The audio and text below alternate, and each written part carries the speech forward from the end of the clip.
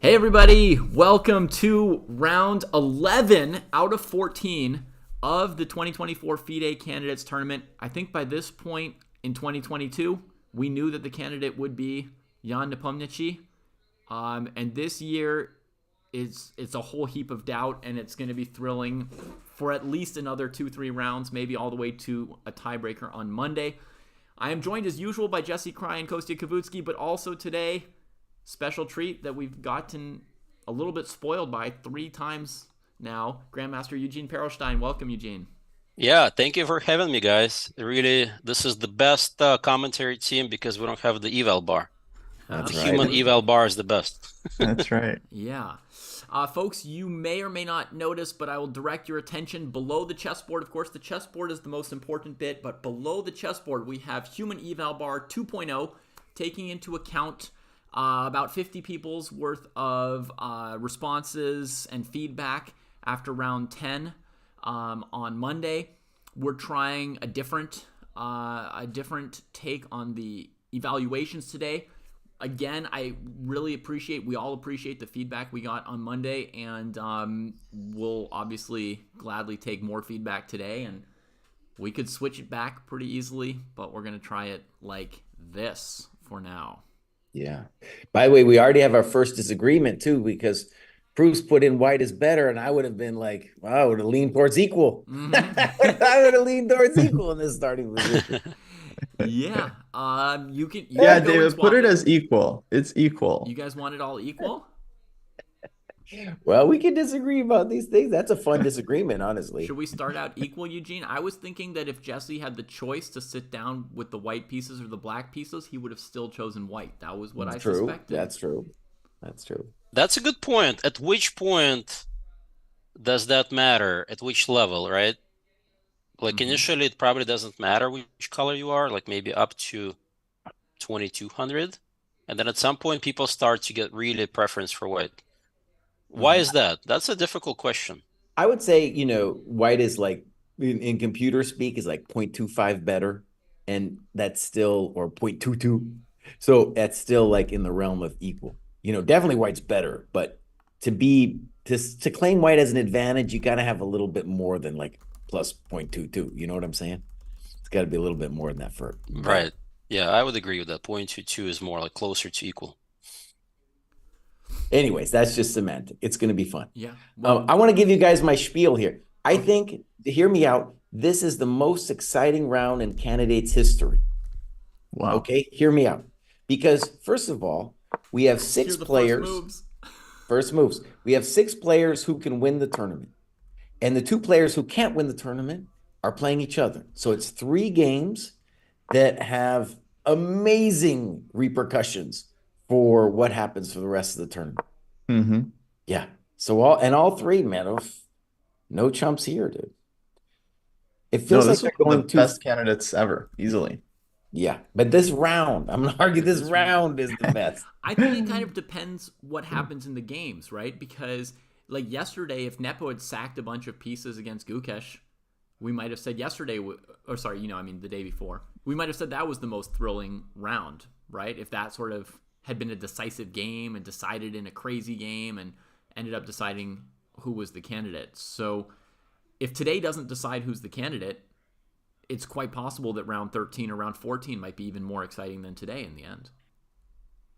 Yeah, Jesse, in round 14, we get Fabi White against Nepo. I agree, it's going to be amazing, but like all 6 people here, I don't think it's ever been a candidate. So it's this late, and we have 6 people who have legitimate shots. Yeah, that's for sure. And the moves are already coming in, guys. Yeah, we got moves. Yeah. We've got an odd approach from Vidit. I think it looks like trash. I'm going to put that game as equal already.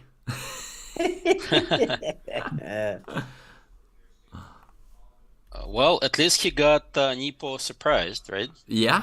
The way he would have been surprised by 1G4. By the grab. Okay, before we dismiss it, buddy, Vidit, dude, he's got his little opening tricks too. He's got his opening tricks. Yeah, come on, David. Just came up with this. Come on, give it a chance. Give it a chance. It looks like Patzer play, honestly. That's In what fact, that's what I was reacting I to. think, dude, I'm pretty sure today I had a candidate. I had the graduate show, Chess Dojo graduate show, and somebody played knight c4, and I was like, that's a bad move because you're going to get hit with d5 later. Hmm. And here that same person is looking at this stream being like, Kraai, you told me that was a bad move, and this guy's playing it right here, buddy. Right. Like, am I supposed to listen to Jesse or to Vidit Santosh Gujarati?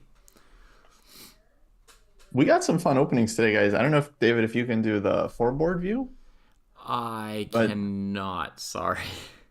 okay, but like, all right, Faruja, we don't have to go there, but Faruja, he went for E3 poison once again. So go Reza. Hmm. And Naka just did the mirror on the wall opening. D4, D5, knight of 3, knight of 6, C4, C5, which is Whoa. a very frisky choice. That is indeed. He was tired of. He heard you guys say that Prague has been the best prepared in the opening and has been surprising people, and he was like, "Not today, Prague. You won't have prepared for this." Well, hold on, because I think what he's banking on, though, is he's banking on Prague playing E3 E3 is like what he I would did expect. before, and then he's going to have prep against that. Mm-hmm. Hmm. That is what I would. That is a reasonable expectation out of Prague. I don't think you can guarantee it, so he better be prepared for other moves too. Prague is like thinking on it too. He's like, dang it, do I really want to play E3? Right. My explanation is much simpler, guys. Naka was too busy playing Title Tuesday. He had no time to prep. Title Tuesday is way more important tournament. He played back-to-back Title Tuesdays yesterday. Did he really play Back to two of them? back, dude? I think so. Yeah. Dang, I knew he played one, but It back to wasn't just back. Naka, guys. Half the field played. Naka, Vidit, Faruja, and Caruana all played. I think Yep. maybe not Vidit, but they all played both of them. That's insane, man.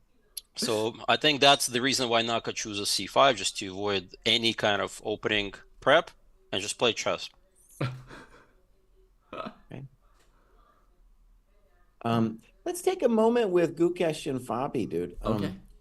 Let's do it. Fabi is fantastic at finding little ways to mix it up. And this one, I always forget the name of it. It's like a German name, Greifenfels or something. I don't know what it is, dude.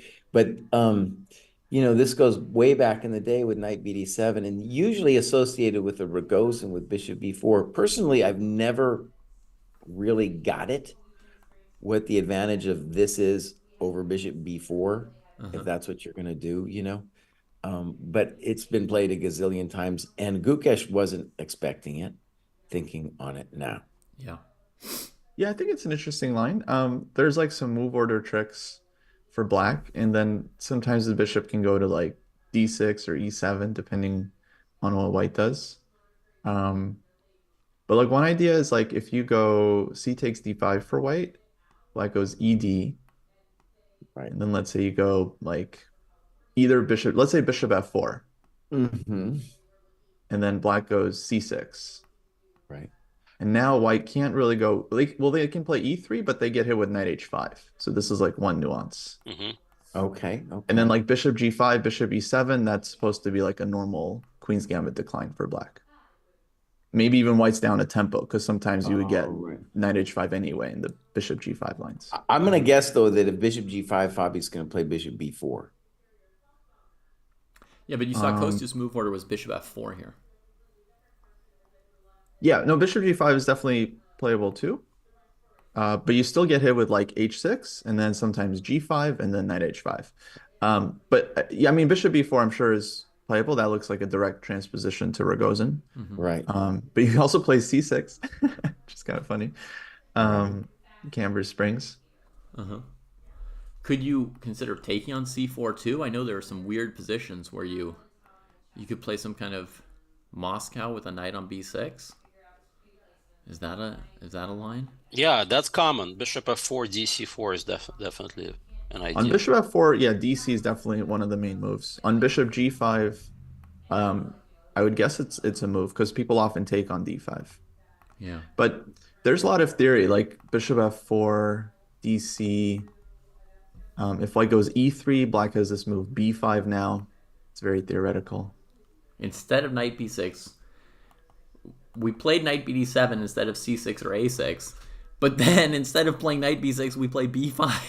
Like, why didn't we play a6 or c6? You didn't need it. You can just play B5 Yeah. Okay. without protection.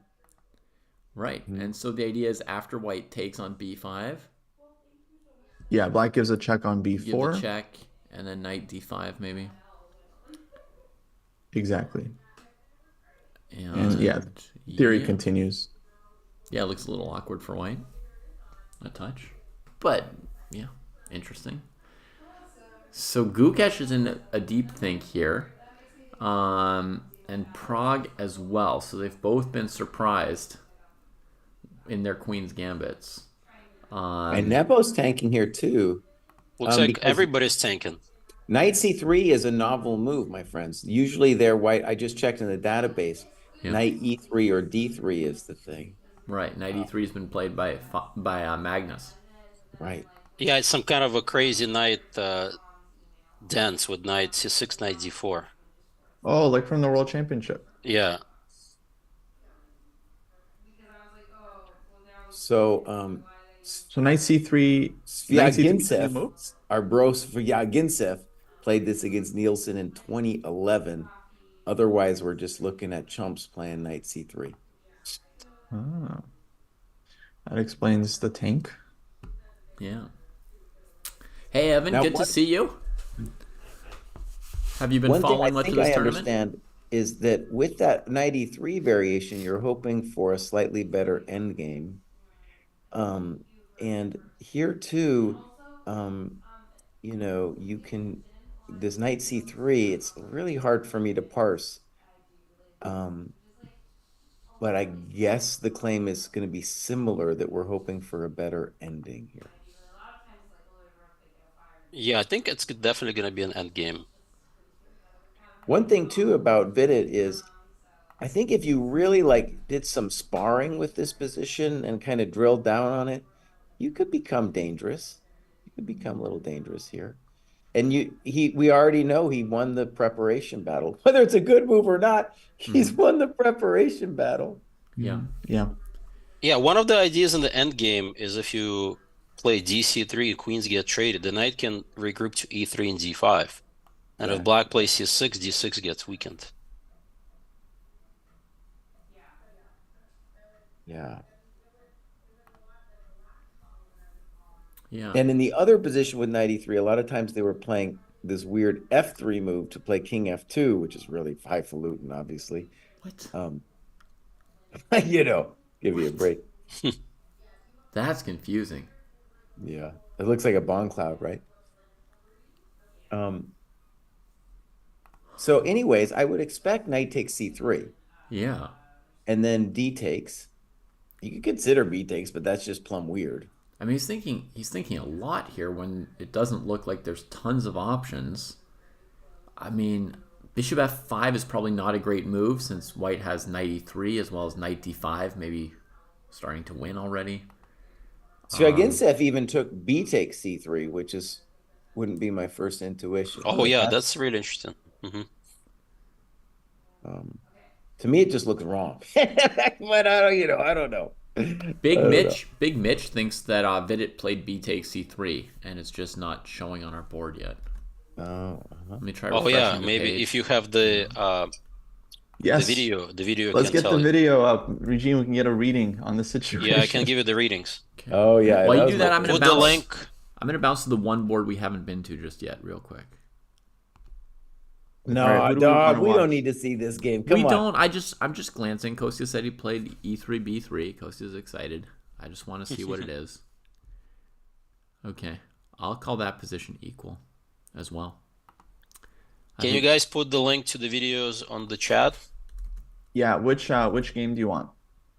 Basically, if you want all of them, let me just link YouTube. Or the maybe FIDE just give me the FIDE. I'll chess check channel, it and out. then you'll see they have live streams for every board.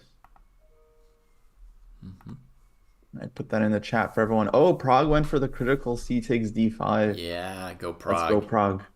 Don't fear the prep. Oh, you must have seen it in the video, right? Because I don't have it on my board yet. Yeah, it's on the video. Ay, ay, ay. knock a CD4 quickly.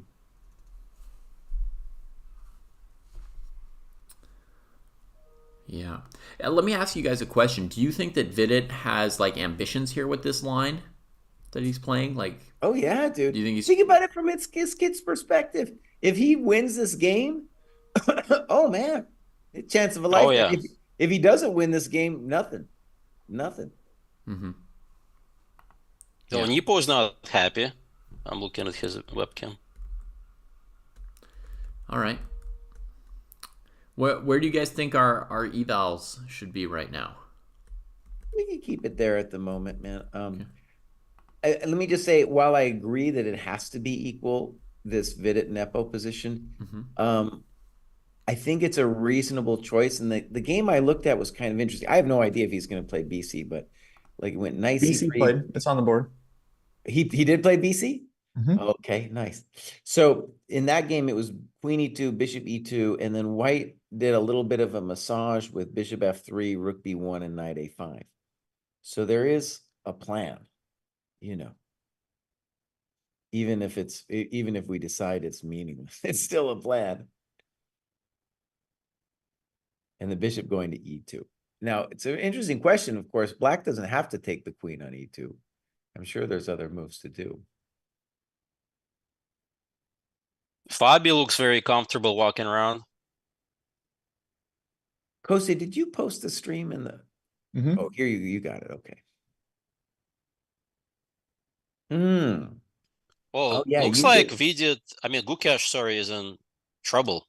He messed up, I think.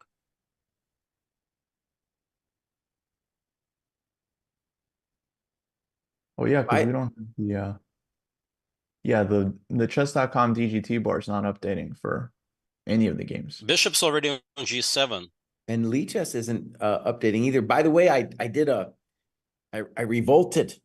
I revolted and uh we're not allowed to show Lee Chess from our overlords. They don't let us do that. But I can look at it. So I went to Lee Chess and now I can look at the boards without seeing the eval bar. Ha ha ha. Oh, Tricked him. nice. Yeah, Got around it. amazing. But Because if nothing is you Difference updating. between on stream and off stream. Yeah.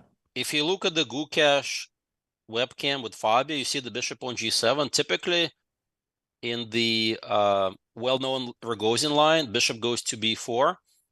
At some Yeah. point, they play A3. The bishop comes back to F8 and to G7. There is this line. Okay. Yeah, But but I black think this won a is big still tempo. I think this is still a theoretical variation. David, I can give you the moves if you want to put it on the board. So the game went CD5, ED5, bishop G5, C6, E3, H6, bishop H4, G5, bishop G3, knight H5, bishop D3, knight G3, HG3, bishop G7. And I think this is still very much theory. Like white usually goes like queen C2 or queen B3, castles queenside. Mhm.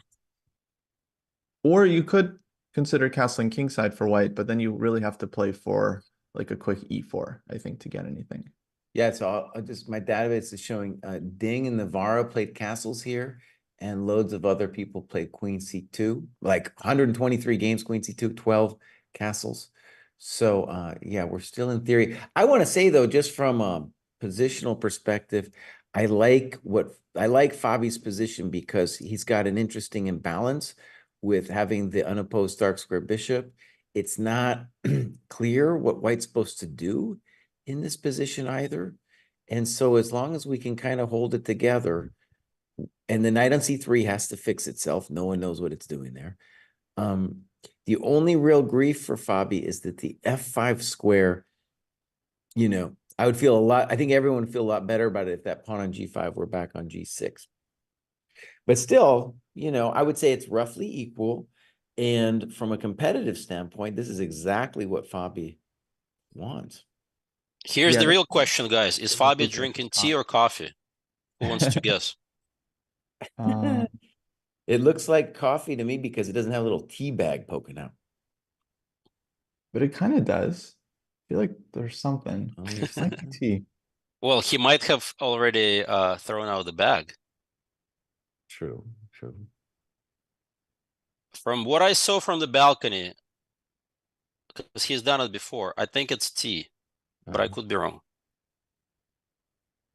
Well, I'm gonna have Fabi is to. not a Fabi is a health nut. I don't think he drinks coffee that Mm. much. Yeah, I think he's more of a T guy. Dude, I think Meepo, though, has some crazy stuff in his drink. It was like an orange color. Okay, so Castles was played. Let's call that a sober move. And now Black has played all kinds of things. There's very few games at this point, by the way, because most people played Queen C2. But we got Knight B6, we got Castles. Carlson here played A5. I'm gonna guess that was a blitz game, though. Let's just check. No, that was Navarra Carlson, 2016 Vicons A5 in this position. 2016. Fabi reacts instantly. Knight B6. Once again, though, Magnus way ahead of his time when it comes to the openings. Playing this line and A5. So the idea is to get the 2016. bishop out and maybe castle queenside. Yeah. Well, I think the other thing is, okay, so A5 prevents B4. And with this move order, you're saying, I don't care about B4. And that's in fact what most of these players did. Like Ding had a game against a 2600 where he played B4 here. I had a game recently in the Carlsbad, and in the post-mortem analysis, we found that White could basically just plunk that knight on C4. There were some differences. That Black could just plunk the knight on C4. Yeah. There were some differences, but basically, the idea would be that, you know, you go bishop E6 against B4, then you just plop the knight on C4, and if White ever trades on C4, then you also look to play B6, C5, and just explode everything and just rely on your bishops. Just believe in them.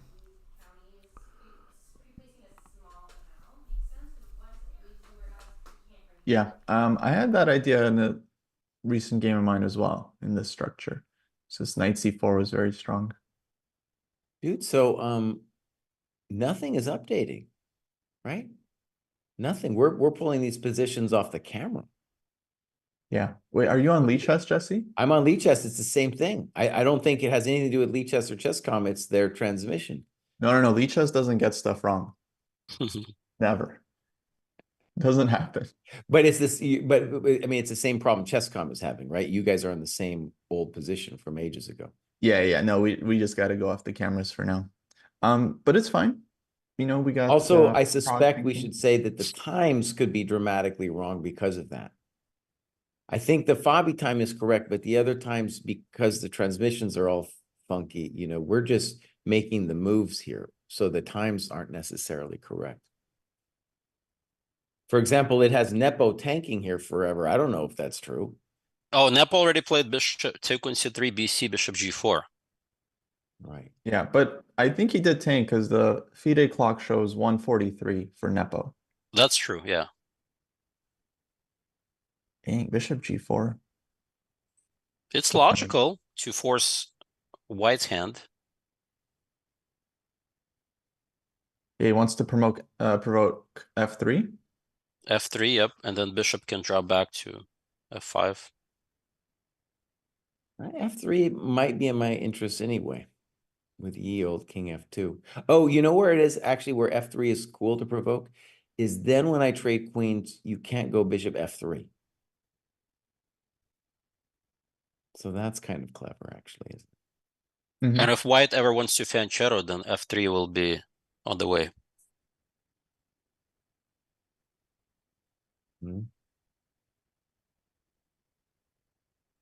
Looks like Vidit is out of book.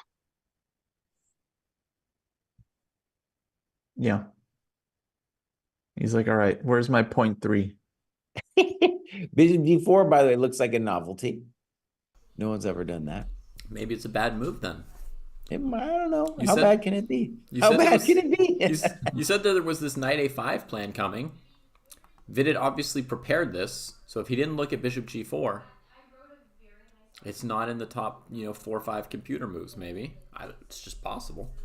Possible, yeah. By the way, when I was on the balcony, it's what was shocking to me is that there's like so many people and it's very, very quiet. Except for Ali Reza's shoes, dude. Right. Shoes. And it's limited amount of people on the balcony, and once you leave, you cannot come back. But the people who are up there, they stay for at least half an hour or more, which is quite dedicated fans. And you have like a really good view of all the boards up there?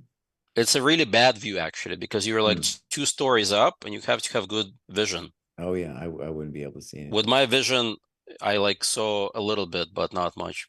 Right.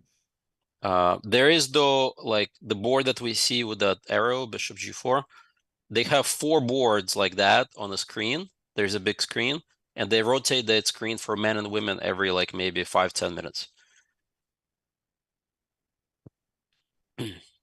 Eugene, I had a question. So if you want to go to the balcony, Mhm. let's say you enter the playing hall and you just want to go directly to the balcony, how long does that take? Well, first of all, you can't just enter if you want to go. You have to have tickets, Mhm. and they allow only a certain number of people in like a cohort. So your tickets, let's say your tickets were for 2:30, you have to already line up around 2:10. And then they let a bunch of people in from 2:10. And then that's it. You can't, like, once you miss that first cohort, you have to wait for maybe a couple hours. Couple hours? Yep, for the next cohort. Oh. Mm-hmm. So it's not Yeah, like people can just walk in and out? it's impossible. Nope.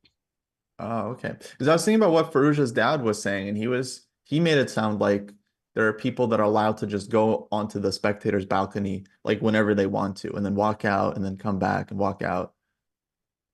The only person who can do that is like FIDE official Emil Sutovsky.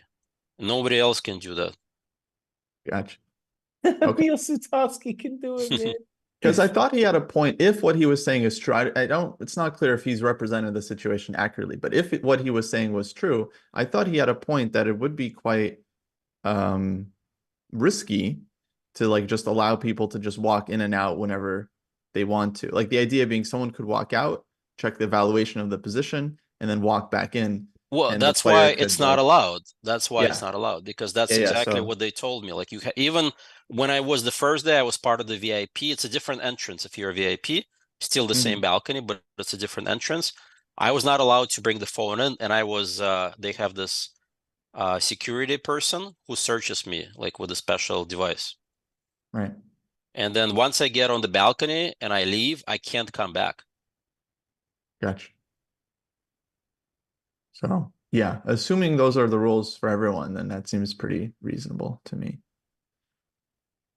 One Uh, thing that's interesting about these positions to me is that if we were following this on some eval bar, I think it would be Prague's position the beast would like most, right?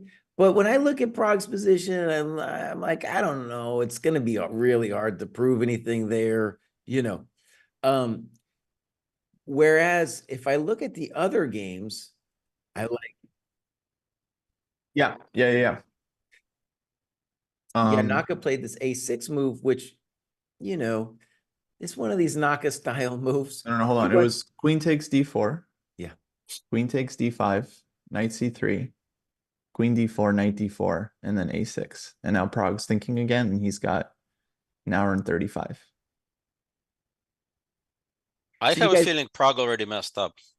no, come on. This is all theory, buddy. I have a feeling A6. I could check with the database, but there's all kinds of things that white can do here. And A6, I don't think is the normal move. But in any case, this is what I'm just saying. I think the engine would say white is better, but you can see it's really hard for white to know what to do here. Is it bishop f4? Is it g3? Is it, e4? There's all kinds of things. You have no idea. Whereas like some of the other positions, if Vidit knows what he's doing, maybe, the FIDE position, as in terms of a position you get as black, great, fantastic, you know. So it's like the kind of position you get is more interesting, I think, than just the eval bar. Yeah. That's my spiel. I agree with you, Jesse, insofar as I think the eval bar would be minutely higher for Prague than for any of the other Right. positions. That's what I'm trying to say. Yeah. Yeah, I agree with that for sure. And then you're saying, well, that may or may not translate to having a higher chance of winning the game also, right? Or in just a position that he might want. Right. You know? Yeah, I don't know if he wants this position here. He likes But I the mean, black's tactics. threat is Yeah. to play e5, right? Yeah, So black's you have to play bishop f4. That's the only reasonable way to stop it. Okay, that's very logical. But then I play maybe knight bd7, renewing my threat of e5. Yeah. No, I'm with Jesse though. I think what's more important than the evaluation of the position is whether you understand how to play it or not. And if it's like a completely like new endgame, like for Prague, like he basically has, because it's not a structure you would just naturally study, like, you know. It's not like a Carlsbad structure, right? Yeah. Yeah. So if it's like, you know, a totally fresh position for Prague, and you have the psychological pressure that Inaka is going to be computer prepared, it's unpleasant almost. So I want to give a little update on this position. So this has been played hundreds of times. It seems like Prague is out of it. I think, by the way, Wait, before you tell us, yeah, before you tell us what people do in the database, yeah, I'd like to take a shot. okay, but while you guys are getting ready, I just want to give my theory. So I think Prague was not. He gambled with CD5 because he was like, dude has me figured out on E3. See what I'm saying? He's like, he didn't want to go to that E3 line, and now he's in a little bit unfamiliar territory. It's fine. We're just playing chess here, you know. And Prague played G3. You guys give your sense of what the database move is, if you like. Well, I would have played G3. I don't know about the database move. Yeah. But I would gladly tell you my interpretation of the position for white. Once black plays a6, it encourages me even more to move my bishop off that diagonal and look at b7. I see this idea that black might be threatening e5, and I'm okay with that. That doesn't dissuade me from wanting to put my bishop on g2. So I would play g3, idea bishop g2. And against e5, I've got two possible moves. One is knight b3, so I can look at knight a5 or knight c5 at some point to coordinate. By the way, Naka immediately blitzed out e5. Oh, g3, e5 is on the board. Yep. Yeah. David, nice job. But I've got a second idea here as well against e5, which is to play knight c2. Weird, but we could think about it. Yeah. That stops the move bishop b4, and also has the idea of bringing the knight to e3 and d5 at some point, right? So I'm going to play bishop g2, castle, and then perhaps bishop g5, looking at knight e3 there. Yeah, it's a solid approach, similar to like Catalan-like structures. Yeah, that's my that's my Catalan understanding now that I played a Catalan game once and analyzed it. Yeah, dude. So yeah, G3 is the most common move, and it's interesting. Like all kinds of moves have been played there, but you kind of go down the list. You're like, oh yeah, the stronger players play G3. I think he's just on his own. By the way, that's the way it looks to me, which is fine. We're just playing chess. E5. Nakamura's had this position before. Wow. And then knight b3 is the main move, but several players did play knight c2. Yeah. Nakamura had this in a Title Tuesday. Title Tuesday 2022 against the 2560. So there you go. Yeah. So that means that you said he didn't do any prep, but maybe he was prepping yesterday, playing more Title Tuesday openings to see which one he wanted to use today. That's right. And the drama is, by the way, if knight b3, black's immediately going to play bishop d7, and then you got to wonder about bishop c6. Yeah. Okay. Yeah. So knight b3 played. That Okay. gets dramatic. Yeah, either knight c6. Right. Or bishop d7.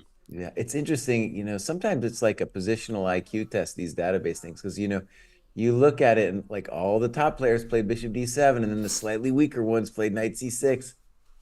You know. Yeah. There's a little trap after bishop d7. If you play knight a5, knight c6, knight b7, rook b8. Yeah, that's a nice trick. Well, also there's bishop b4, knight b7, bishop c6. Yep. And that's, yeah, that hurts. Naka wants to play bishop d7, but he decided to. Oh, he played Knight C6, it looks like. Oh, wow. He Oh, played it wow. instantly. No So much for the understanding. IQ Naka. test. Fails Well, the IQ wait, test. but to be fair, he played Bishop D7 last year in a blitz game.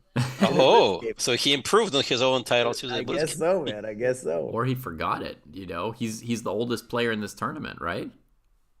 No, but the way how quickly he reacted, he seems to be Yeah. in book. Okay. Yeah.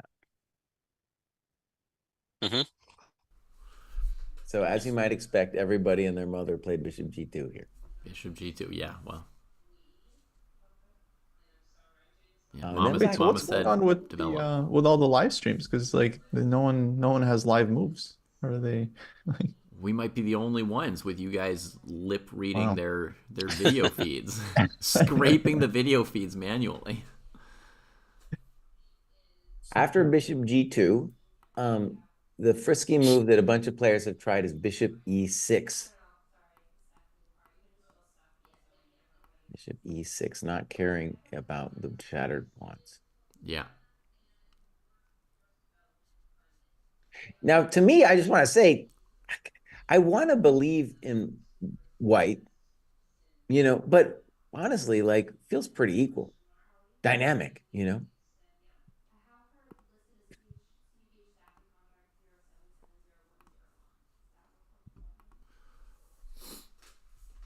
we have moves in Gukesh you guys want Yeah, yeah.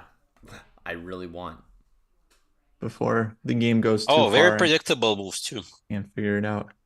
You guys, we're doing a special service here because Chesscom and Lichess are just not updating the boards. I wonder what the official broadcast for chess.com is making of this situation. Yeah, but they've got their own cameras, so they must be fine. I would imagine. Okay, so after knight b6, we had queen c2, castles, b4, queen e7, rook a b1, bishop e6. He's gonna play his knight to c4. Yeah, I like this. Knight I coming like to this c4. position for black.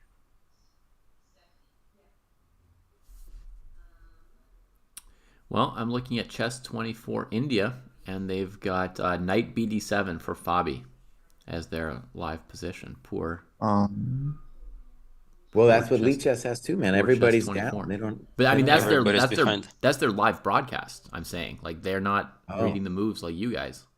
That's because Oh, we're guys, the did you ones who see figured it out, Shocker? dude. Shocker from Hikaru. A5 Tell us. after bishop g2. No. What a shocker. You're kidding me. No way. Yep. Thing. And probably played instantly. Yeah. And this has been played a couple times actually. The strongest player was this dude Aryan. Okay. Kari? He's Or he's a Chopra? booked up player. Chopra. There you go. Chopra. Oh, Chopra. I don't know his strengths and weaknesses, though. I've heard of him. I don't either, man. So it feels like Naka is still in book, which is insane, given that he predicted how Prague would react. Well, it sounds like this was one of the critical lines. And okay, he's had it before, so it seems like he's used to this position, at least somewhat. Let's just talk briefly about the two main reasons A5 is controversial. One, they told you to develop your pieces in Naka, buddy. You've gotten burned before by not developing your stuff. Okay, Naka. Next point is obviously we're surrendering the B5 square. So the good news though is one of the things Naka I think really treasures, you see this in the post-game recaps he does, is he treasures the time advantage. And he's got a good one here. Yeah, it's like every video he is like, remember, there's no increment, guys. That's right. That's right. But yeah, definitely a controversial move. Like Eugene, if you had a student who is not booked up and they play A5 in this position, Yeah, what do I you would say to not be them? And they're happy. like, Engine says it's a good move. Yeah, if that's the argument, I would be very disappointed, to say the least. By the way, this is a good thing that if my student plays A5 and they say Engine showed it to me, and you know what I would tell them? I would tell switch sides, hide the move so you don't see the engine, and take the most reasonable moves from white and play it out so that you understand the idea behind this move. Yeah. Like, for example, I play bishop g5. What do you play? I think you A4, I said play knight A4. d2. And then actually that's how this game went. And then black played A3. Yep, I'm predicting Yep, I that. play b3. Maybe you could play B3, but that's 10. Now he's got the B4 square at that point. But do I really want to allow A takes B? No. All I'm saying is in that game, the dude played BA. No. Wow. Wow. BA. That's a serious move. Maybe. But B3 has its, there's, problems with B3 too. So let's just say the obvious. Yeah. The plan with A5 is to shove it down White's throat, get a little, claim that the rook on A8 is developed where it stands, and claim that no, I don't have to worry about all of my various weaknesses like the B5 and bishop G5 is an obvious move, which is claiming that D5 is an incredible weakness, right? And I'm developing. All right. Yeah. Guys, I'm going to slow you down for a second just with some question from chat. I think a couple people in chat are wondering what black even does against knight b5, right? So we got to cover these kind of questions that everybody's got on their minds. Mm-hmm. Yeah, I'm sure it was only chat wondering about why knight b5 is not annoying. I'm sure I'm Prague wondered assuming, about by it the too way, for a moment. that it's check to the miserable king, and then probably king e7 after that. Ah, not even castles. Okay. Yes, But You Jesse's might point is castle, once but- the bishop's off of f8 with check, the king can now move without messing up the development of the bishop or rooks. So he can just play king e7. And now knight c7 is not a tactical threat, and it was never a positional threat. That's my assumption anyway. That's just my gut reaction. Plus knight b5 is a tempo loss Yeah. in some way. So I think bishop g5 is more human. The official chess.com broadcast with 20,000 people watching is also stuck on the live, on quote unquote the live position of chess.com. Oh no. Poor guys. Come here, my friends. Yeah, it Come makes me us. want to go in their comment section and be like, Yeah, we're the only ones who are if you actually want to like. see analysis of the actual position. All right, so the live position here is a5. We've dealt with knight b5. My instinct here for white is to play a4, stopping black's pawn where it is. Locked pawn structures like that are good for trying to work a small positional advantage if you have it, but I wonder about the response knight d4 from black. So I can show you guys what I was thinking in my weird little head. All right, here. guys, I have a read on Prague. Okay. Biting his lips, a little bit popping with the head, very uncomfortable. Oh, Very uncomfortable. a lot of nervous energy. Yep. Leaning forward, that means he's looking for something that doesn't quite see what to do. David, for my money on a4, we're just going to plant the bishop on b4 and continue the development, Bobs. Okay. Also, you have to deal with bishop e6 as just a question to your Knightovsky over there. Okay, maybe bishop e6 is better. My knight d4 move I was able to deal with myself, actually. I was sort of trading, knight b5, bishop b4, bishop d2, and then the d pawn was just kind of dropping. Yeah. So that wasn't a problem. But your bishop e6 move, that sounds annoying to me. I thought of bishop b4 and I didn't much care about it. It didn't bother me. Like I can play bishop d2, but also if I just castle and you take on c3, then your b pawn's very weak on that open file. You have to deal with knight c5 and bishop a3.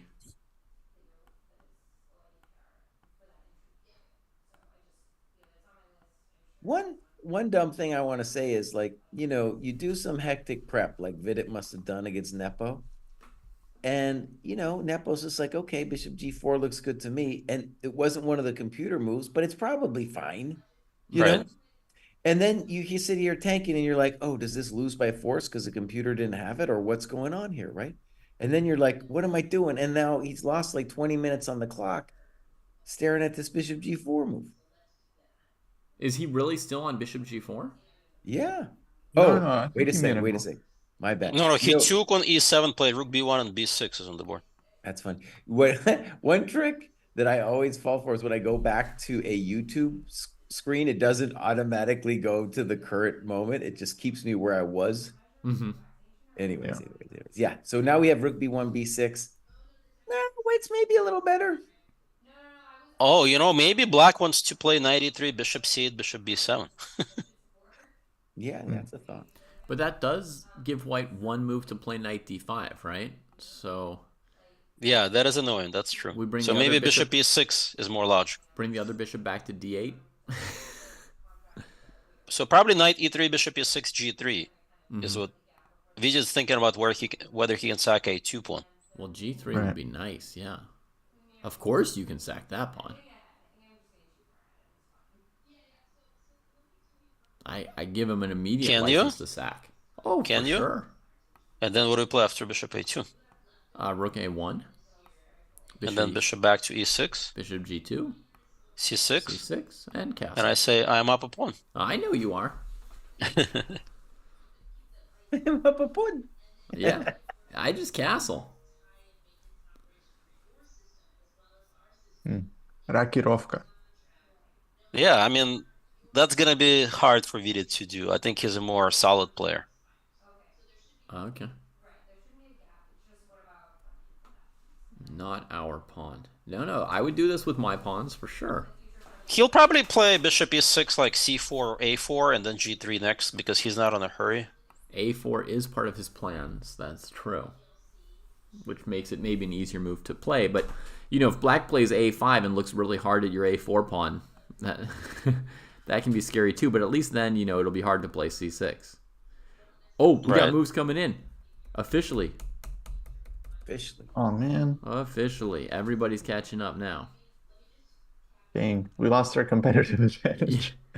Ghosty, you're supposed to be happy for what's good for chess, not just want like a competitive advantage. By the way, here's a question for everyone. Which parent stays either in the balcony or in the VIP room for the entire game? Parent, huh? Oh, Prague's mom. Not the one who got Correct. kicked out, so... Yep, Got it. correct. She is there nonstop. I mean, she's got 2 kids there. She's got 2 kids, yeah. So she's not allowed to come in and bring them like their own personal snacks, because that's what my mom would want to do. She'd want to personally bring. Unless she has a rope and she can Yes, get you them can- down. Yeah, the rope, dude. The rope. Yeah. Because like the balcony is like 2 stories up. Right. It's pretty high up. All right, I caught up on all the games, folks. Oh, Prague just looked at the balcony. Checking if mom's there. Yep. You guys Also, if he face, it depends. There is one direction that you face that balcony where she is, or he can face the screen where the boards are. I can't quite tell where he's facing right now. He looked at the balcony again, second time. Uh-oh, he's looking for that moral support. Mm-hmm. Come on, Prague, focus. I don't know if she even knows how to play chess, by the way. Yeah, I don't know either. So I wanted to Yeah, ask it's you really guys. surprising that Farouja's dad doesn't know how to play chess either, dude. Yeah, especially since his brother plays. It's like how could you be in a family like that and you don't know? It seems weird. Like, who taught both of them? It wasn't their dad. Just a coincidence. I think he was embellishing a little bit. I feel like he could set up a chessboard. Yeah. So here's what I wanted to ask you guys. Can you go through the evals and see if you agree with them. Right now we've got Vidit Nepo equal, Gukesh Fabi equal, Prague Naka White better, and Firuza Abbasov equal. Sure. Any updates we should put to our statuses? Let's see.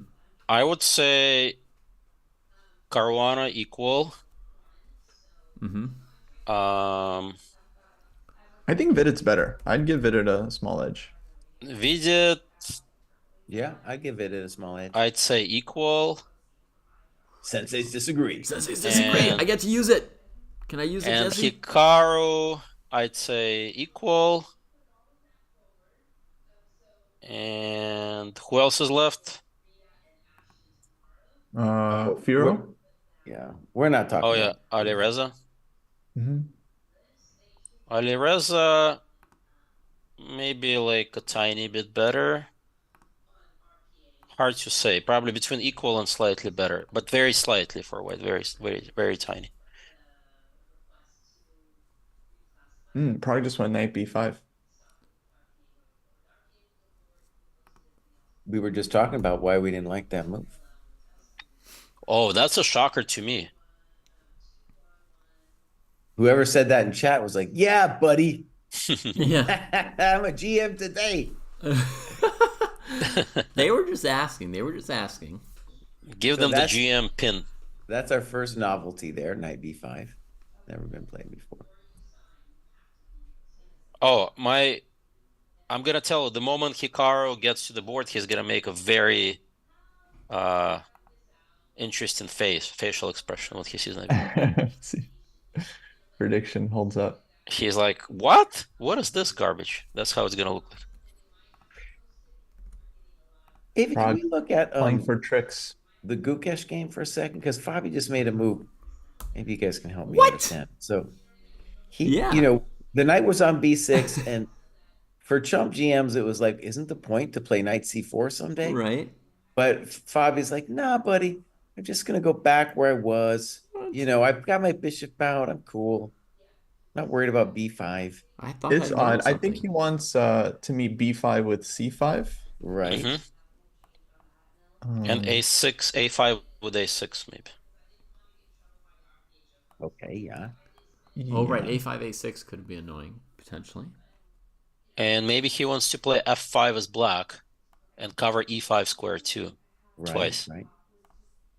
Yeah, it's a So- tricky move, man. Also, bringing the knight back to the king side is interesting because in addition to f5 plans, maybe the brutalistic h5, h4 idea at some point as well. Mm-hmm. I think now that the knight's on d7, e4 is a serious consideration for white. Like rook e1, e4, but rook e1 maybe f5, maybe e4 right away. Yeah, but if you play e4, you don't have an advantage. You don't have much. I'm just But going if to take it and, Yeah, but I feel like white can easily already be worse if they make a couple of like dilly-dally moves here and there. fair enough. Yeah, actually, and I'll say, I wouldn't want to be white here. I wouldn't know what the hell to do. Like imagine if I play f5 as black. All of a sudden you kind of start running out of easy moves. Yeah. Maybe what he'll do here is bishop h7 to f5. Yeah, that's not dumb. Maybe Yeah, it's that's time pretty for that. solid. That's a Carlsen type of concept. Yeah. Just like Karpovian, try to squeeze you on the light squares. Maybe g4, Yeah. knight e2, knight g3. Exactly. I've seen that idea before. And even if we don't do all of that, we just lock in that f5 square, stop the f5 break from black, and then it gives us more time, right? More time to move around, see what we want to do. Mm-hmm. Yeah, I kind of like that concept. Just I to could put even the see him bishop on play the- something like bishop takes e6 if it were Carlsen. And then if you go f e6, then he plays e4. And if you go queen e6, then he goes queen f5. Right? And he just wants to put some difficult and very subtle positional questions on the board.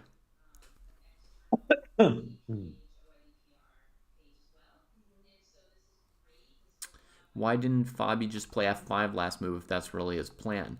So the thing is, the value of different plans goes up and down dramatically depending on specific details, right? Like maybe against f5, white could play knight e5, and he Good. I think wasn't that's the point. and Yeah. he wasn't happy with that, and then white, can lock in f4 as well. And maybe Hmm. that position he didn't like. Or maybe it was just the idea of a5, knight d7, a6, breaking his queenside structure. Either one of those things could be a reason not to play f5. Hikaru blitzed out bishop b4 check, bishop Yeah. d2 into the board, and now he's talking himself up, trying to remember his prep. Yeah, it really looks like he's remembering something. Hmm. He's like, oh yeah, I had this. I had this. The head bopping and the side glance is he's trying to remember. Yeah. Yeah. But even when he doesn't know anything, he sometimes pretends he's trying to remember. True. It's like a very, very go-to expression for him.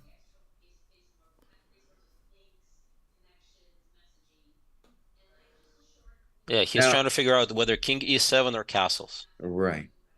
Personally, just by the look of it, I like the look of Black's position better after King E7.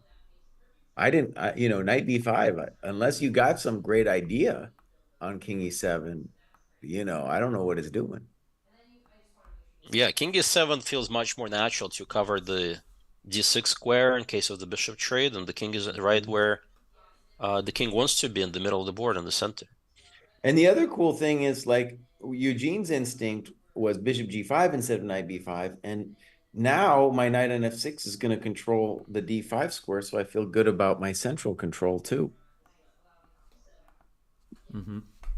I would castle, and obviously I'm the lowest rated person here, but that's just my perspective is I would feel there's enough pieces on the board. I don't yet want my king in the middle. It's as simple as that. Yeah, probably castles is also completely fine. Oh, I would definitely need to have a reason. I would have to be afraid of something if I was going to castle. Yeah. Well, let's say King E7, white castles kingside. Yeah, probably something like, the most natural move there would be, say, Rook D8 or something. Maybe first you take on d2. You could take on D2. Otherwise, Because this you don't want knight's bishop going to g5, C5 maybe. in a second or somewhere. All right. Also, by the way, we have plenty of moves. Also, just our brutalistic A4 is still on the table.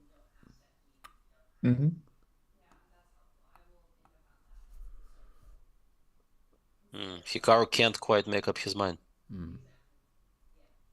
Yeah, he's definitely doing the remembering thing.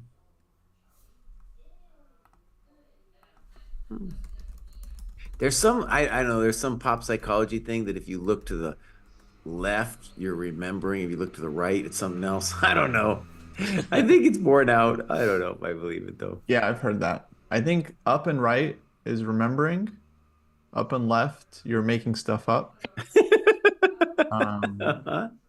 He's Down about and to right. castle. Down and right, you're hiding something.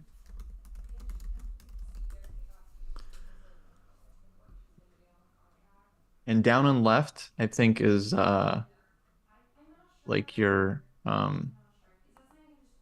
mulling something over. Naka's going both left and right. That's how deep he's. He's just Yeah. confusing everybody. Well, I mean, if he truly remembered, he would have just blitzed out his move. So he kind of like half remembers. And I personally, I feel like that's actually very dangerous for me. Like when I'm half in prep, I found it's probably better to just like forget what you think you remember and just start Yeah. thinking fresh. Oh, he's going through the 5 stages of I'm out of book. The 5 stages I'm out of book, Hikaru. No, he's just playing some interesting chess here, buddy. Gonna put the king on E7, Hikaru. Put it there, buddy.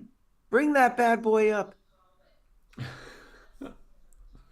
By the way, who is the hardest working chess player after the game? After the After the game. game, it's Naka, dude. I don't know if he's working on his game though. He's working on the content. You mean like with the recaps and the Oh content? yeah. So first he has to do all the fan thing. Right. He has to deal with all the fans, signs autographs, does the selfies. Then I think he goes probably answers some questions on his channel. Then he does the recap.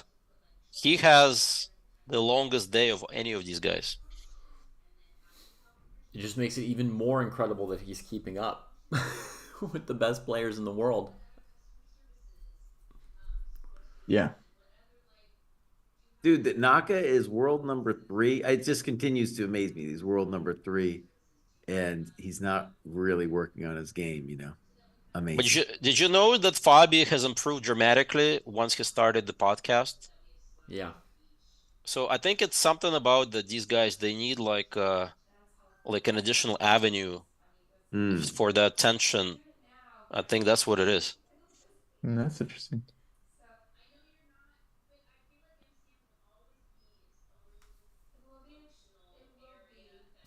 Someone said we're the spiritual successor to Chess 24 commentary. That's so sweet. That was the best, right? Lecco, Svidler kind of stuff. Yeah. Yeah, we're not on Lecco and Svidler's level. By the way, Svidler That's is nice. working with Prague, but I haven't seen him at all there. Mm-hmm. I've Oh, really? seen Mamedyarov, Cheparinov, Ganguly, Who are those guys working for? Mamedyarov with Abbasov, Cheparinov for the Bulgarian female player. I forget her name. Yeah, Salimova. Salimova. And then Ganguly works with Vidit. Yeah. He was about to play King E7. He was like, "No, I'm going to think about it some more, boss." He had his hand out there.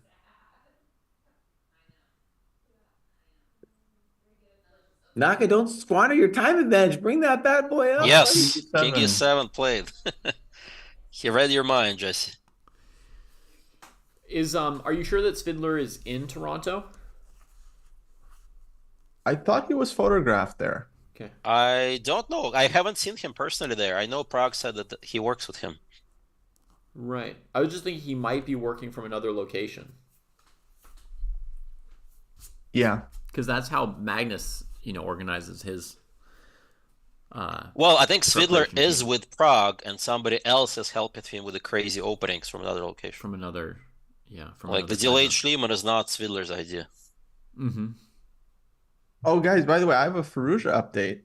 Oh, I was surprised no one, I don't think anyone like posted this on the Twitter or anything, but I was watching Faruja's stream yesterday because he was streaming the title Tuesday, and people were asking him like if he's gonna quit chess and everything. yeah. And he said a couple of things, but he basically said he's not quitting chess. He has 7 tournaments planned for this year, Whoa. and that sometimes, quote, people say things in the heat of the moment. Whoa! So Whoa, I think what an we're update. good. Faruja's not quitting chess. We got Alireza. So he was He's just generating content again for everyone. well, it sounds like maybe his father was. Because his dad's the one that's Well, I like, mean, he tweeted too. So oh yeah. Well, that was all Alireza for sure. But yeah, we're not losing him, so that's good. That is good. Because I was also worried, like if we criticize him too much, he's just gonna like quit chess. Like he's just gonna be gone. Yeah. By the way, did you guys see the day before yesterday the Dragon Dwarf on the board for the first time in the candidate's history? Yeah. That's amazing. That's my setup that I recommend for my Accelerate Dragon and my Chessable course. Yeah, that was a fun opening. So Firouzja is a creative player. Oh yeah. Interesting move from Vidit. He played d4. And then Jan played bishop e6. So now if you're worried about the a pawn, your knight is kind of frozen. And he plays a4 here. Yeah, but it's A4, yeah. Okay. Is that already played? Yep. All right. Mhm. We'll update it.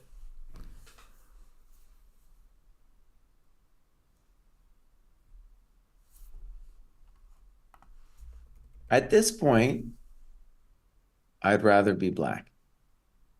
Do you commit to a5 for black? No, I wouldn't play a5. The one problem I can kind of sort of see maybe black having is like as black, I don't want a castle and I want to put my king on d7, but there's a lot of other pieces that want to use the square d7. So, but I'm thinking just play knight c6 right now, Bobs. Like knight c6, and you're doing great. You're doing great. Then you follow it up. What's your Yeah, intention? a4 played. What's your intention after knight c6, knight e3? I'll probably play d5 if you knight e3 me. Okay. Oh, and then maybe I gotta worry. Maybe I gotta worry about bishop b5 then. Maybe not. Oh, you're just bishop b5 then. Do you really want to commit the king to d7? I don't know. Let's try king d7. I'm gonna play a6 next. I don't know. I might be getting host here. I might be getting host, yeah. C4. So c4, a6. Who's crushing who? Maybe it's me who's getting crushed. Yeah, that's a line probably Neep was calculating. It looks very dangerous for black.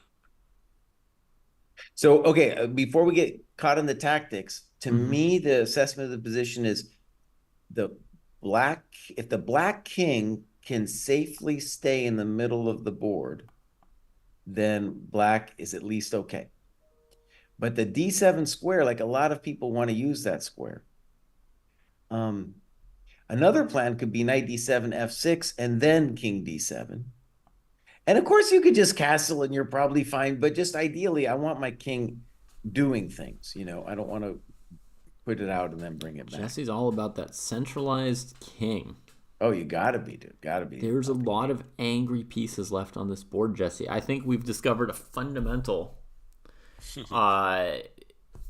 difference in chess ideas between you and me. Like, you like all those queen takes d8, queen takes d1 positions for the side whose king has to recapture, whereas I like it for the side that retains the option to castle. You know who else likes it, boss? Naka. He played king e7 like a bow. Yeah, you play king e7, that's a bows move. You play castle, what are you doing? What are you doing, buddy? Securing my king safety. Well, come on, what are you talking about? The king is an active piece. He does things. Okay, it looks like actually a move was made there. Yeah, a3. That's a weenie move. Okay, bishop takes d2 and black's completely fine. That was such a weenie move. Okay, I guess the intention, though, is to say that I was going to say knight c4 and you're touching b6 or something, but I can play bishop e6 and I think I got it under control. Yeah. Maybe I don't, actually. Well, I think he wants knight c7. Knight c7 if I play bishop e6, right. So, okay, he's got an idea. But even if you go knight c4 and knight b6, black has rook a6 and it's doing nothing. Well, you know, one of the reasons it's doing nothing is my king is so powerful. It's controlling all those entry squares. Yeah, also, I'm just saying it's kind of dumb. I would have castled, you know? But then your king would be out of play, boss. Yeah. And White's going to have the problem regardless, by the way, with his king, because it's unclear where the white king should sit.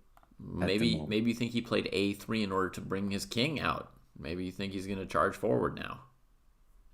No, because then we could whack him with rook d8. Exactly.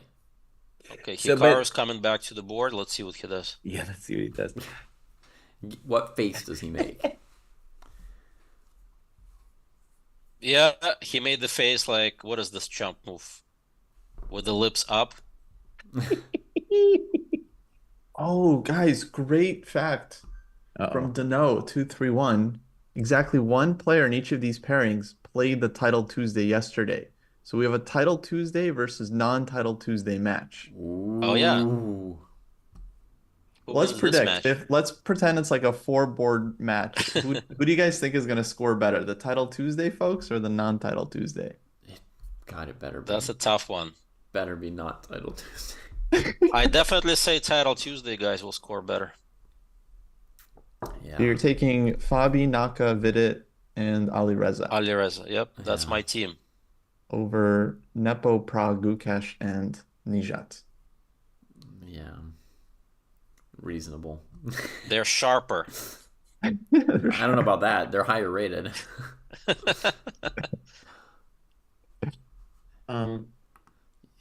Okay, let me tell you just my gut take on this position. So, oh, you're going to that game? No, I'm just saying he's got at least 150 points right here on his team. Uh, Yeah, Ferrugia on board 4 is a problem. Yep, that's my big board right there. No, I'll go where you want, Jesse. Where do you want us to be? okay, so we're imagining Bishop D2, Knight D2. Mm-hmm. And then I think the narrative for me is that so first of all, white is down in development. And Correct. but white has two conceivable little trumps he's working with. The knight on D2 is dreaming about knight C4 and some kind of damage. The bishop on G2 is a good piece as well, right? So it's like Naka has the time advantage, and Prague has this hope of knight C4 doing something. So I'm going to expect that Naka spends a lot of time here figuring out. I wouldn't be surprised if we get a significant thing here, because we got a lot of different moves. Bishop D7, bishop E6, bishop F5, maybe rook D8. All of those things look plausible to me. He's like literally reaching for a piece. He's about to play the bishop move somewhere. But I don't know, maybe he's faking us out. He hasn't moved yet. To bang out rook D8. I definitely think it's a big decision for him here. There's a cool little trap. Bishop E6, knight C7, rook A8, knight takes E6, king E6, bishop H3. Yeah, I didn't want to give up that bishop, honestly. Aye. In general, even without the dirty trick. Yeah. I would play rook D8 to prevent white from castling, but that's that's just me. So right, if rook D8, well, almost any move like knight C4 is coming. Maybe white could castle queenside. Not recommended, my friend. No, I don't think so. You're the one with the safe king talking to me all the time about the safe king. I know. It was a mix of castling but keeping your king close to the action. Maybe a happy compromise if you and I had to agree on a move. I wouldn't agree on castles. No way. How about bishop F5 to draw E4 and then bishop E6 and take with the F pawn? Oh, fair. But on bishop F5, what is your plan against knight C4?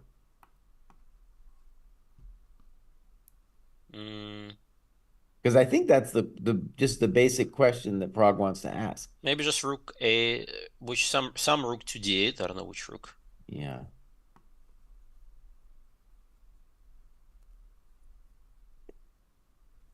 That's why I think he's going to tank here, because it looks like he's about to move. It does, but maybe bishop F5 is also a process of elimination, because bishop E6, if it doesn't work, then you're like, okay, bishop F5 then. Eugene, remind me, what was your intention on bishop F5, E4?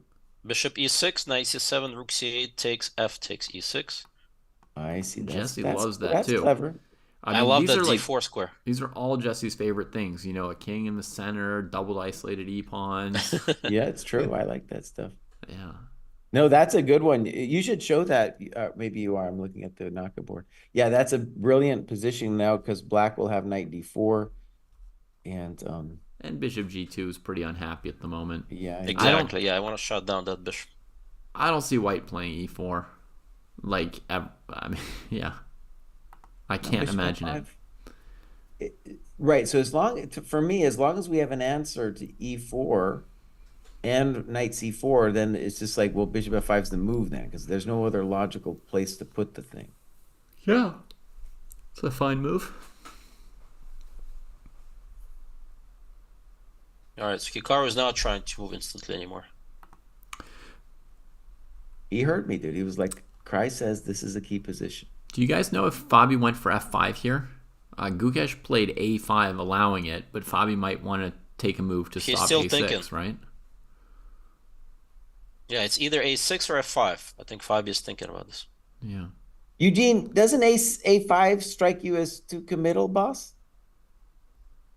I don't know about A5. Well, I think with the bishop on g7 and the knight on d7, you pretty much give up on b5 push. So a5, you have two ideas. One is to maybe a6, and if black plays a6, then you have this knight a4, knight c5 plan. So I think it's fine. Okay, to me, it's like now you're giving up on all. If black plays a6, he might not, maybe f5, but you're giving up on all of your queenside play, and then black gets to start dreaming about the h5s and f5s of the world. Well, maybe he wants to loosen him up with a6 and then play e4. So when you take on e4 with the knight, knight c5 comes with more power.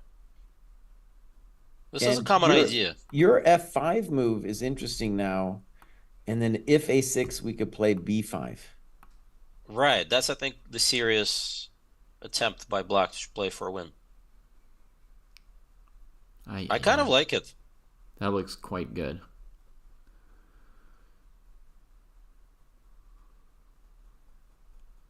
Yeah, f5, b5, or f5, a6. You guys, So I'm going to have to go in a touch. Here. But I'm going to come back. I got to go deal with screaming children for a little bit, but then I'm coming back. Good luck, dog. Don't die and don't yell back at them. What? I'm not allowed to yell at them? You can. I'm just saying try not to. It's like before a game when you tell somebody don't blunder. Like, they might blunder, but yeah. Yep.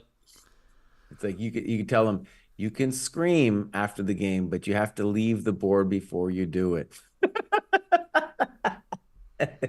You cannot scream at the terminal. You got to go outside in that cold Toronto air, and then you can let it all out, buddy. Yeah. I played, you want to hear a story, David? Yeah. Tell me a story, and then I'm out of here, buddy. So this Continental Open tournament, I played a teenager. She's, I don't know, 14, maybe younger. And I blundered the pawn. I'm white, and I blundered the second pawn. And then I had to sack an exchange. I'm completely lost in round one, this is. And then my first instinct is to resign, leave the tournament, withdraw, and just go home. But okay, I decided to play a little bit more. And somehow I managed to create like a fortress down 2 pawns with the bishops of the same color in an endgame. And I offer her a draw. Do you think what is her reaction? What do you think? I mean, I don't think she would take a draw up 2 pawns. What about you, Kostya?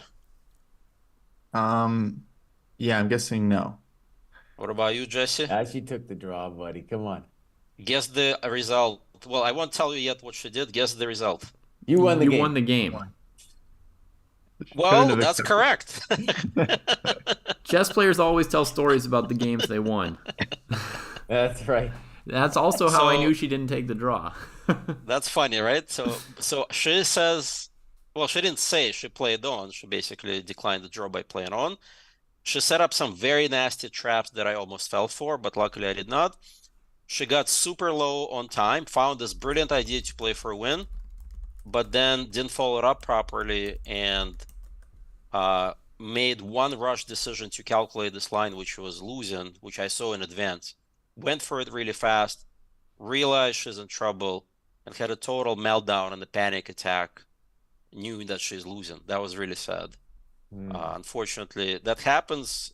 Chess is a very difficult sport, and there's so many teenagers out there. Yeah, to deal with emotions in such a tense game is very difficult. Well, after the game, dude, yesterday, Ferrugia tells his dad, Dad, I don't want to play chess no more. All right, you guys, I'll be back. All right. All right, Eugene. Bye, Jesse. He moved all my cameras. All right, let's try fixing stuff. No, not that. You should have stayed in the call. He was going to come back. No, okay, I need Kostya over there. And then I need guest cam. What am I going to do? So I think the lesson in Eugene's story is always accept the draw. Don't be a hero. No, I actually think if you're an up-and-coming chess player and you don't accept the draw and lose, you'll learn way more from this game than if you would have accepted the draw. That's true. I agree with you. You're going for the long-term goals, guys. Never accept the draw if GM offers you a draw. That's good. That's good advice. People in the chat say, I lost last night because I didn't accept the draw. It's okay. You got to learn more No, by I think playing that's on. correct. Yeah, you should think about the long-term growth mindset. Well, Hans Niemann has the world championship, right? He Yeah. has the right mindset. Yeah. Well, you know, at Sunway Sitges, I played this 12-year-old kid, Ergiz Erdogmus, Yagiz Khan Erdogmus. Oh, he's like the new kid on the block, right? Yeah, From Turkey? 12-year-old from Turkey, really, really talented. And at some point, he made a GM norm, maybe around round 8 or something, I don't know. And Kostya said the kid like completely didn't care. Like somebody was like, "Congrats on the GM norm," and the kid was like, "What? Whatever." He had never made. He was like playing ping pong. Yeah. So I was like, congratulated him. He's like, yeah, I would have gone into the next event if not here or whatever. Yeah. He just completely didn't care. And it was his first norm, Eugene. It was not like, he'd made 2 in a row Wow. and he knew he was in that form. He'd never made a GM norm. He makes his first GM norm and he just goes to play ping pong and like And he just doesn't care. It's like whatever, doesn't care. Well, he made 3 GM norms in a row starting with that tournament. Right. And like 3 months later he's a GM. And he still doesn't care. And his rating is 2553. It's not like 2505 or Wow, that's 2502. high, yeah. Literally, he's making a GM norm every time he plays right now, right? So his goal has like nothing to do with becoming GM, right? He clearly is also somebody who has a goal like so far above that it doesn't matter, right? Like if he does That's it now or amazing then. mindset right there. I don't know if I would have that mindset at 12 or Yeah. how old he is. And you know what else? He's probably been good enough to make it for a while, but this kid still goes to school Monday through Friday. They didn't take him Wow. out of school. He and his family decided they didn't want to chase the youngest GM of all time record. Like already, 1 to 2 years ago, it was obvious that he could have had a chance. They didn't try and chase it. They didn't try and find like special events. They didn't try and maximize anything of the sort of anything short term, right? No maximizing short term. They're just long term. He's going to be better off if like he's got friends, he's gone to school, he took his time, and you can see the strength is just growing, right? They're not passing up on the strength growth, right? But you can try to maximize your result in one game or one tournament and get your norm, or you can just have your full life growth. So I think it's a very, very good example of a better way of doing it. Yeah, I think that's a pretty healthy attitude towards chess. I like that. Yeah, Yeah, that's he's the way to do probably it. playing around a 2600 level MD Knight. When I played him in December, his official rating was still 2498 or something like that. So he's gained 55 points, 3 GM norms, 3 tournaments in a row. Seems like he's probably around 2600 level. And I have to say, when I analyzed the game, I was like, he was on Impressed. at least in that one game, Eugene, he played on a level that was like unbelievable. Like I played the game. I didn't really notice any mistake I made. I lost with white. I didn't notice a mistake I made in the game. Wow. Then I like looked over the game once and I was like, for like a couple hours, I'm like, I still don't really know what mistake I made. There's 2-3 moves, like I'm not sure. Well, there was one move I knew was like inaccurate in the opening, and it's like, okay, there he equalizes. So I knew where he equalized. But then like, Right. I had to He's like, probably dig on the for road to hours. becoming the elite GM at some point. He'll be probably over 2700. Yeah. Yeah, I think he's going to be incredibly good. Yeah, we got A6 knight A4 in the Gukesh game. All right. So Fabi thought something. He thought something was coming with A6 from white, huh? He wasn't happy with the B5 idea. We didn't see what was wrong. Yeah, I was convinced like A6 B5 looked kind of nice for black, but Yeah. And Gukesh clearly they continues both to ignore disagree. this F5 idea for now. Yeah, what does he do against F5? I mean, presumably he's playing knight c5 based on what he's doing so far, but why is it But then what not? if I just play knight takes c5? You could also go knight f6 even, right? But no, then you'd hang f5. Okay. So knight c5, you take it, b takes. But then I just transfer my rook to the 7th rank. Right. You want to double rooks or just play f4 and try and win the game? Yeah, isn't black just much better there? Like I play rook somewhere, bishop c8, and slowly just crush you on the Okay. king side. Rook a8, rook b3, bishop c8. What is white doing? Yeah, isn't white just positionally dead? Dead. Yeah. Well, I don't feel like it's not that simple. Maybe it's Well, not, if you but can rescue your king like Nepo did against Firouzja, but how are you gonna rescue your king? Um, You can't I move don't anything. know.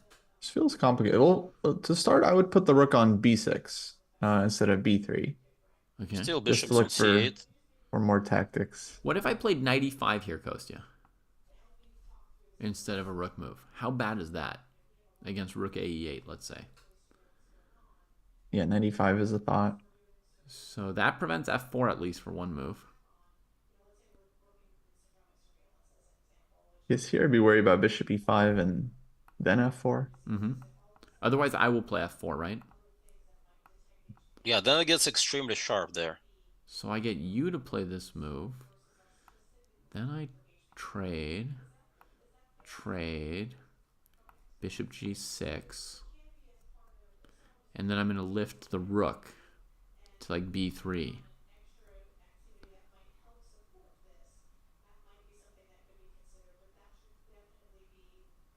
Maybe rook e8 was an accuracy. Maybe rook should have been on d8. Yeah. But what I've just done looks much less hopeless, right, than when we just put a rook on the b Oh, file. this is a huge, yeah, huge difference. This looks messy-ish. Okay, so f5, knight c5, takes. You want to try rook d8 maybe. Okay. So now we could plop knight e5, but Kostya, you thought we could just go rook b6 and not worry too much? Rook b6 was my thought.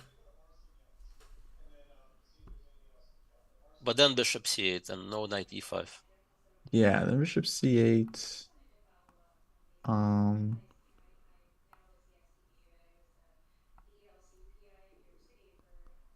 yeah, I don't know. It doesn't seem so clear. Like I would even consider rook e1. What's your next move? Yeah, queen b3. Try to look for like some e4 ideas.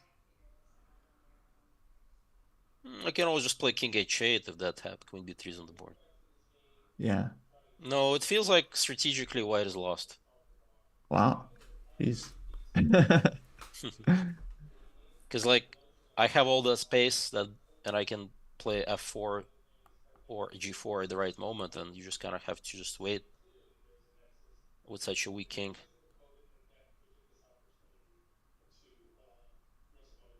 Yeah, maybe. I mean, it's really not clear what white's like plan is if black just does I nothing. can just be slow. Yeah, I can take my time. So I feel like the 95 plan is more logical on some level. Maybe you can still do it with the rook on d8 anyways, just to seek counterplay.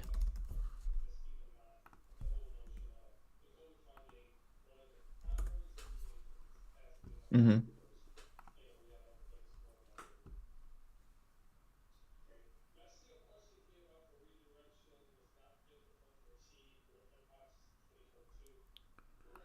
Big Mitch saying Hikaru played a4.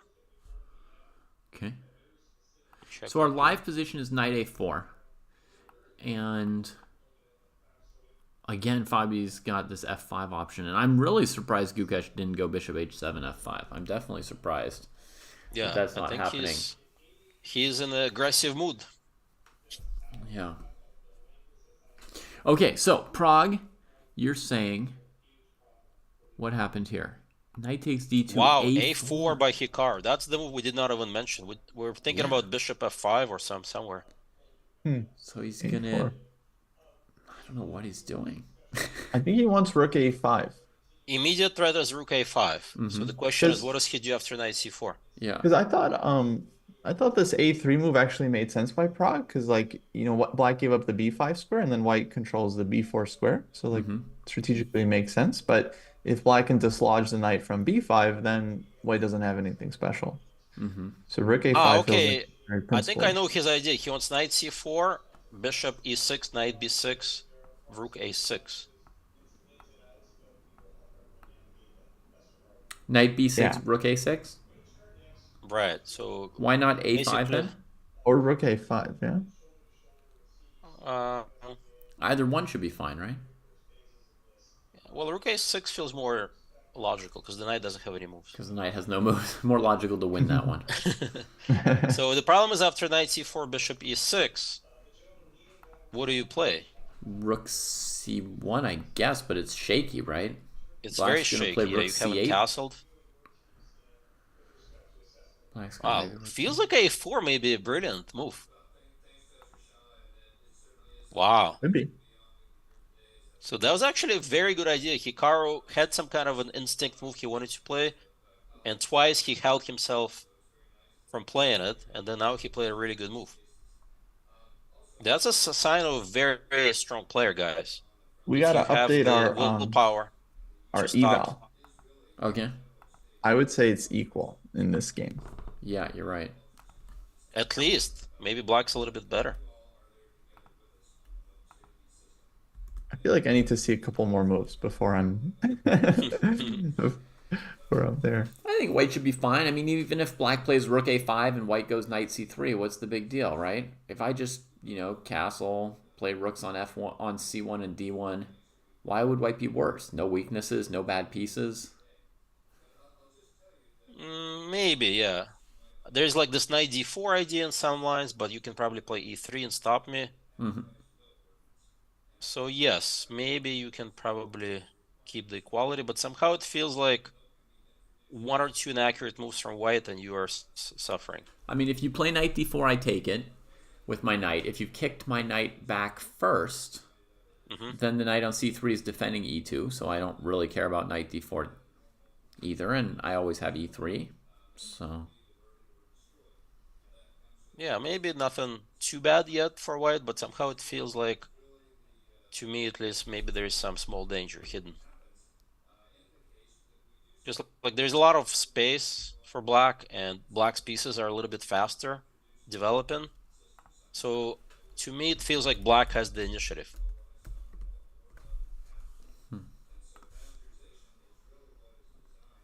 But yeah, maybe it's nothing special if you just play castles, rook a5, knight back to c3, then play rook c1, rook d1, e3, just keep it simple.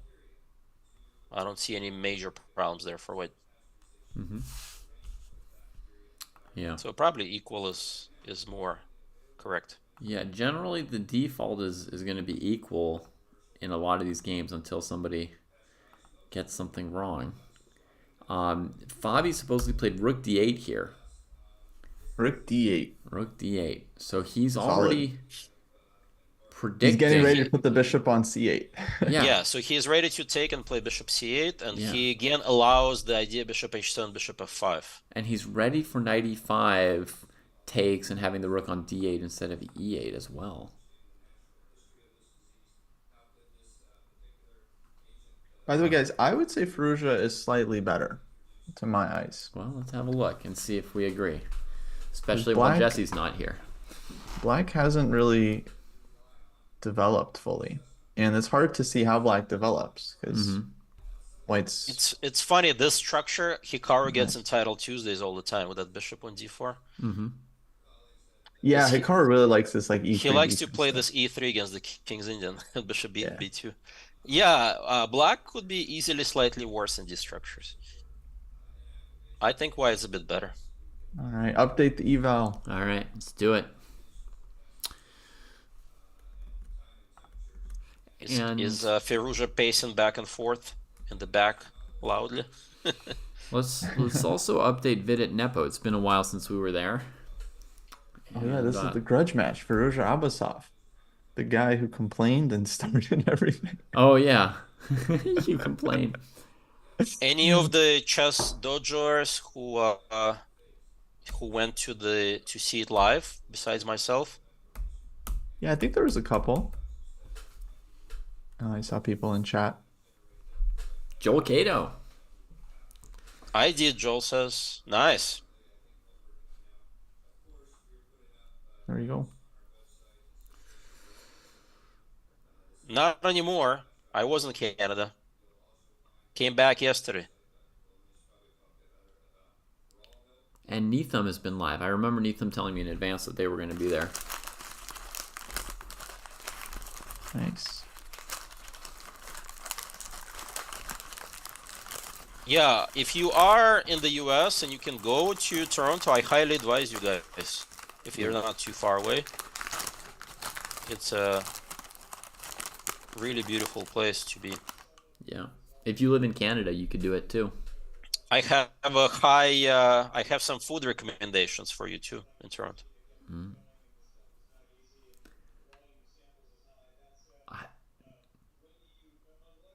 Did yeah, I let's go check to out any of the the chess video game. clubs? No, when I was there over the weekend, Hansen told me that nothing is really happening during the weekend. All the pubs and bars are during the week. I think it's like a Wednesday night thing. The Oh, that's last weird. time I was in Toronto, the one and only time I think, I played a match against UMBC, Eugene. Oh, yeah, I was there in Yeah. Toronto. Yeah. Going back. Yeah, I was there. I think there was like 1 or 2 times Pan Am's, right? Yeah.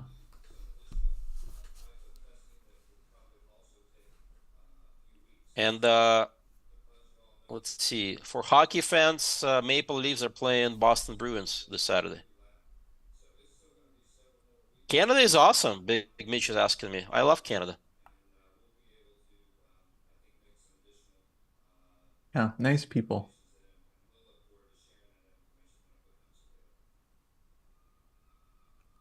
And the English they speak in Toronto is no different than like anywhere in the US. So it's not like you go to Montreal, maybe there's some more French. Oh, and you can't figure out what they're talking about. Although, who wants to guess another place in Canada that I played in the Canadian Open 2003 or 4, I'll guess. where they spoke French, but it wasn't Quebecois? Whoa. So it wasn't Montreal? Nope. Oh. And it's a place where there's only like 2 bars, and then in the middle of, at some point after drinking, this French grandmaster Nataf got so frustrated he could understand them that he got drunk in the middle of the street. He like, I don't understand. This is pig French, pig French. He just couldn't understand them. Dang.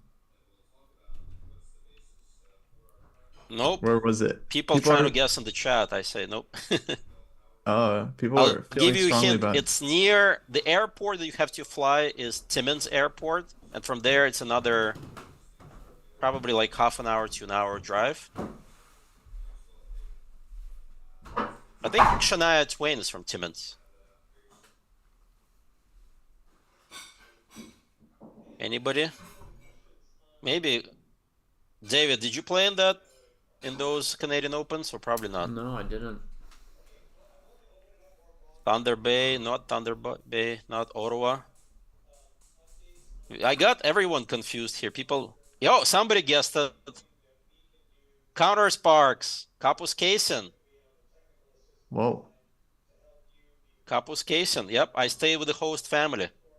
It was a fun little event. I didn't even know there were other parts of Canada where French was commonly spoken, outside of I Quebec. had no idea either. Yeah. So I have good relation. Like I played in Ottawa in one of the Canadian Opens. I played in.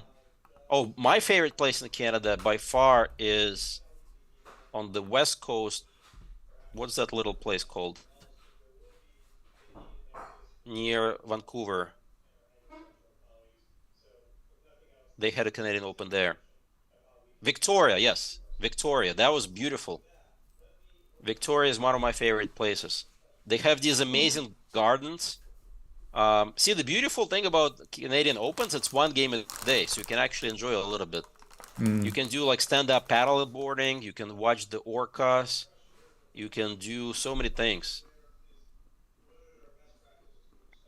That sounds nice. I played in Calgary a couple times, but Oh, there I played wasn't in much. Calgary many times. Calgary is Yeah, there awesome. wasn't much to see there. They But we did took go up us to Banff. Banff Banff, was yes. beautiful. Did you take it? Yeah, I love Banff. So beautiful. Yeah. But Calgary reminds me of just the US Midwest, just extended upwards into Because they have the Canada. rodeos there too, yeah. Mhm. Yeah, our boards are updating right now. And I wanted to update our understanding of Vidit versus Nepo. Vidit, as usual, playing slowly, but Yeah. he's made a big advance here as well now. H4, Bishop F6. And now C3. Surely he's got to play C3 next, yeah. And the idea is to play G3, Bishop G2, A5 at some point, and maybe some slow squeeze. Well, What do you but think? wait, He's grabbed a lot of space, right? I mean, in a sense, he's playing this quite aggressively. how is Black going to develop their knight? If D7, there's D5. If C6, there's D5. So by process of elimination, the knight's headed to A6, Eugene, right? No. No. It's a Knight horrible A6, square. C5. The only square from A6 is back to B8. Maybe he starts with A5. This would be horrendous. White could even just push the pawn all the way, maybe. Yeah, why isn't he playing C3 quickly? Oh, he rarely to- Yeah, plays anything it's like quickly. deep in thought. Maybe he's considering Bishop B2 as an alternative to C3, Looks awful. Yeah. but I don't really understand why. He could play D5 and give up a million squares. Yeah, D5 feels terrible.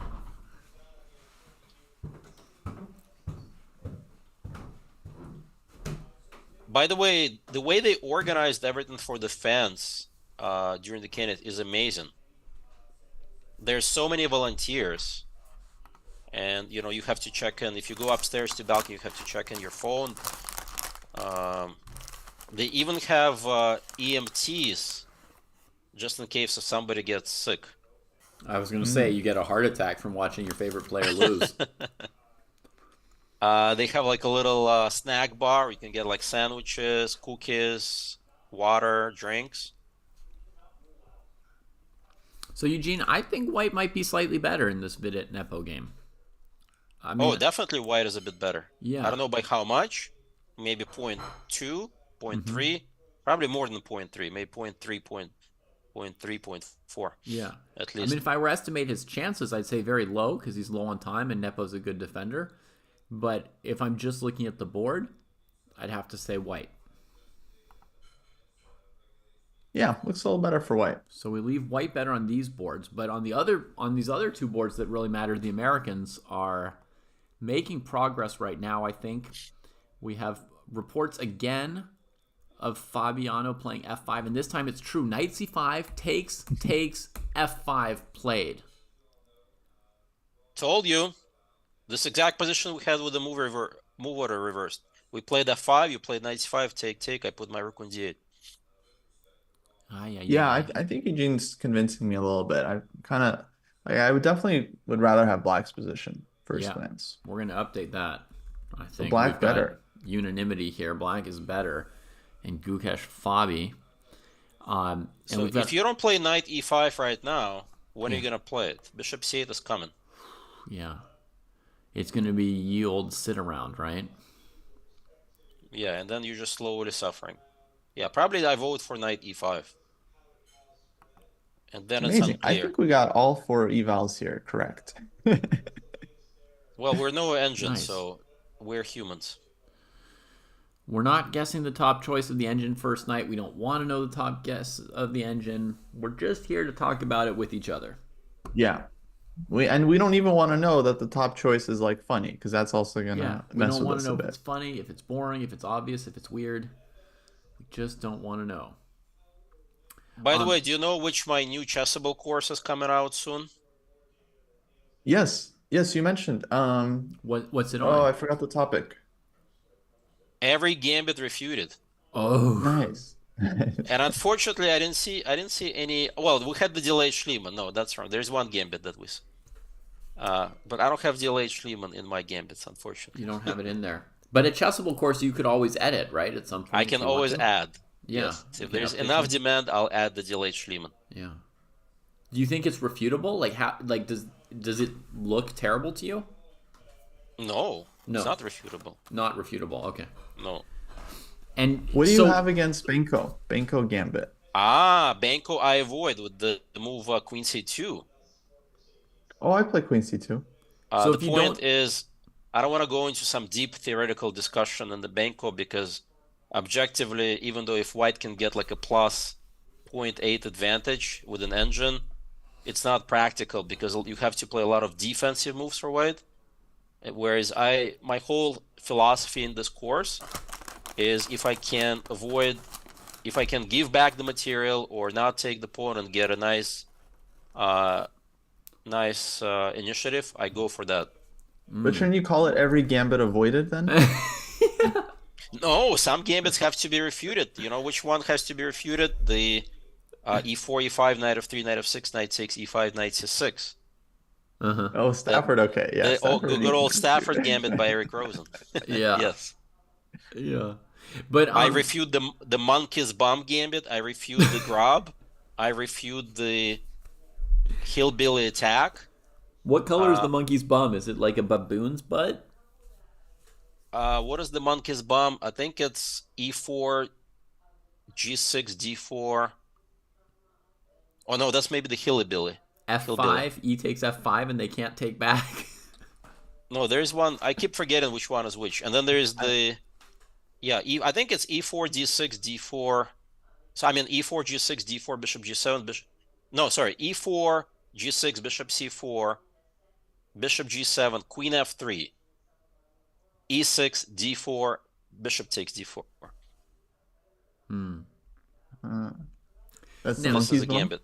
now, Eugene, if there's a gambit that you don't think is refutable, does it Hmm. still get covered in the course or not? Like, Like a good gambit. yeah, like No, if it's not trash, like let's say the Queen's Gambit or I don't know, the The Marshall. Queen's Like Gambit, you come can't on, refute doesn't the count. Marshall probably, right? That's a well, the good Queen's Gambit is not a true Gambit, but the right. Marshall Gambit is not refutable. Moreover, it should be part of the good Gambits course, and I Uh-huh. don't have that's a separate So course. there's a separate course. Okay. So if something's good, you don't like pretend to refute something that can't be refuted.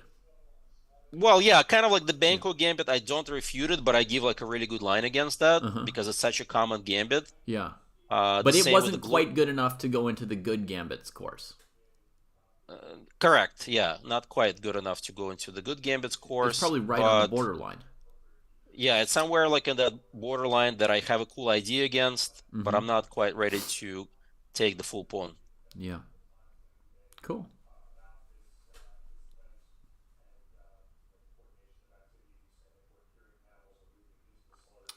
All Yeah, I right. think So the official F5. date is like May, maybe. So F5, we're all saying advantage for Fabi already, and knight Yeah. E5 as kind of like an escape valve. Kostya, you don't still have some plan for just hanging around in this structure for white? I mean, I if I was white, I wouldn't exactly be like panicking, I Mm-hmm. think. But I feel like it is hard to figure out what white is doing because black just puts the bishop on c8 and I don't know, king h8 and then eventually f4. Mm-hmm. I even really like Now in H5, the H4. now in the current position though, it's a little bit different than what we had. So if we look at the current position and white goes knight e5 Mm-hmm. and black takes Yeah, in de, yeah, if f4 in that position, yeah. then white has this tactic I had in one of my OTB games a couple months ago, bishop takes a6. Oh, yeah. That's right. I remember seeing that, Kostya. Yeah. So like same exact idea. It's I guess a clearance sacrifice, Yeah, getting the bishop out the way. yeah. That's a nice one. Okay, But I so mean, I don't it's know if it's more than a draw here, but at least, well, white wouldn't be risking. yeah. That's nice to have that. No, I definitely think like knight e5 in the game's not over, but not knight e5. And then it's kind of in that, like, it feels like that Firouzja Nepo game where it was pretty miraculous that Nepo didn't lose. Yeah, let's see if Gukesh's camera.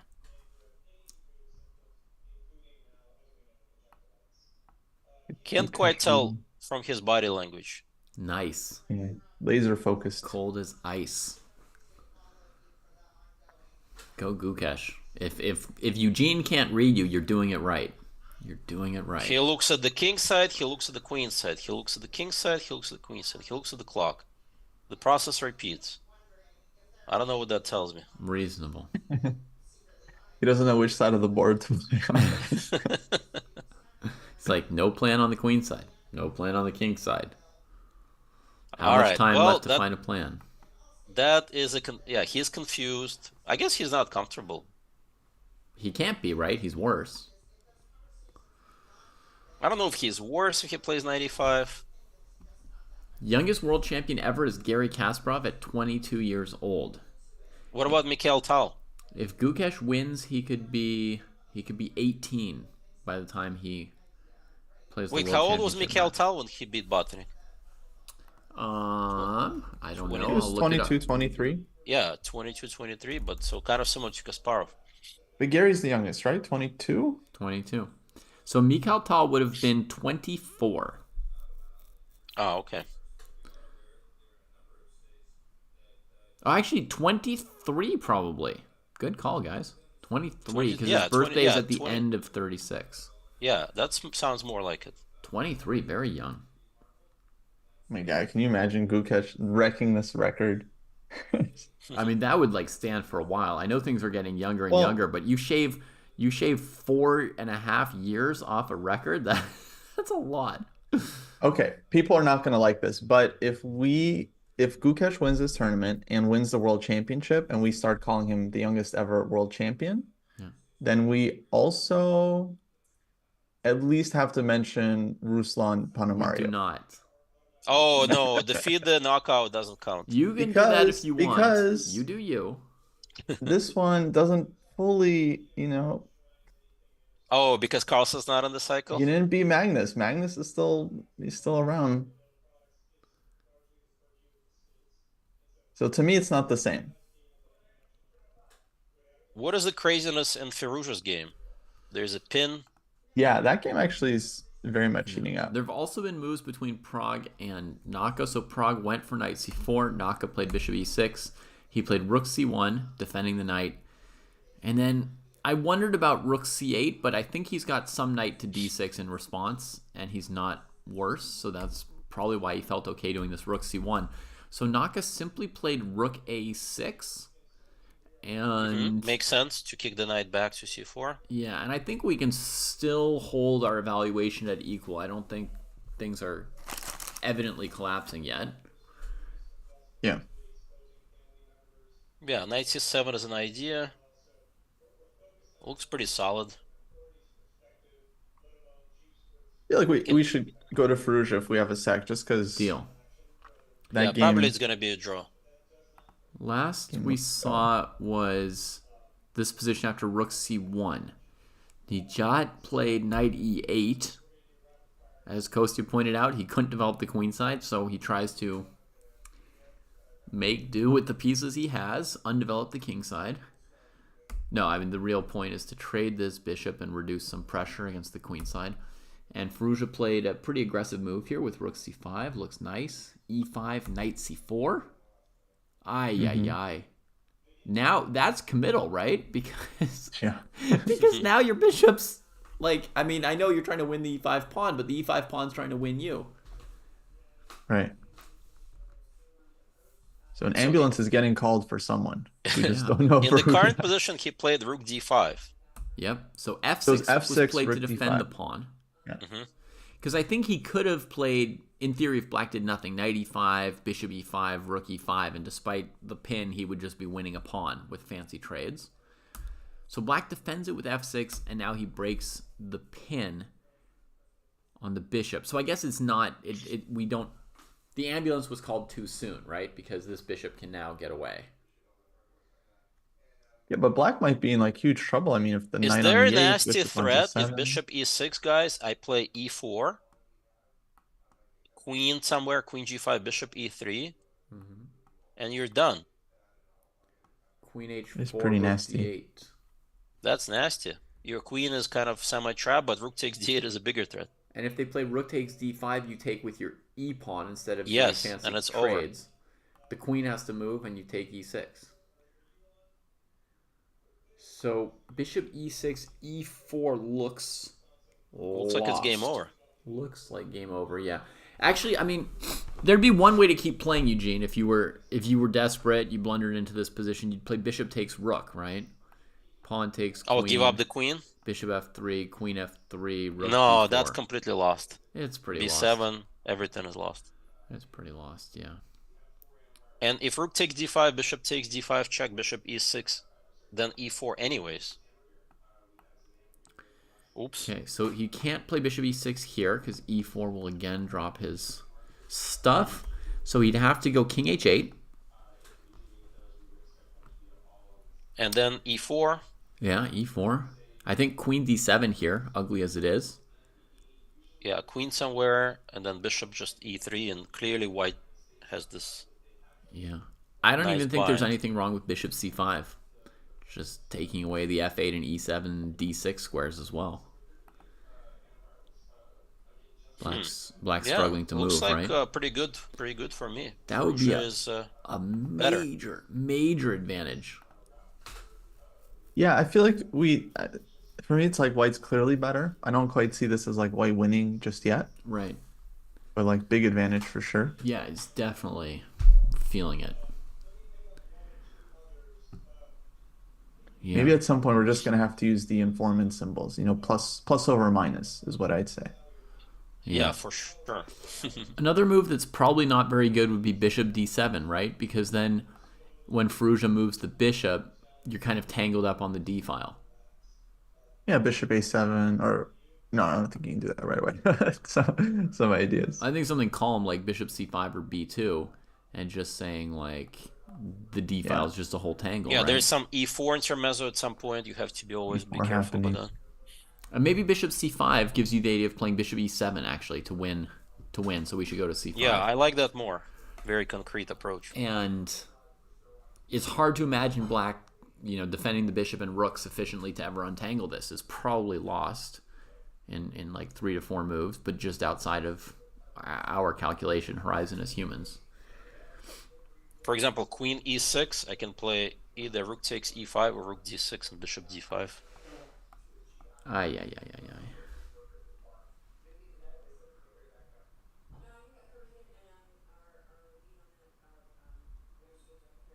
Yeah, Basov looks very displeased. What's Firouzja's score in right my now? interpretation. Well, he lost to Fabi yesterday, so whatever he does is not really going to change his status in the tournament here. He's truly out of the running. But I'm gonna go out on a limb and say Firouzja wins this game. I thought you were going to say wins this tournament. I was going to be like, that doesn't make sense, Coast. Okay, go out on a limb and say he wins this game. That's not a very big limb then, right? Because he's got a big advantage and he's playing somebody much lower. Oh, I By see. the So way, that's how it works. Vidit Nepo, we missed the c5 idea for black. Yeah. Somebody in chat didn't. Somebody in chat wanted to correct our evaluation. They're saying if he goes c3, c5, and then what do you think? That's a very important move because if you don't have c5, then I think white is clearly better. But now, I don't know yet. I need to calculate. Because you don't want to play d5, obviously, as white. So Right. bishop b2. But bishop b2 feels kind of like black achieved something, at least, with that bad bishop on b2. The other candidate move is bishop e2. Yeah, which is the idea to meet c takes d with bishop f3. Yeah. That is clever. Yeah. It's also risky because black could take the knight, right? And then after we take on a8, they go bishop takes c3 check. They're going to get c4 as well. And those bishops look super angry.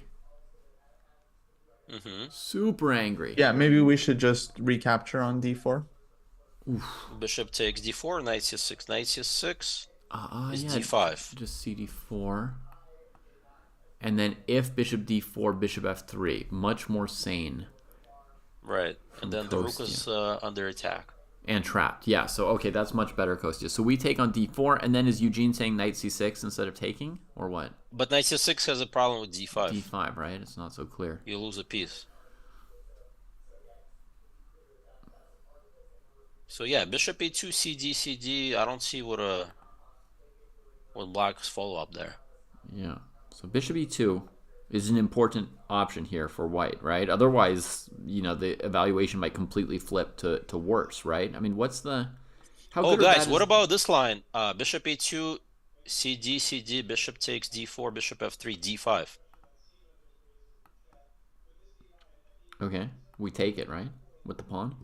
C takes d5. Yeah. Do I have an intermezzo like bishop takes e3? We take with bishop. No, but if you take on e3 with the bishop, then... Ah, no, that also works. Never mind. I thought I have some...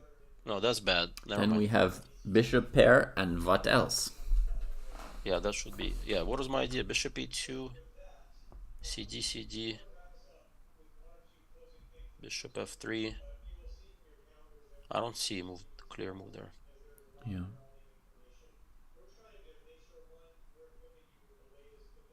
Bishop e2. Maybe some intermezzo like bishop f5 at some point. Mm-hmm. Okay, bit it reaching for something. Yeah, bishop f5 right there to try to go bishop e4 To get the bishop when on the rook e4. moves. Yeah, that feels more sane to me. Yeah.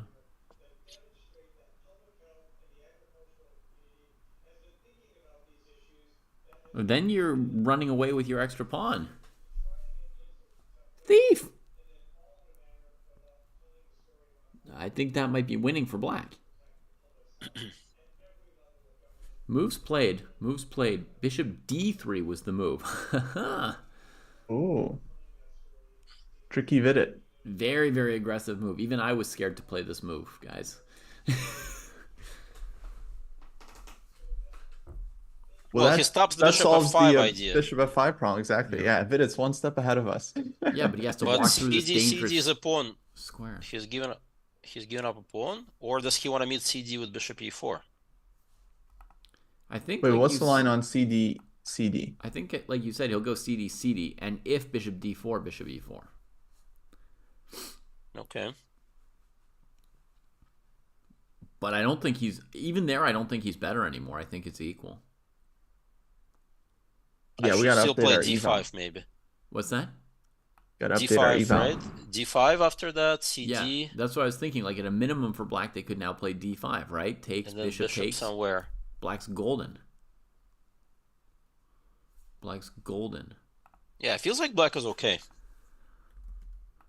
So yeah, we're gonna switch it to Nepo is equal for now, and I mean there's some complications here, so that could get updated as well.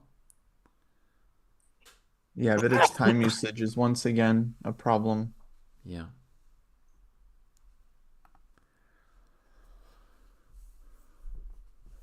It's interesting that this game with the early queen trade against the Petrov is such a risky game, actually, right?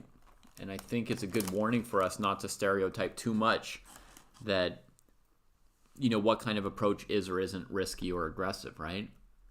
Well, there was also that game between Kramnik and Caruana in the 2018 candidates that was like super crazy. Oh my god, yeah. And that was also a Petrov endgame, like a queen e2, queen e7 kind of thing. Mm-hmm. And yeah, that was like one of the wildest games of the tournament because Kramnik went all out and then he was winning and he's losing. Yeah. Yeah. So Vidit played this with very aggressive maximalist approach, right? So many pawn pushes, grabbing so much space, but he just needed to get castled at some point. I hope Jesse will take note.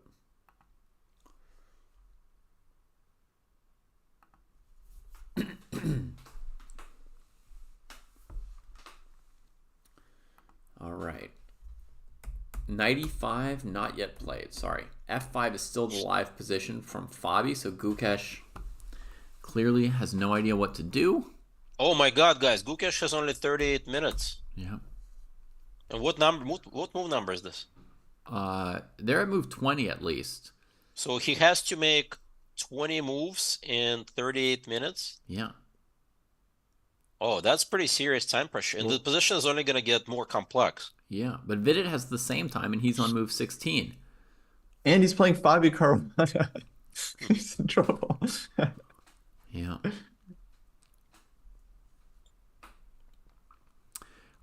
Prague has gotten castled. Dropped the knight back to e3. What's the plan against rook b6? We must ask briefly. Or at the very least, knight c3, knight takes a4. Knight c3, rook takes, knight a4, rook takes. I'm only just playing simple captures to see if And it knight tells us c5. anything. And then knight c5. Bishop c8. b7, bishop c8. And then I can take on b7, take on c6, and probably a draw. Great. That's fine. Held it together. Yeah, I predict draw in that game. Mm-hmm. Unless something dramatic happens. Yeah, I mean that line predict, was. Let's see. That line was already getting close to petering out for their level. Yeah. I predict Firouzja is probably gonna win, although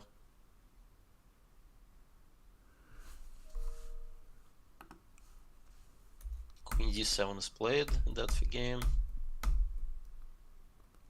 Clearly white is better, right, in the Firouzja game, just the question is by how much. We even got it right to put the bishop on c5, right? Mm-hmm. Taking away just a few more squares from the black pieces to operate on. The move that I really love here is e4, but the problem is knight c7. I don't want to give up that beautiful bishop maybe yet. Okay, I can always play knight e3, knight takes d5, knight takes d5. But I don't know if I have that much after that. Yeah, I wanted I'd to play start with Queen f3, rook d1. I wanted to play Yeah. bishop takes b7 here, but it doesn't work at all. Rook d7, knight e6, and my. Sometimes your hanging pieces get lost. Sometimes they prevent you from doing the things you want to do. Yeah, maybe bishop f3 or queen f3 is not. Yeah, the question is like white has too many options. Mm-hmm. But I think Firouzja will figure it out. Yeah.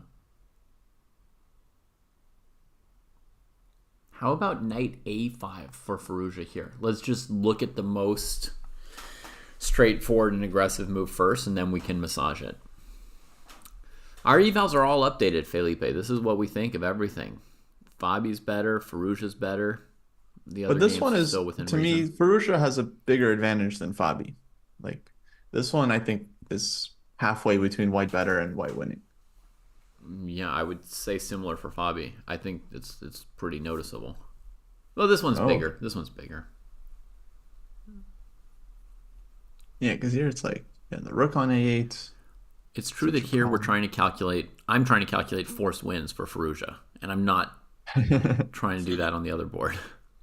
Right.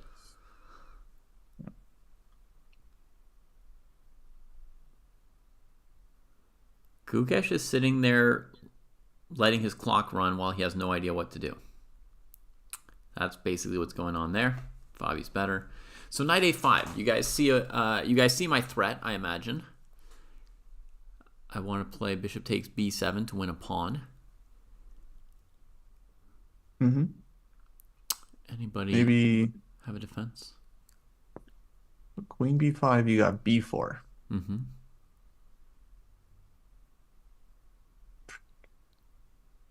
Maybe queen c7? I don't know. Feels like black is losing at least a pawn here, and it's just gonna have to Okay. give it up. Okay. And knight a5. Braden thinks Gukesh is slightly better. I feel like Braden's just been joking about that game the entire time. Mhm. So I don't think that that is said with any seriousness. No, he's dead serious? What? And what do you mean co-sign that we've been evaluating things unusually? We're doing it the same way we do every other Well, we missed day. the C3, C5 thing, David. So based off of that, all of our evaluations have been unusual. I mean, no. I mean, of course, we're going to miss some moves, but our evaluations are still what they are.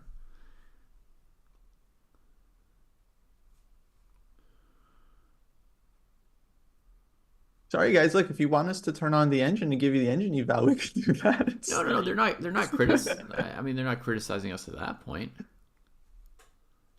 No, Yeah, it just would be funny if Firouzja eval is like white is much better. Not Firouzja, sorry. If the Gukesh white is better, and we're totally wrong. Gukesh has 20 moves to learned make something. and 32 minutes. He's down 45 minutes on the clock. So obviously he and Fabi both think he's worse. But if That's there's true. But if there's somebody in chat who thinks Gukesh is better and is not using an engine, feel free to suggest us an idea for Gukesh, because we don't have no really idea. have any. But if you've been looking at an engine, don't suggest something and then be like, ha ha, see, you know? You better back it up. Yeah, that's the point, Cosine. We take it for granted. It should be assumed by us and everyone that we'll get a lot of things wrong. It's a mix of yeah, it's part of the fun. It's a mix of Absolutely. our thought process and, you know, sort of how we argue with each other now and then. So, white has space, b6 is clamped, b7 is a target, black has a bad bishop. Huh. Can Gukesh push them along the b file? No, black puts a bishop on c8 and white has no more moves. We haven't You guys refuted reviewed the 95. 95 was a tough one. Yeah, we haven't refuted it. We just think of it as like an escape valve for white, not an advantage. Just a way to minimize the disadvantage.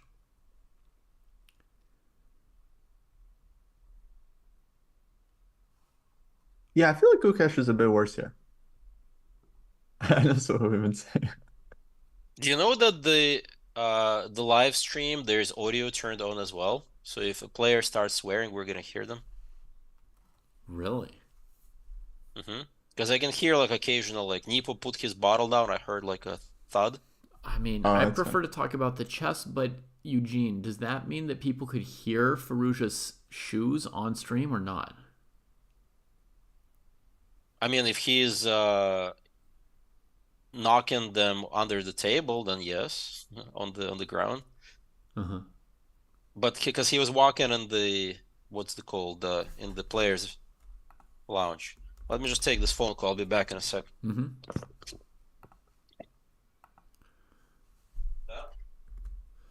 Yeah, let's try to explain this Gukesh thing. I mean, originally I thought it's a very normal position for white because knight a4, knight c5, this is quite typical. BC. Oh, Jesse coming back. Cool. But I guess what I was starting to feel from like Eugene's eval is that white has no pawn breaks. Black is a very clear plan and just like prepping f4. And it feels like they can build up.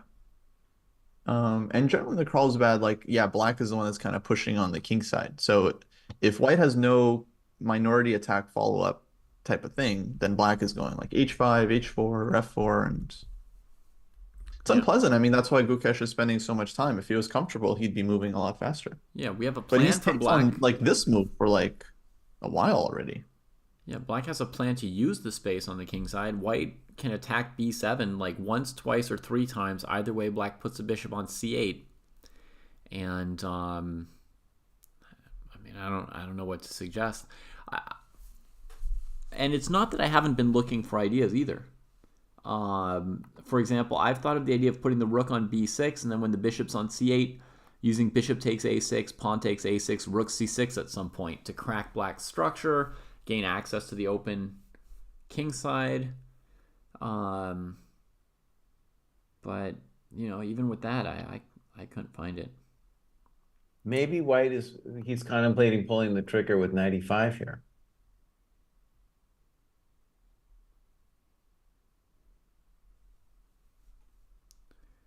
Knight e5. That's what we all thought. He's been thinking forever. Yeah, yeah. Well, here, let me tell you a funny story. So when I left, I was like, I like black a little bit. I would rather be black. I was out there, in the world with the kids. I go to the chess.com thing, right away it tells me that it was the position with knight a4.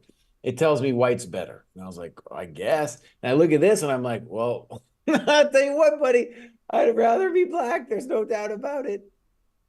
Yeah. No, I don't so anyways, that was maybe the computer eval for a couple moves ago, but it's exactly like what this computer eval, they don't help.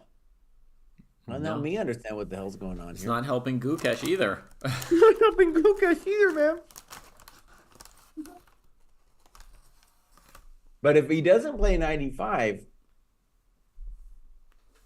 yeah, what did you guys think would go down after 95?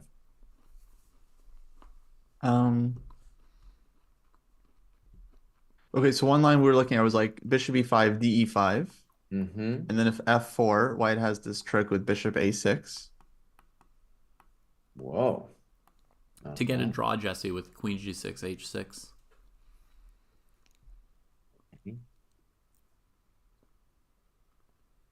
I was thinking black might play d4, like bishop e5, de, and then d4. Mm-hmm.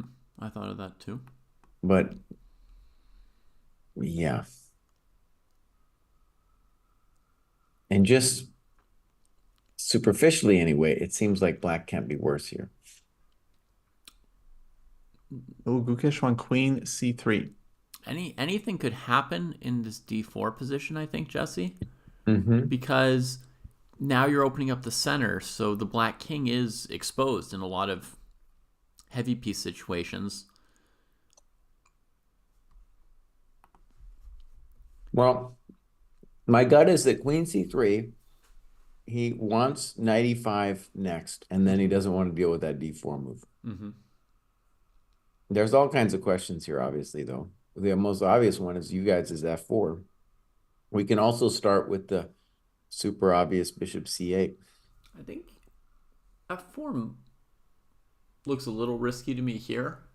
Mm-hmm. I think black's advantage is partly being able to build up a little bit more. Mm-hmm. If they play f4 here and white, trades and then plays rook e1 with that bishop not able to move, black might be tangled a bit. Mm-hmm. Yeah. The only reason I would do it is if I felt on bishop c8 that knight e5 was a thing. Right? Yeah. He spent almost 38 minutes on that move. Yeah. He's in Wow. dramatic time trouble now. A lot. And from my perspective, you guys, if bishop c8, which to me is the natural move, knight e5, bishop takes, pawn takes, then your Kostya's f4. It's like, well, it looks good for black to me, Yeah.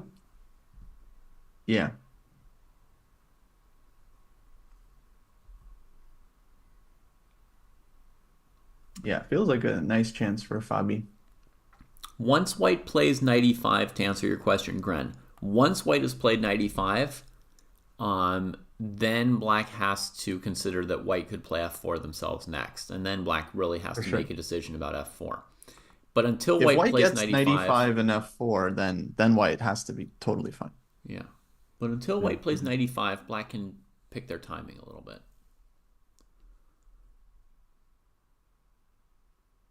Yeah, and bishop c8 is a cruel move because it's like white's one asset is the weakness on b7, but bishop's just like nobody. I'm active on c8 and I'm dealing with the b7 pawn. Yeah. My experience, by the way, in these Carlsbad structures is like, if black can put the bad bishop to work, then he's okay. Right? The bad bishop being our light square bishop. Mm-hmm. Mm-hmm. And here, bishop c8, he just feels so cool. Looking at the king side, doing stuff, talking to b7. Mm-hmm.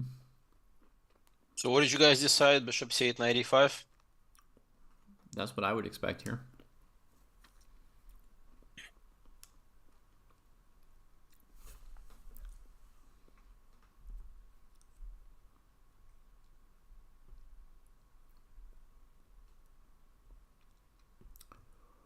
Oh, I think there was a question in chat about going bishop c2 and queen d3, regrouping to play for mate. Yeah, I think black can play bishop f6 to have those squares covered if black wants to play for f4.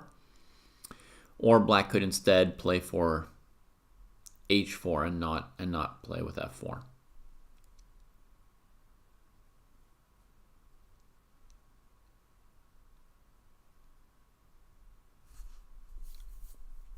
We got rook f7 played fairly quickly by Fabi. Oh wow, rook f7. I did not predict that. No. So how does he want to meet knight e5? Takes, pawn takes, and He's provoking knight e5. Yeah. Like, I'll give it to you with tempo. Go Waving ahead, a Gukesh. flag. and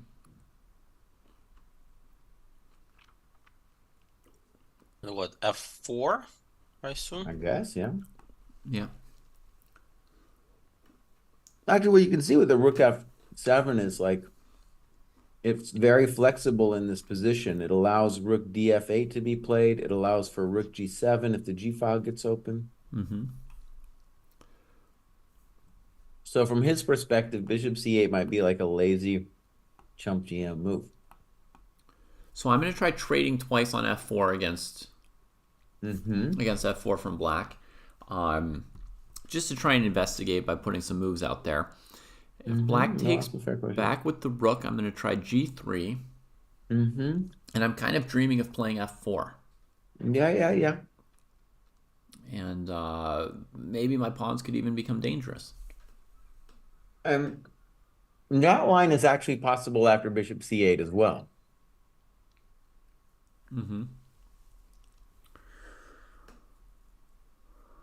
Maybe black can throw in bishop h3 there. Firouzja won. It's over. Already? What? Yeah. Oh man, a boss off, man. It's gonna get handed to him. What just happened? I think he was under too much pressure. Bishop f3, which some folks in chat asked, doesn't this throw away most of his advantage? But he's trying to trade the only good black piece, I guess, right? The queen. And develop his only bad piece, the rook.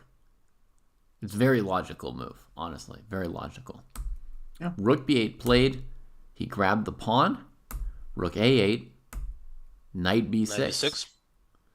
Queen takes. Rook takes. This is all forced after rook b8.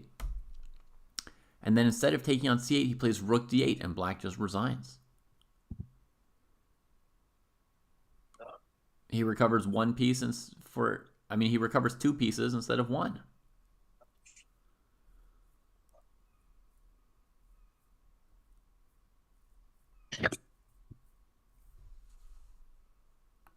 You guys all there? Yeah, I'm just staring at Fabi's plan, or excuse me, Fabi. It's funny, I've called Kostya Fabi on several occasions, dude. It's the glasses. It's the glasses and the black hair, man. I was dealing with Kostya's plan of meeting f4 here, just staring at it, man. And if that's true, and honestly, on bishop c8, it didn't stop that plan. So that might be like the deep reasoning behind this queen c3 move. Ooh, Vidit Nepo's very sharp right now. Okay. Oh wow, that's really interesting actually, because I was guessing that you should go there, David. I was guessing I wanted to play knight c6, but I was like, oh, but then d5 happens. He's saying d5 anyway. What is his idea again? He has a simple knight e5 move, maybe, right? Well, I don't know if it's that simple, because how does it go down here? Bishop e2. Well, first of all, if bishop c3, then we go bishop d2, and then we do win a piece, right? Sorry, say that again? If bishop c3 first, then bishop d2, then we do win a piece. Because our king would come up and defend this, yeah. And then after knight e5, we have bishop e2, and also DE, though it looks kind of wrong. 95 played. 95 played. Yeah. So I predict bishop e2. Question is bishop c8 or bishop d7?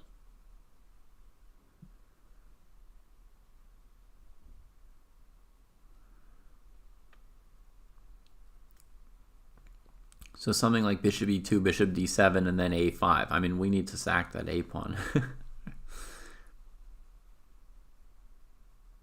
Bishop takes h7 is possible, but not very good because we're going to end up trading our d5 pawn for black's h7 pawn. So black will have a great central presence if we go for bishop h7. Bishop h7 played. Oh. Bishop h7 played. What? Did Nepo miss that? No. No, I don't think so. This doesn't even look good.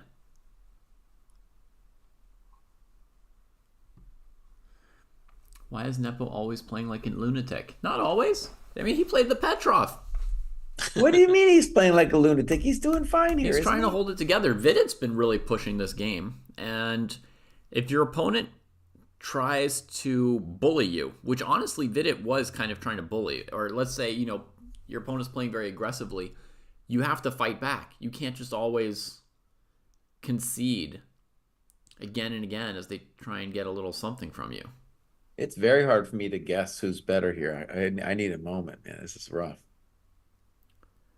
In the Nepo game after Yeah. rook e6? Well, wouldn't or black be FE6. better? There's a lot of reasons to go FE6.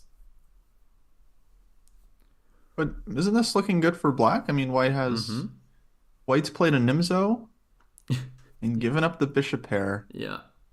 And has a double pawn. And their center. Like I don't see what White has. They don't have the bishop pair or the center for it. Okay, but he took with the pawn. I knew he was going to do it too. I was like, no rook e6. You're not going to give me the Boleslavsky hole, buddy. Come on. Okay.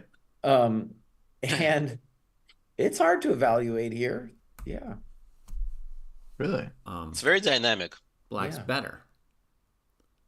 That's not clear to me. I think the next move could be king e2. And then white is dreaming of things like h5, g4, g5. Grabbing space with the pawn. Yeah, I majority. feel like king e2 needs to be met with something very sharp, like d5 or something. That might be interesting, yeah. I don't know if it works, but at least it's interesting.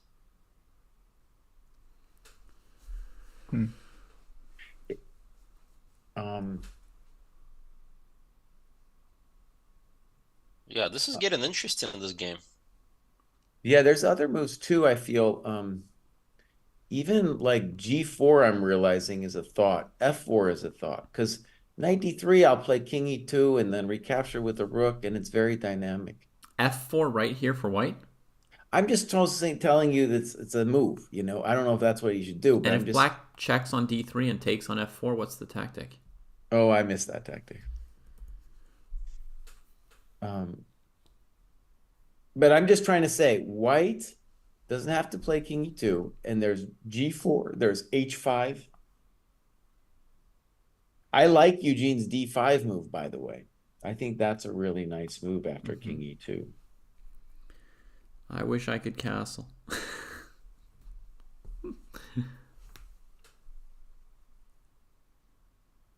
Yeah, this is really interesting. By the way, David, if you go back to the move 16 for black, I was looking at the position. I was like, if black could, I was actually, with the kids outside, and I was like, if black could play knight c6 here, then he would be doing great, And people love, and Nimzovich always said, dude, even Hans Kamuk, he was like, get that pawn to push forward. Make it commit, buddy. Make it commit. And that's what he got. But the position is still really hectic because we get this pawn transformation, and it's not, it's hard to judge just immediately. You guys were like, black is better right away, and you guys want to take with a rook like chumps. Come on, dominate the knight. No, I was never going to take with the rook. I thought black was better on either recapture. Yes. I just don't like the C pawns. I don't like this A pawn. Yeah, Kostya's rightly disgusted with white's play. Guys, It's at I the actually point have where, to like, run. You can get the Okay, buddy. advantage with Thank you A for or coming. with Eugene. B. Bye, guys. Bye. Thanks for hanging out. We'll see you. Bye, Eugene.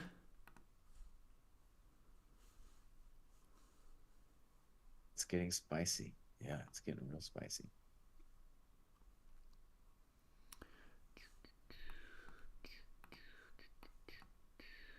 Yeah, it's going to be time pressure in all these games, man. All these games. All right, but me and David are saying black is better for Nepo. All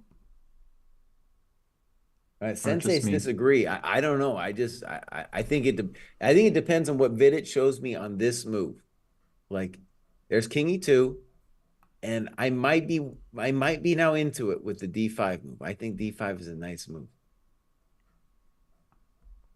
Because if we have to play CD, then black is definitely better. But if we had to just sort of guess without too much calculating, we would guess that black's better, right? I don't know that H-pawn, he wants to play H5, H6. G4, G5, get a little pressure over there. Black's pieces are a little more developed. Pawn's a little more united and flexible. I'm just saying it wasn't clear to me. That's all I'm saying. All right.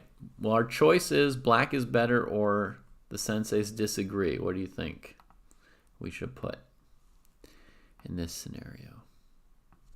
Well, I think it's black is better until Jesse provides Until a solution comes up for with D5. something, yeah. No, Rook fair. A8 And played. I think D5 will come. Oh, Rook 88 was played. Now, maybe it doesn't matter. Maybe D5 can come no matter what.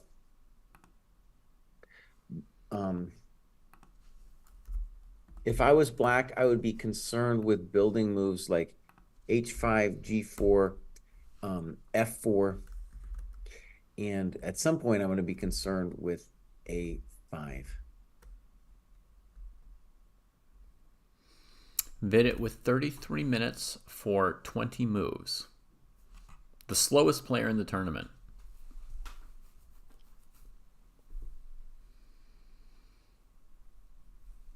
Yeah, I definitely don't think it's clear that black is better to me. Like, white has a lot of interesting options to start messing with him on the king side. White could play your F4 move now that there's no knight check. And then bring the king. I think bringing the king to F3 would be a little improvement, maybe.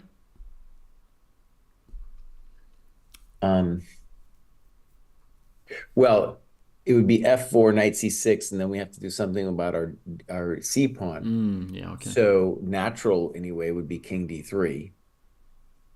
Well, in that case, F4 might be a blunder to knight G6, and we have 3 pawns hanging. That might be a reason to play our H5, which I kind of think we want to do anyway. However, I still don't have an answer to D5.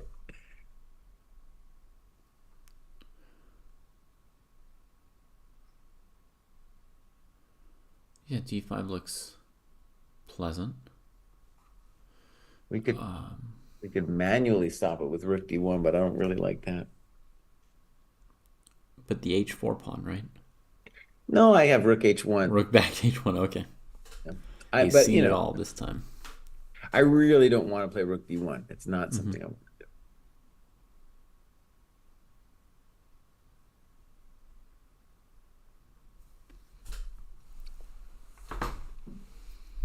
Yeah, I guess I guess White's the one who has to show something right now. Yeah. Have you guys understood what's going on in the Prognoka game? He played that weird A4 move. Let's see. We were up to knight E3, and in that position, we were saying that Naka had Rook B6 if he wanted. Was at least equal. He played Rook A5, and Prague went for the trade just now. On C6. Must have just played it because Naka has to recapture. Yeah, it just happened.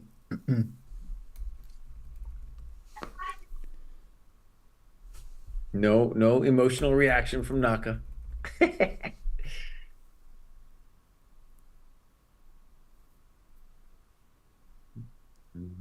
Knight C3, right? Now, David, just Mm-hmm. admit it. Your king on G1's feeling a little bit out of play, you know? Mm-hmm. He says a little bit like, what am I doing here, Bows? What am I doing here?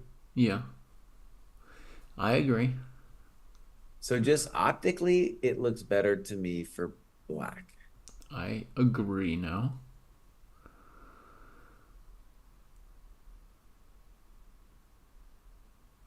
So we're saying black is better with five. It is great. And Prognaka, we're saying, no, we got to say Prognaka, black is better. I agree. That's a Okay. change, right? Because we just Yeah, had it's this a change. bishop trade. Yeah. Before that, it wasn't yet clear to me. But now black's got a bishop versus a knight on top of, the pieces are a bit more active and it does not look good.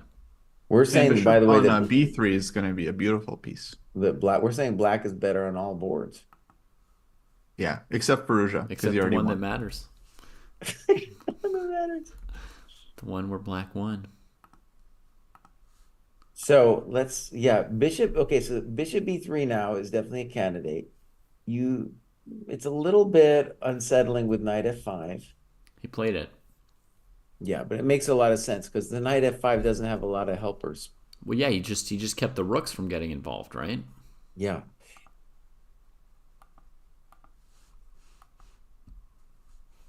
I mean, black's just better, dude. Oh yeah. Better king, better bishop, better center control. It's considerable. I mean, white does not have a lot of moves anymore. You got to worry about rook d2 now.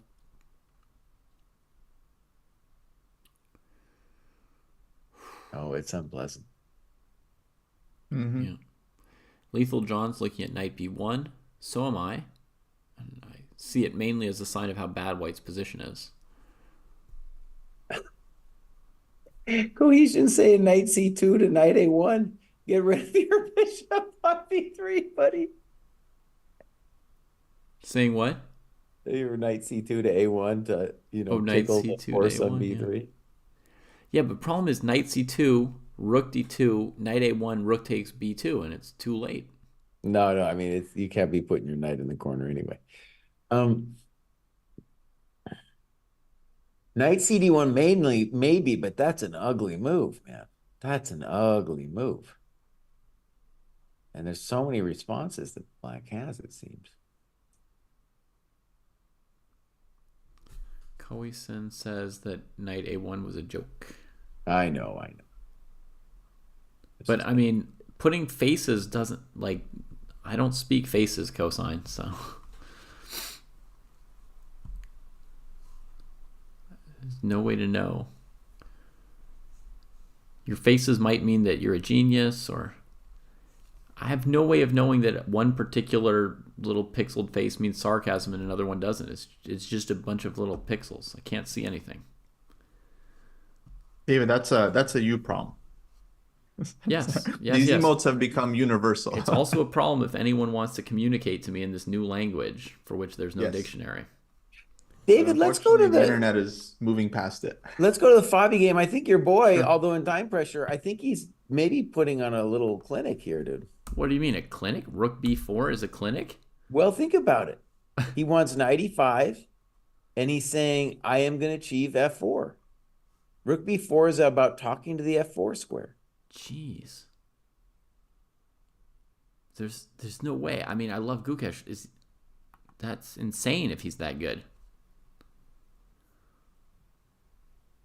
Like a Patzer would look at rook b4 and think it's about doubling on the b file. But the b file, we got that pawn covered 1,000 ways. No, it's about the rook having lateral force, and we're not giving black the opportunity to do no f4 stuff to us. Wow.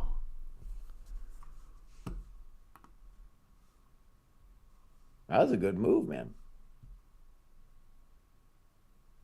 But old people also use the internet.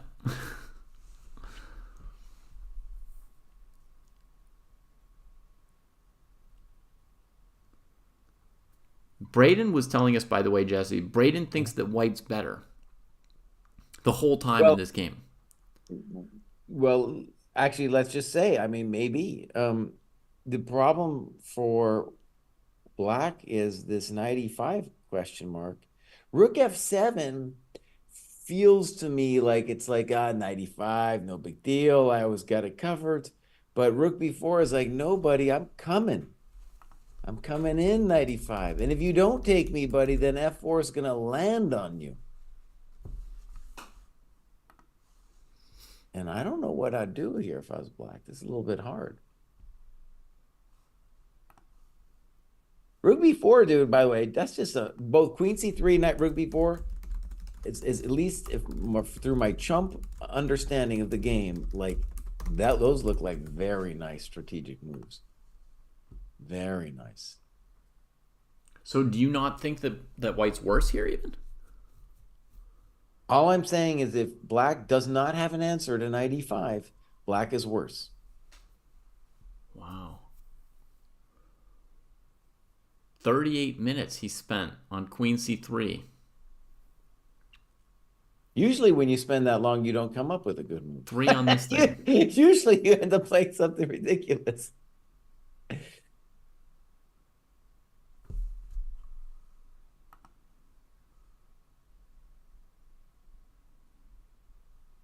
Queen c7. I was just gonna say that move. Dang it. Queen Yeah. c7 played. Hitting the a pawn. Now he's got to choose between the b file and the fourth rank.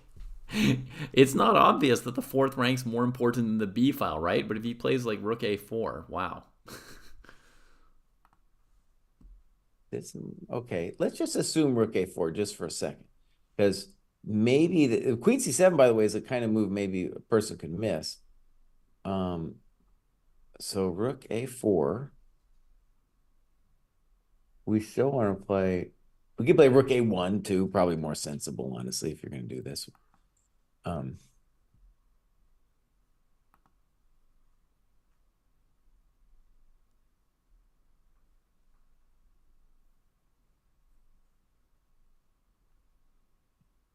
Tom's like, I'm still a Caruana believer. He will draw this. We're thinking he's better. Okay, rook b2 back. Rook b2. No. Is that what happened? Yeah. Rook b2 on the board. Oh, dude, he gave up on all his dreams. He didn't stack rooks, Yojimbo, because black was threatening to play queen takes a5. Unless there's like a tactic here, queen takes a5, and then your rook can't go to b7 because your queen on c3, I don't think. Okay, to me, I mean, rook b2 looks like a concession. Because, right, dude, now you don't have necessarily the f4 square covered when this all goes down. Now, maybe it doesn't, maybe we're still going to play knight e5, and we still have Kostia's plan, but there's question marks.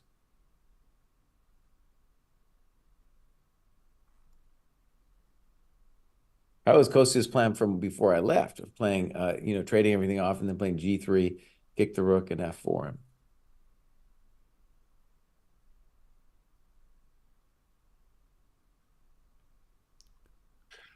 Maybe we don't even know who's better in this game.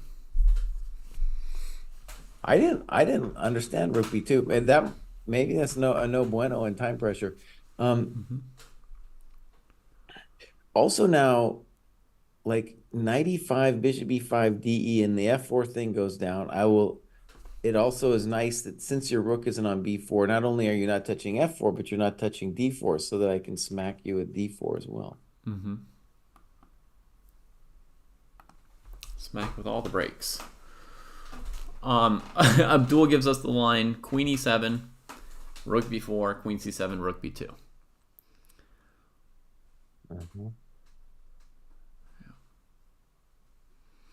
Now, if I was black, I would play bishop c8 and tell white that I'm threatening rook e8. Once I threaten rook e8, then once I get rook e8, there's no more knight e5. Yeah. So bishop c8, and you have one chance, buddy. You have one chance to do your thing. Then there's bishop e5, de, f4.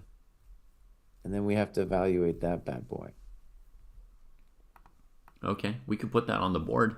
Sure, let's try Just check it if it's sort of a critical moment here. So trade, f4. Everybody bear in mind Jesse wants to smack us with d4 as well at some point. Telegraphed it.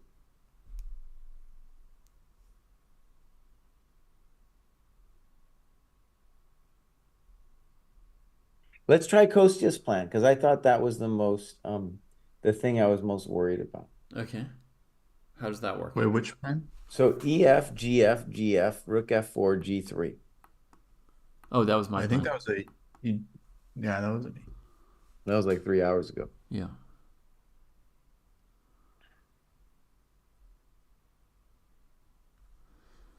Yeah. So black could go rook to g4 there, maybe? What do you think? I kind of like Rook F3. Rook F3, Bishop H7, right? Oh, oops. He made the If I could do little Rook F3, then I would be really happy. he made a little face when he said it, so it was sarcasm. No, I forgot it was checked. You just couldn't hear the Craigasm face orally, but David, visually. why are you so defensive about this? New words get invented all the time. It's okay to add them to our vocabulary. Yeah. It is. But the people who don't understand them are always a little bit annoyed. The people who invent them or who know them are always pumped that they've got some new lingo on everybody else. Yeah. So G3, let's try rook G4 maybe? Restraining And F4? actually, let me just say quickly, one simple idea for Favi, in addition to Bishop C8, since we're just waiting on knight E5, would be to play Rook DF8.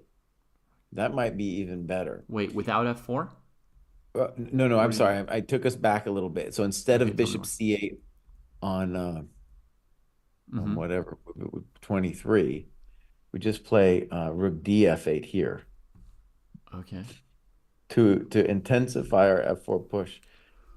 And then if we make the claim that white's doing nothing, then we're saying Bishop C8 next, and then F4. Mhm. Or excuse me, then we play Rook E7, then there's no more knight E5, and then we're better.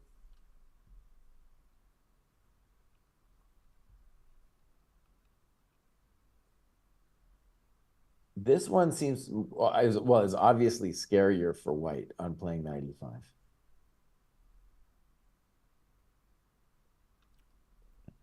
The doubled rooks do make F4 scarier to me. Yeah.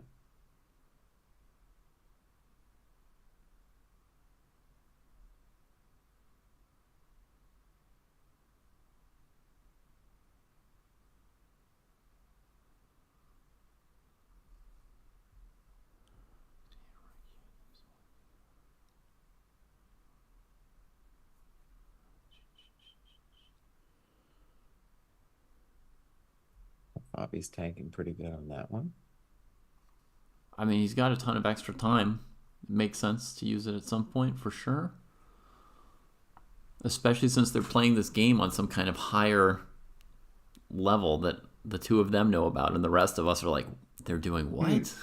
We got Rook E8. Rook E8, okay. So this puts the question immediately to knight E5, because if you don't do it right now, we end it with Bishop C8. Yeah. So Fabi's saying, buddy, you got one chance, buddy. Yeah. But you know what this also does with Rook E8, David, is it shows that Fabi is not intending F4 after knight E5 DE, because on F4 there's Bishop G6, honey buns. Mm-hmm. Yeah, he's not in a rush to play F4, let's say. But isn't white doing pretty good then? Because then white plays F4. Then he's doing pretty good. And then Braden's having a little fiesta over there in cold Canada. Let's figure this out. Knight E5 Okay. could happen. It's white's turn. Sure. So we know that much. Oh, something just did happen, Kostya. Something just did happen. 95 happened. Was immediately captured. Getting captured. Oh, yeah. We waited so long for this thing. To me, this looks like a strategic blunder, dude. By black. He clearly has some idea. But F4 Bishop G6, your coconut is touched. Yeah, I don't think that's the idea, but he clearly But had what's the something other in idea? mind. I'm gonna play F4 next move, dude. I'm about to play Maybe F4. okay. How about I'll go H5 as black. Played. Yeah, F4. Oh, let's Played, go. Kostya. Let's Played? go. Yeah. Let's go. I want the title. I called the exact moment. Yeah. He called the move, the time usage, everything. Do you think that Fabi's trying to push Gukesh a little bit on time, or he just he knows what he wants to do, he's just going at his own pace? This is balls to the wall, dude. I don't know how I feel about this, man. Okay, well, put F4 on the board, buddy. Put F4, on the guys, he board. wants G4. Look, Yeah, guys, against here's what happened. F4 Ever he since pushes that fast. game with Fabi, me and him have just been connected, like Harry Potter and Voldemort. We just have this connection. We're on the same page. We can see each other's dreams. He wants F4, G4. Yeah. Okay, boss, but F4, G4, I play King F2, and then Rook H1. You've got a lot of pawns on light squares there, buddy. Yeah, okay, maybe I spoke too soon. Maybe F4.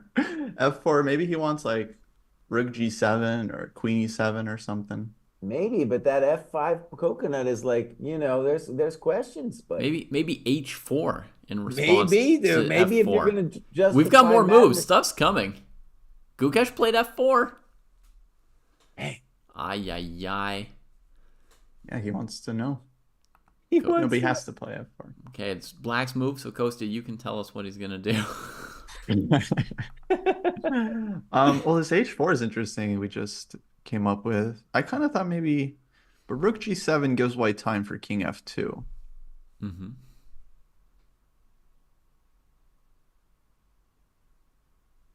Yeah, I guess against H4, White would probably trade on H4 and play King F2 as well, right? Potentially. But it's not the only option. What a mess.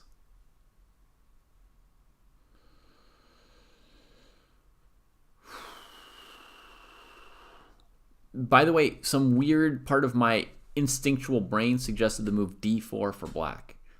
I don't think it's good, but you know when your mind keeps like telling you about some kind of move and you're like, what, is there something going on? Yeah. I think Push our Rogues, position. in Kostya's analogy, Kostya was Voldemort because Fabi has for a long time been said to look like Harry Potter. Or maybe Kostya wasn't getting that Voldemort? specific. Man, No, I mean it's up to you, Kostya. It's up to you. I don't know. I guess it's like, well, who made? I feel like it makes more sense that Fabi, by losing that game, created a Horcrux Okay, I think versus me Gukesh. making a Horcrux. I think Gukesh might have equality here. I might revise my assessment depending on how you guys feel. Quality. I don't, it might be better, boss. Queen D8 was the move. Queen D8. Should we use our unclear thing for the first time? It's a little bit of a cop out. To me, it is unclear. We I don't added know this who's unclear better. button at one of your guys' suggestions, so I'll put it up there just to show people everything we got. Let's use it. Let's try it out. Yeah. Or I could try to copy paste one of these faces from chat and put it in there, and that would be unclear too because people wouldn't know what it means. Like the evaluation of the game is like pixel face. Maybe for the future. Maybe for the future we'll get one ready. One cool thing about Queen D8 is so that if King F2, then I think H4 is at least a big concern because then you can't go GH because of GF, and then I come in. Knock, knock. Knock, knock. It is me. Well, I don't know how bad that is though. H4 we take. You play GF, EF, Queen H4, G3. Maybe. And In any case, let's just say King F2 is the move. If I was white, that's the move I'd like to do. yeah. For the moment, the queen would be alone there. So,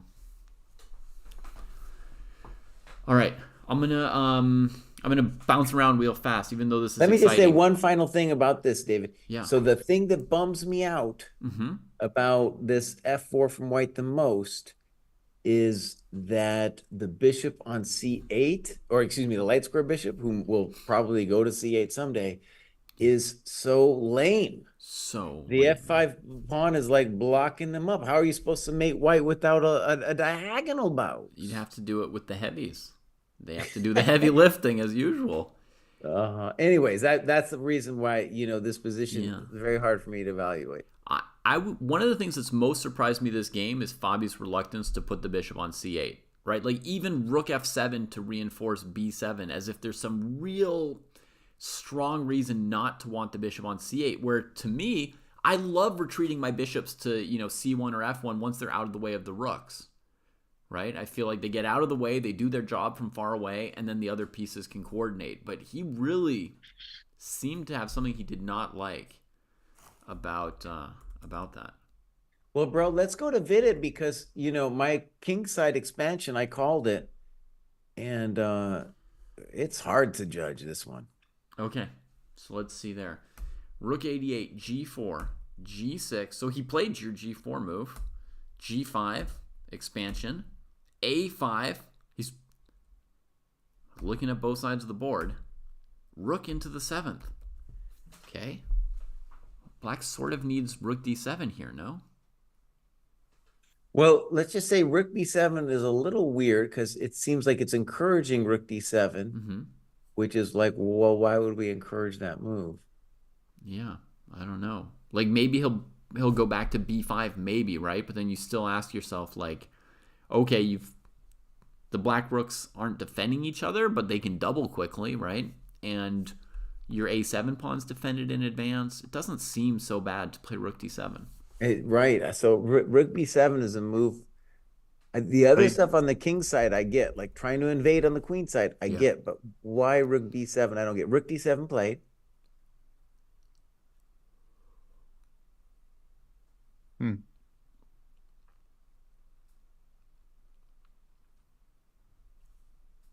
Oh, we got some more moves. Trade. Yeah, he just went trades on straight into the trade. That's why he put his rook there. Yeah, I guess maybe knight g4 is his hope. Let's see. Knight g4? What does it do? Tell us about it. He's going all in. He's all in, dude. I think he's going to play like Rook bishop D1. d2, rook a1. Oh, there you go. Rook d1 is much better. I didn't know what he was doing. Rook d1. I didn't know. Rook d1's kind of annoying. Holy moly. So bishop e5, we have knight g4 threatening f4 and knight takes e5. Oh, that's an annoying move, dude. So he's really going after this d-file thing now, and he's got the undefended knight there to work on as well. Now, David, don't you wish your king were out at this point? Don't you wish your king weren't in such a miserable little box, buddy? The one on h7? Yeah. Where I was so proud of Jan for castling? Yeah. Yeah, now I want it back in the center. But Jesse, you could say that about any game where like a king doesn't get mated, that at some point the time comes where you're like, okay, now I need to get, back into the center. It doesn't mean you wanted to spend the whole game in the center. All right, bishop f8 played. We're predicting now, I think, knight g4. Wow, so he never had to pay the tempo to defend his c-pawn. What a use of the initiative by FIDE. I still don't really believe in his position. Now we've got this passed a pawn, two of them, rook b8 whenever black wants. I'm not sure I believe in anyway, but he's putting some pressure. So, like, let's imagine knight g4. White-black has multiple moves, but rook b8 would be one of them. How could white create drama?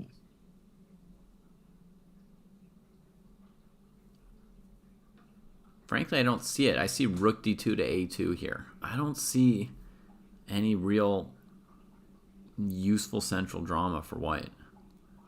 If you're going to do something in the center, I would maybe start with knight g2, weird as it looks. Oh, one very basic move he could do here is just rook d2 to a2. Yeah, that's what I would do. That was what I said first. Oh, I'm sorry. Yeah, that's fine.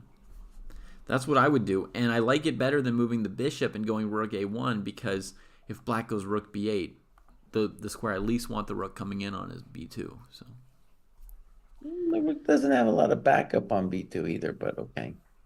Yeah. It makes sense though, yeah. Yeah, okay, He I'm went your coming. move, though. He went your move. Knight Get out. g4. I don't know what it's about, but he did it. That's funny because I was like, I looked at it, was my first intuition, but I was like, well, what does it do after rook b8? And Mm-hmm. then we started talking about the rook over, I'm like, well, at least that's doing something. Maybe we could just make a simple claim though, David, that the a pawn is dead. So if you play rook b8, maybe I do bishop d2, and you can go rook b2, have fun, and then I'll play rook a1 or something like that. Yeah. The knight is cool on g4. I don't know what it's doing. I don't know what that thing's doing. Wait, David. How about this? Yeah. How about this as an idea? Rook b8, bishop f4. I induce e5. Sure. I put the bishop back on e3.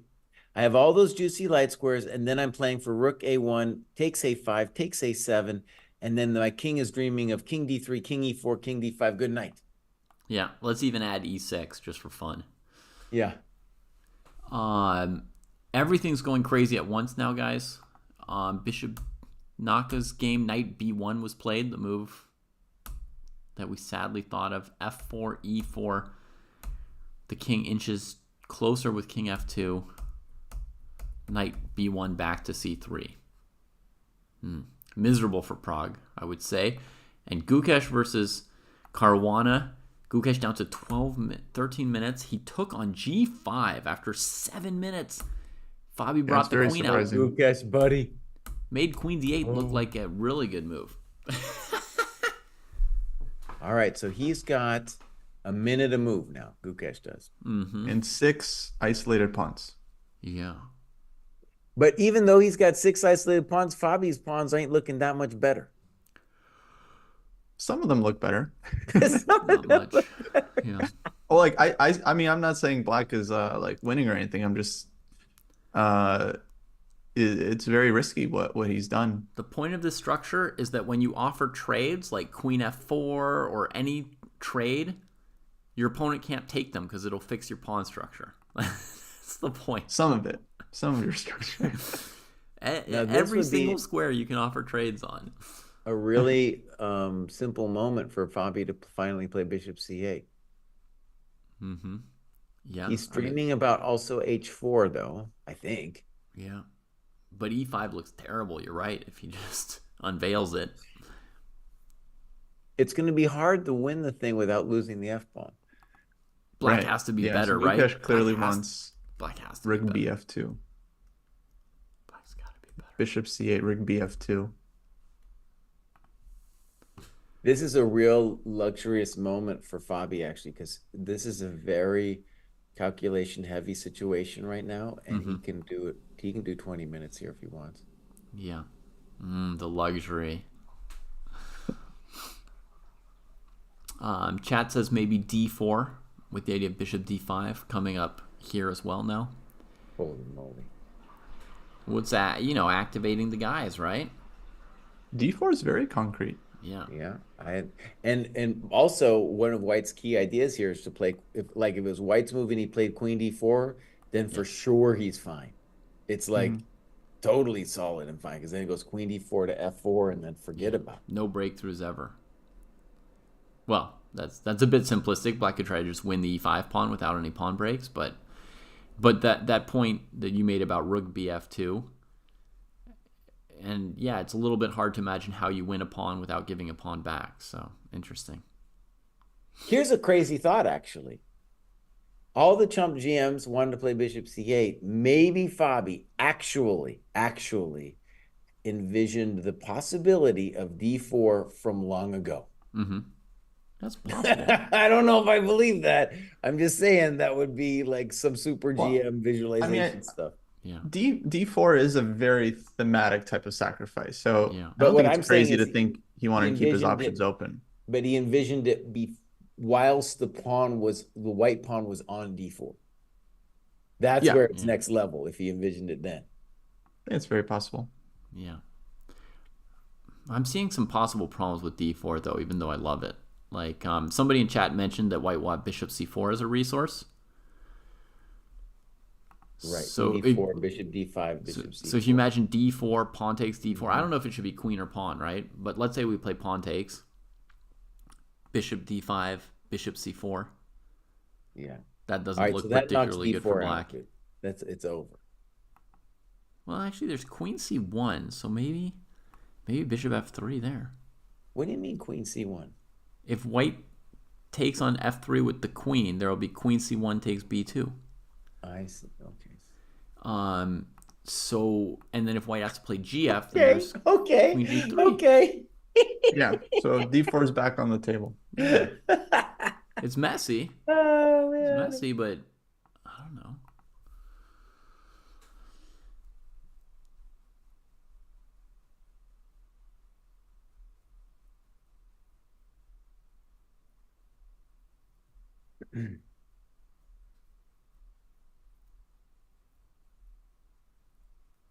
Why not rook g2? Dripman says. Never mind, we're taking it off the table again. Dripman points out that after queen g3 check at the end of our variation, that rook on b2 that got victimized by queen c1 can change roles, come over to g2. Yeah, Ay, ay, ay. good point. Ay, ay, ay. That's pretty good. Okay, so basically, really, d4 is really messy. I think that Fabi has to be at least slightly better, though, with all those isolated pawns. It's just too many weaknesses. Yeah, and what I mean, and he has a real interesting choice, right? Like H4, bishop C8, and this wild D4 move.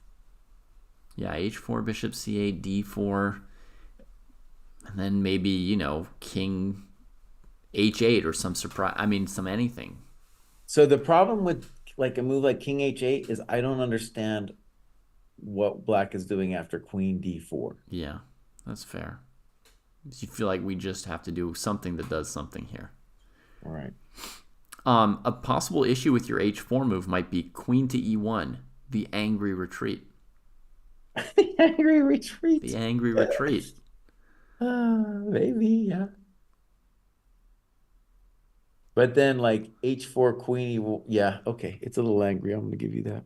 All right, so let's take H4 off the table. No, it's not off the table. You could play a retreat like queen E7, give up your H pawn, try to take on C5.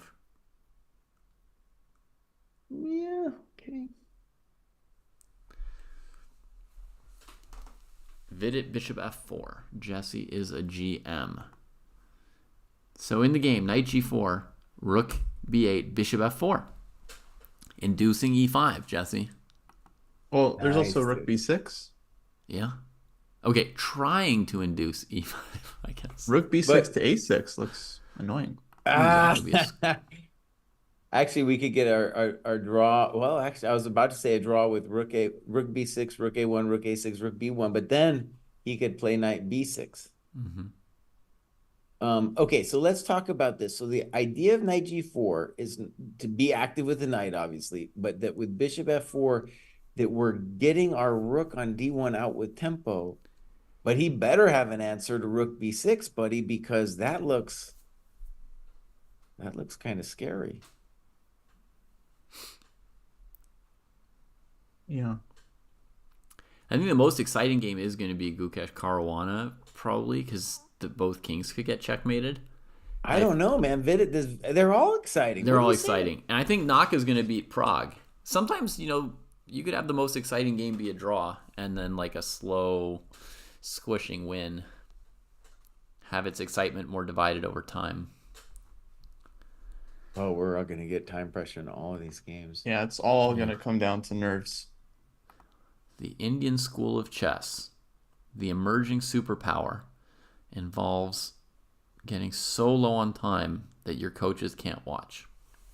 Okay, rook B2 check may be clever. So I guess in my head, this is a disorganizing check before we go back. Mm-hmm. Yeah, he's not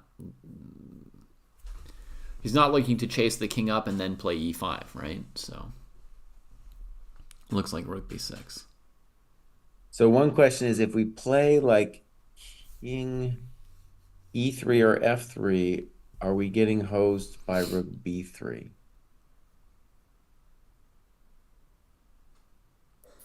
I don't think so. I think any scenario where you get to play bishop d6, you're going to be okay. Because when your rook gets into d6, you're going to tag that knight. You'll have the f6 outpost for your knight, which is like at least perpetual checks with a knight on f6. Sometimes checkmates. But what's the response? If that's the case, E5? though, then I don't understand rook b2. Then you should have started rook b6 because king f3 could conceivably be a bonus for us later. But what is white doing on E5? Oh, and he just played king f3. Okay. So if you play e5, then my king is dreaming about going all the way in, baby. Sure, but like the bishop is hanging, and black wants rook c2 and a4. Because if you go bishop d2, then a4. Seems Bobby annoying. played a move that no one thought of, queen g7. Oh, it's full heat now, my friends. I couldn't tell you what's happening. Queen g7.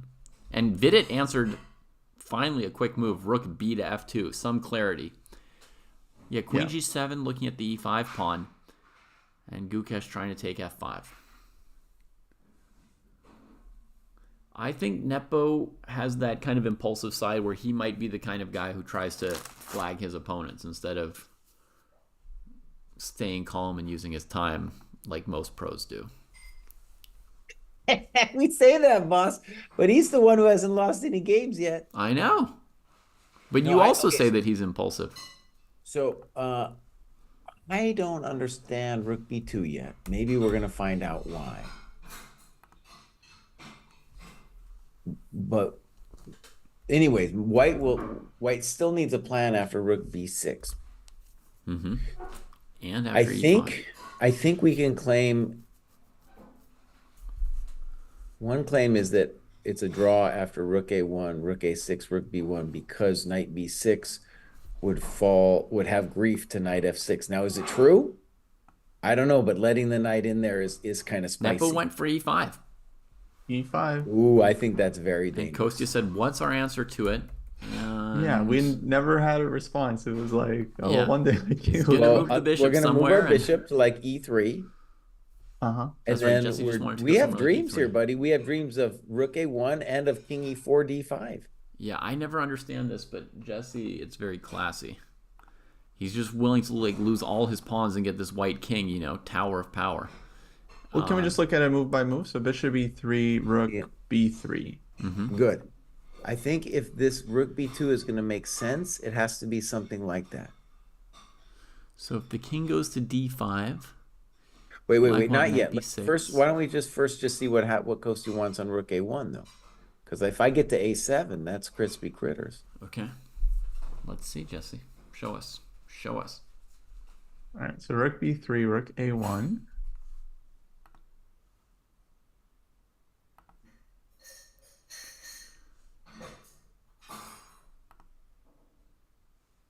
Looks like this has actually been played. Holy moly! I'm a GM today.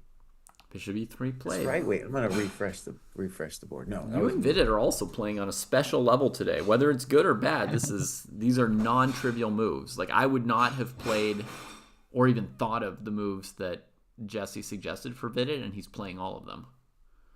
by the way, the move I wouldn't have thought of was that e5 move because, but this is what I'm saying is like Kostya's talking about rook b3 here, and I'm playing. Okay, I don't want rook b3. I want rook a2 right now. rook for black. a2. Yeah. A2? And okay, I see. So Kostya's plan is rook b1, knight b6. Interesting. Okay.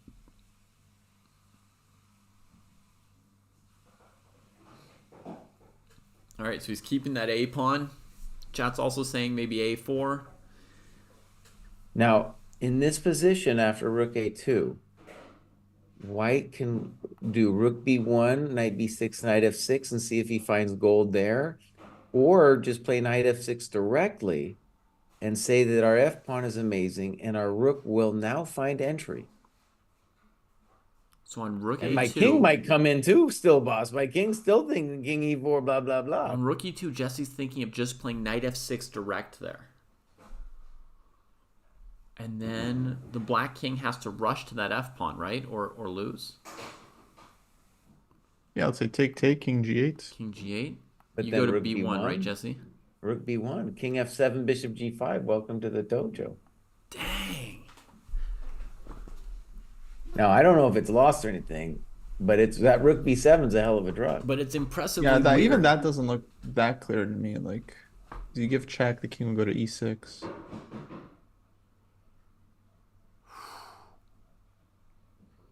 But yeah, I think if black is playing for win, they should look for more. Yeah, I think Jesse's pretty comfortable here, right, Kostya? Like, rook b7, rook b8, attacking that bishop could be a repetition if white needed it. Right. And you could use the same idea to try and force your king to d5. Like, if you go king e4 and black goes king e6, you play rook b8.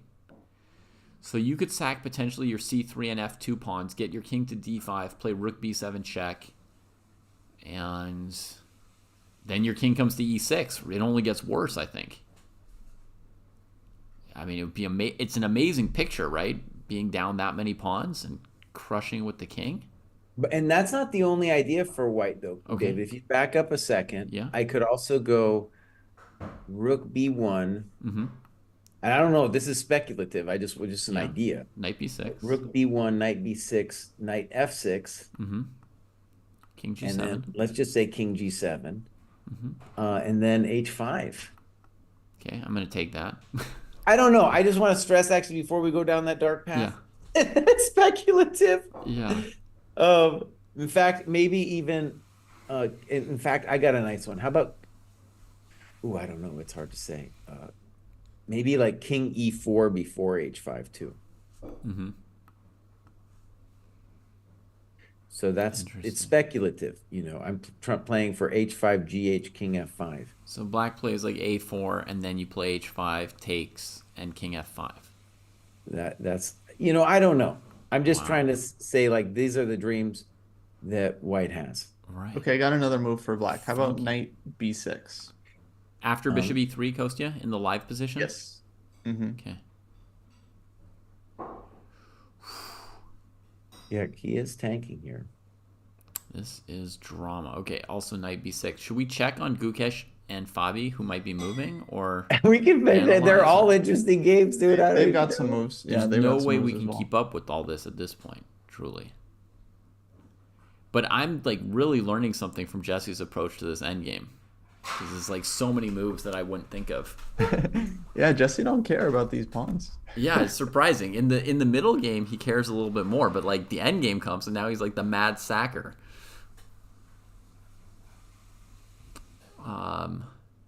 Somebody said Naga lost, which was probably just chatting silly stuff. Does look like he's lost. Because to me. Prague is like, yeah, just shuffling pieces completely hopelessly on the first rank. Other board, bishop d7, unveiling the e5 pawn. Gukesh does not take on f5, leaves e5 hanging. What is he doing? He's trying to take b7 now? What? And why is the bishop on d7, not c8? Fabi's like allergic to c8. Wait, I think it has to do though with the tactics on bishop f5. Okay. Right, because he doesn't want the bishop to be hanging. If he has to take on e5. So he was going to play queen e5 was Fabi's intention. Right. If he were forced to trade on f5, then the e5 pawn, he doesn't even get it. So he needs to be able to take on e5, then a bishop on c8 would be hanging. Wait, I'm still not certain about this. So because when we play rook e5 or queen e5, there's bishop h7 check. Right. Which seems to totally ruin. Wait. I got it. Excuse Queen me. You take e5, with right? queen, David. So you take on With the the queen. on e5. Yeah. So that was clever, the bishop d7. Yeah. And then in that position, I think we can make a minor claim that black is better because of all those stinky pawns. Right? Mm-hmm. Okay, so queen b4 feels like a concession.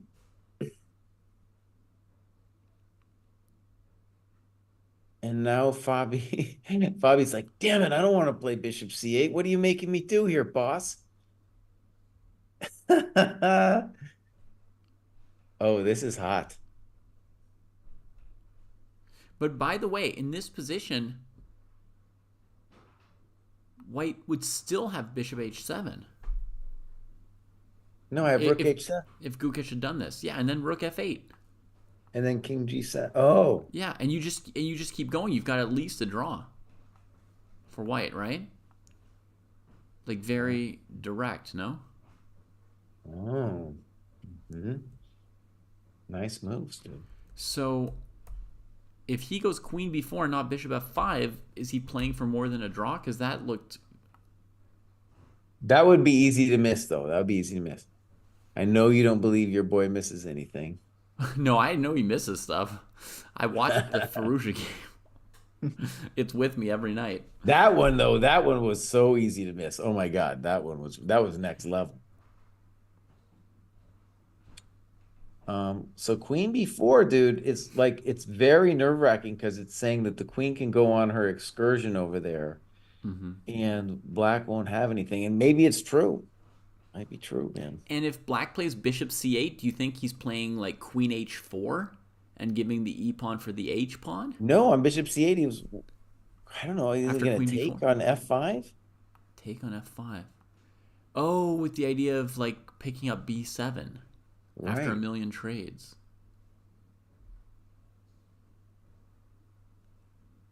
Oh, yeah. Kukish has got less than a minute to move. Yeah. This is madness.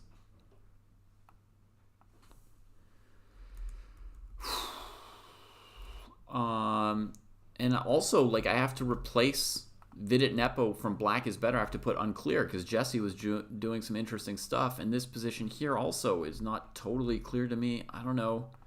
What do you guys think the evaluation is on these two games? I think I at the like moment, Nepo's position. Costa, you still like Nepo, Well, yeah, knight b6. We never got an answer for that one. right? Yeah, Nepo's So still that- thinking, by the way. This is one of his longer thinks, and he's, Yeah, it's not so obvious for him. yeah. He's also like, Um, this is interesting. the if I with Gukesh, I would rather be okay. Bishop c8 played, and dude, I don't see it. Dude, to me, black seems worse after bishop f5. Mm-hmm. I mean, I could easily be missing something there, but that's Bishop. what it looks like. Okay, if black takes with the bishop on f5, then rook takes, rook takes, rook takes, rook e5. And then you can't take on b7 because your rook's hanging and your e3 pawn's hanging if you trade. Okay, He's played maybe bishop in that f5 though. position. Maybe played we it are doing quickly. fine. Okay, bishop f5 played. Here we go. Planned it. So I think your line, David, is what we're gonna see. Bishop f5. The whole Rook takes, stuff. rook takes, And rook then- takes, rook e5. And one simple Okay, he move. took it with the rook. I thought queen e5 maybe moved, but no, you went rook f5. And then on rook e5, we could see queen f4 is a basic move that could be played. Yeah. Also against rook e5, he might trade on e5, play queen b7, give e3, king h2, queen c5, queen a6 or something like that, right? And say that's equal because he's threatening with the a pawn and black just has to give perpetual. Yeah, I think this is petering out. I'm going to put equal on this for the moment until you Yeah, guys tell me okay. otherwise. That's like my strong guess right now, honestly. Yeah, it's also a little easier for Gukesh to hit time control.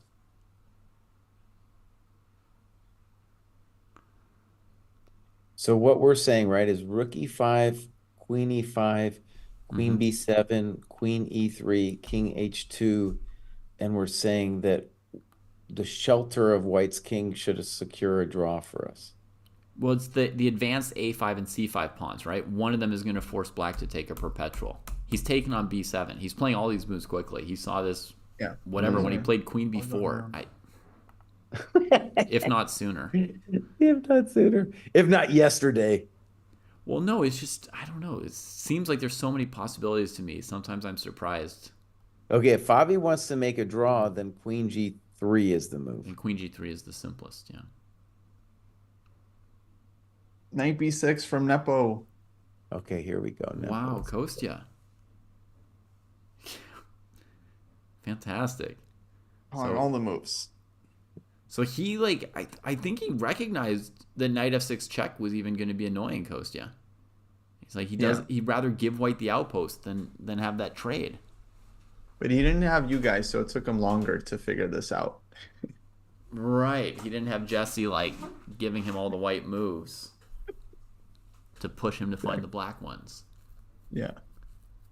Queen g3 played by Fabi. I think this one's headed to draw. It's even clearer. Mm-hmm. Queen c6 or queen c8 both look like. Yeah, I feel like obvious White can just ways to start with execute checks on the back rank just to immediately ask Fabi what his intentions are, because Wait a second with this. Okay, sorry. not that easy to get out of. But on knight b6, isn't he offering a draw or liquidation with knight f6, king g7, knight e8? Oh, like the King knight can go could to just go h8. and open it. You can. I don't know if you want to go there though, Mm-hmm. because once you go to h8, then the h5 ideas are really powerful. Mm-hmm. Yeah. Yeah. Maybe you could still play. Maybe Kosti, you could let me take on these. Problem is, once I take on d6, Bruce said it like a half an hour ago. Once I get taken on d6, I get I'm in. Then my rook's in, and there's all kinds of play. Right. Yeah. No, I feel like I don't want to allow that as black. So right, if you play king h8, you're really gambling. Thank you, Paul, for the gifted sub. Also, let me just introduce a tiny little tactico. So, like knight f6, king h8. Yeah. Oh, they're drawing, by the way. Gukesh Fabi. They're drawing right They've now. drawn. They're drawing. They're just repeating. Oh, I think I see David's tactico. Yeah, you know what it is already, right? It's Actually, basically maybe not. it's like basically if this knight ever moves off of b6, like let's say to c4 or something, right? It's like king here or something, knight takes c4. You can go bishop takes c5 for white. Right. And then you just have if pawn takes, rook d7, Knight f6 played. and brutality. So here's Nepo's moment. I think king h8 is insane, dude. Like, you have to have nerves of steel with king h8. I think he's gonna Do it, play Nepo. king h8. Do it. How come you're on Nepo's side? What's going on here? I'm not on his side. Ghost is. Oh, Well, well king Coach is H8, predicting moves. He wants to feel like might he lose wants the to get a game, super you know? GM norms. If king h8 could be, dangerous for black. Right. So on king h8, there's one worry is the direct h5, but then also king e4 is very scary because king e4 will be necessary for our mating attacks after h5. Plus, if knight c, oh, I was about to say if knight c4, I have Bruce's bishop c5, but I think on bishop c5 you then have knight d2 check. Oh my god. That's true here, yeah. But in any case, king e4, knight c4. Oh, I got some scary, like king d5 might be working there. h5 might be working there. Oh, buddy. Oh, buddy.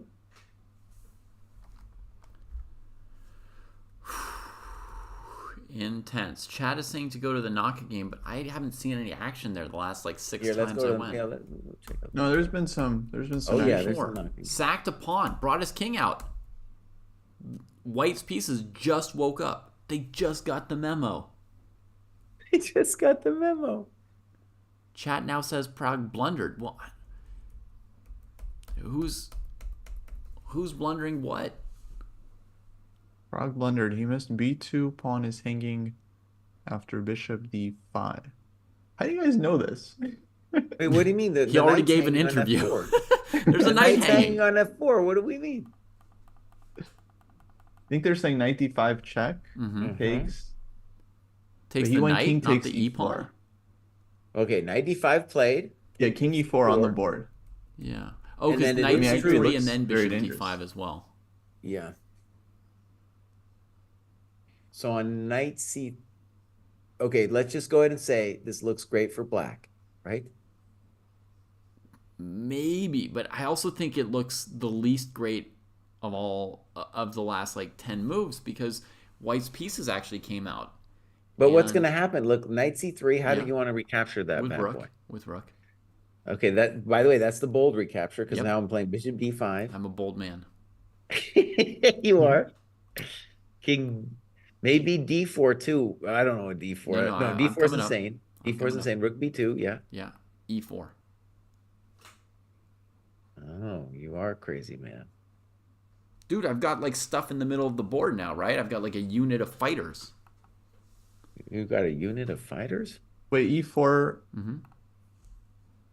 I don't believe this at all. Bishop e6. Okay. And then I want rook b5 check and rook f8. So you better be careful. You want rook b5 check. Ay, rook b5. Looks brutal. Who's attacking whom, buddy? Oh, Welcome to the dojo. the king came out too soon. Too soon. Hey, you were always talking about castling. Now what are you doing, buddy? The phase Now what are you changed. doing? The phase changed. There were trades. I thought it was time. I thought it was his time. Go back into your hole, buddy. I think we gotta update that eval. I think black winning. That's brutal. This looks ugly for white. King takes All the e4 pawns. played Dude, looks. Naka's going to be winning the tournament after this. Yep. Did we tie for first? Wow. Yep. That's all it takes. That's all it takes. Nepo played king h8. I thought so. Ooh, Nepo. And then king e4, a4. So I called king e4, and dude is just marching down. He's got 10 minutes left, so almost a minute to move. It's just me versus Jesse this game. Yeah, it is. It is. You guys, I mean, h5 is a real question mark. That's a real one, baby. Yeah. That's not a half question mark. That's a real question mark, h5. Yeah. Oh, buddy, I don't know. He's almost got checkmate with h5. I know, I'm mean, telling it's you, so man, this close. is scary as all get out. Black probably doesn't even take on h5 at this phase, Jesse. So let's figure this out. h5, what do you want to do? a3, Yeah. hg, a2. Yeah. But then I say check to the miserable king. Yeah. King g7, Yeah. king f5. How are you going to live through that? HG, So- A2, check, here, here. Black's too late. Maybe instead of a2, Mm-hmm. we take on c4 with the horse. All right. Horsey shows no remorsey. Kosti's Oh, going to get come on, check buddy, on with F2. your horsies and remorsies. Okay, so let's say what Kostya's idea is first. So he wants Yeah. knight e3 and then rook f2, Yeah. so he doesn't get wasted. He's trying to break up the party. But let's just go king f5 anyway. Okay. Takes. Whack. And then pawn takes, Check. rook f2, and then king e6, and then I guess you got to play king g7. That's your hope. Yes. And if you survive that, then I have to try find something else. Well, you're not going to like it, but Vida played rook a1. I might not despise it though, because what is I think I guess he's stopping knight c4. he's Yeah. stopping it, and actually that might be kind of a cruel move. This is the kind of thing that happens when you play king h8. You're going to run out of moves. Now, there's other. Ooh, that's interesting, man. Dude, you could end up getting wasted here. Like bishop e7, I play knight d5, and you are getting hosed because I'm going to take on a4, and I'm coming light squares. Remember ages ago when e5 happened, I was like, I don't know. Yeah. That's not the one I want. Unreal. The king is on h8, and it's choosing there. It's not trying to come out to g7. Prague has recaptured. Okay, so rook b3 played. I think that's totally. I don't know what else the guy would do. And now we're anticipating some kind Man, of. I was just about to h5 say rook madness. b3. Dang. We believe you, Kostya. We know. H5 looks like a real deal here. Yeah, that rook is even farther from disrupting us on f2, right? And rook a1 didn't slow white down. So Naka's just playing the bishop versus knight over here. Pawns are equal for the moment, Oh, I gotta go look at faces. but black's got advanced pawns on the queen side, the better minor piece. This is a great round. I told you this is going to be the greatest rounds in candidates history. Uh-huh. Yeah, it wasn't. I mean, the Gukesh Karwana game could have been better. What? I learned That was so much. That was a great game, dude. That was a good game, but I mean, we didn't get the explosive fireworks we were hoping for. Our boy Vidit isn't deep. Because they were good. He made a wussy move. Because they were good. He made a wussy move with King D3. Wait, he went backwards? There is some sense to this too, even though it's not the romantic move with H5. Oh yeah, he's gonna trap the rook and play rook takes A4 or something. Well, no, it doesn't work. Okay, but think about it this way. Wait, this actually makes a little bit of sense. It was not my first instinct. But imagine if I trade your knight off, look at the bishop on F8 and how bad it is. Mm-hmm. And I will then have a superior force count on the board and be able to win your coconuts because your bishop is so bad. It's like you're down 2 pieces over there. To be clear, normally when Jesse says you have a superior force count, he then says where you have it. Normally he says you have a superior force count on the king side so you can attack. But he just says on the board, period. On the board, period, yeah. Yeah. Because those pieces aren't working. Kind of true. King D3, that might be a real pro move, dude. Because I was hyper focused on just mating the dude, and honestly, I just want to stick by it. H5 still looks really frightening for black. I don't know even how black was getting out of it, but this is also a pain. Mm-hmm. Yeah. By the way, I should have had the Senseis disagree tag on this one for a bit since Kostya's on black side and Jesse's on whites, but I've repaired my error. Well, I think Kostya might finally be on my side at this point. Like, I would say to me, it's very unclear. I wouldn't say like I'm taking white. But I mean, after this King D3 move, it's got to be dawning. The other stuff was like calculation based and uncertain. This is like, strategic collapse. Wait, but whenever you play knight I don't d5, quite he could play see it. knight d7, right? He could dance around from you and not let it become so clear. Or take on d5 and go e4 check, right? And then the bishop's open. Ooh, yeah. Okay, so King's what Indian player knows. So here I'd go a3 for black. For sure. But then keeping the bishop pawn. c1. And he just played it. Ooh, For sure. Oh, bishop A3. c1. Oh, well, David's arrow lied to me. I thought the next move was knight d5. Oh, sorry. I was just showing Jesse's suggested idea if black didn't move, but Yeah, no, it's all good. Okay, so bishop c1. Okay, now, by the way, like where I could be wrong here is I thought a3 wasn't possible because of bishop c1, but so we're going to see right now. well, of course it's possible. That's his extra pawn. He can decide, at what point to give it or how long to hold on to it. Yeah, but is he giving it right now? Bishop c1 Maybe play. soon. Maybe soon. Okay, Maybe yes, actually that was- Nepo's genius thing here is on knight. No, knight a4 I don't have to commit. I can play knight d5 or knight e4. Because I would rather not trade the rook. I'd rather play bishop a3 back and then just hose you on Oh, a7. you're so aggressive today, Jesse. So knight a4, he could play rook a3, recover the pawn, and white's in fine shape.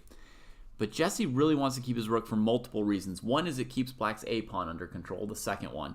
The other is to have really tormenting threats against black's king. So he plays knight d5 or e4, covers c3, takes with his bishop, brings the bishop back to c1. It's like slow motion aggression here. Dude, I think Nepo's realizing it, man. It's going Here down. there's like e4 and bishop g7, so maybe Jesse would have to use his knight e4 move here.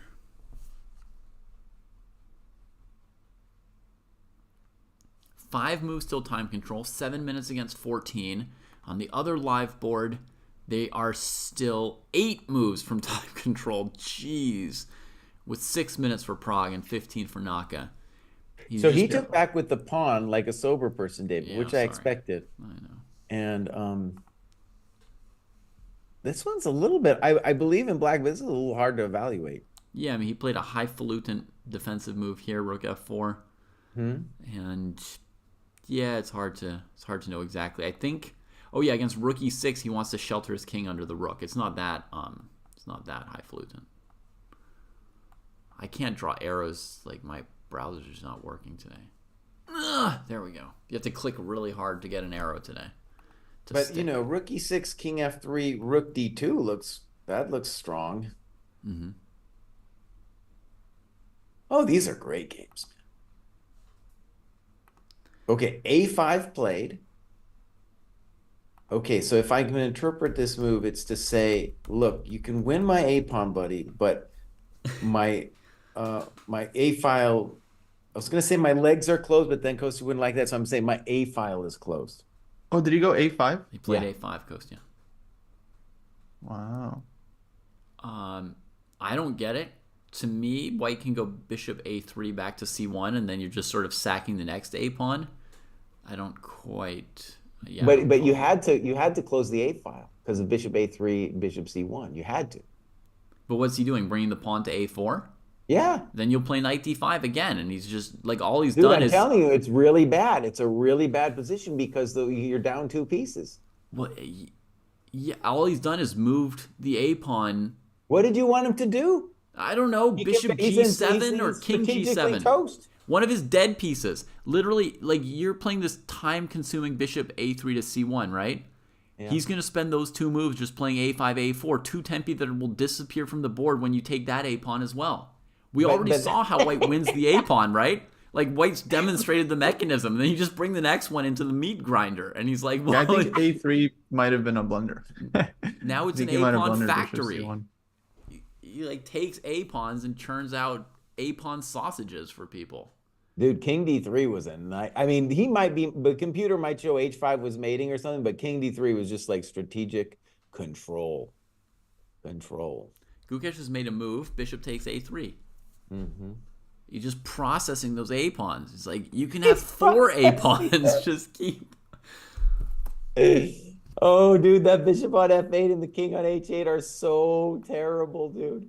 Oh, God. They don't even deserve to be mated. They just deserve to just sit there. All right, I'm updating that white's winning Vidit Nepo. No, winning advantage. Honestly, I'm impressed. I gotta say, Jesse would have whipped Nepo in this game. Yeah. I don't know if I would have found Anybody. king d3, dude. I don't know about that stuff. But I you might did have won with my, h5 too. h5 was pretty good. my spidey senses were definitely tingling when Nepo played e5. I was like, nope, you're putting yourself, and king h8 too. I was like, you're putting yourself in danger, son. King h8 was aggressive. That was aggressive. Yeah, let's give it to white. Let's give it to white. We gotta All change right. our eval. We've got sensei agreement that we think we know where the two games are currently headed. Now, they are both in semi-time scrambles.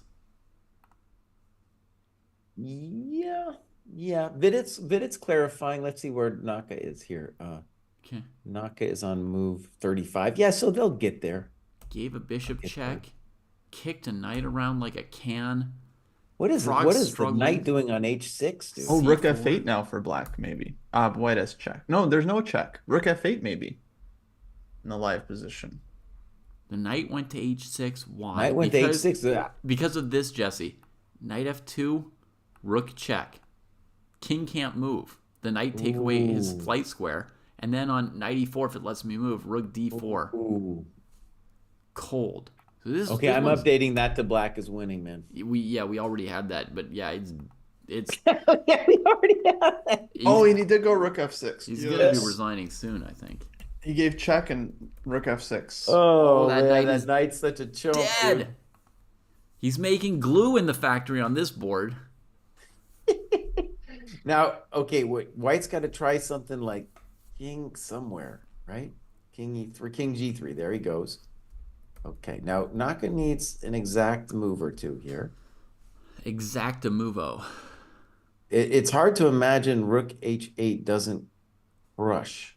Yeah, rook h8, rook f6, king f6, rook f1, king g7, knight f7, rook f8. And Wait, if that's the line, why not just... Oh, okay, we don't want to take on f4, bring the king in. But maybe rook f4, king f6 is also good. Maybe, But this line's pretty convincing. You're lying too, because I'm threatening rook d4. It's probably both wins. You can't play chess with a knight on h6. And just king. Oh, yeah, that's killing too. Any move that doesn't let the knight out is probably killing here, right? I mean, yeah. That's, oh, it's so dead. Doesn't even need to calculate. Bishop a3, d5. The fighting. The fighting of Nepo with c4 check. With c4 check coming, guys. And Nepo just cleans his c pawn. The a pawn was like a trick. He was just waiting for him to take it. I don't understand this at all. Okay, wait. Bishop a3. Yeah. And but it was a trick, dude. D5. It was a dirty, nasty little trick. However you take it, you lose your piece. King c2 takes. Now, white still is probably much better, but that was at least fun. That was at least fun, dude. Look, it's like black's pieces still look dead.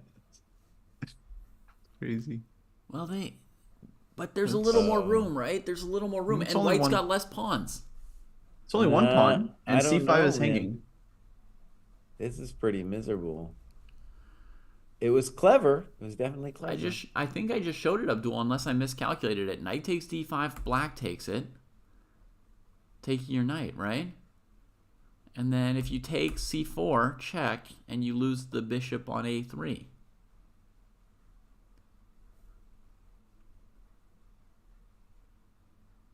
Nepo's had some of the worst positions this tournament and never lost. It's just, yeah, really, really amazing. He had like one bad position against Fallujah. Against Fallujah, no, there was another one against Prague. Yeah, against Prague, he was terrible. No, he was never worse on the board. Yeah, he was, dude. What are you talking about? Even we were finding moves were just devastation. But no, Prague gave it back like one move out of prep. Mm-hmm.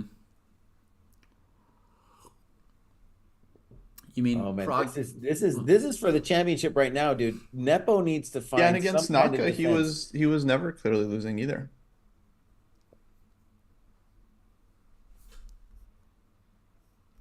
This position, you guys, like I'm convinced white is got to be winning, especially because the black king on h8, but it's still a little technical, and he has to be tenacious here.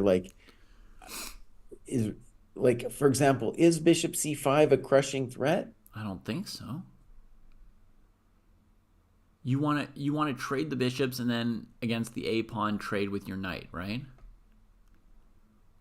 I think Jan can play a4 here. That's my sense. And then on we should bishop update c5? the eval. Yeah, a4, bishop c5, knight c5. Oh, hitting the rook. Rook b5, knight a4, rook a5. Ooh. Right, he's got to find tricks like that, because I'm sure I feel good that white's winning here, but he already found one nice trick, and now he needs to find something else. Rook b5. Okay, rook b5 is played. Now, one basic idea for white would just be the very simplistic rook d1 and rook d8. Yeah. Yeah, I'm really pumped to have that opportunity here, honestly. But maybe black has bishop e7 now, Jesse. The extra space they've got is maybe just enough to hold you at bay. Huh? Right, so it's a bit, yeah, okay. So rook b5, it looks a little passive.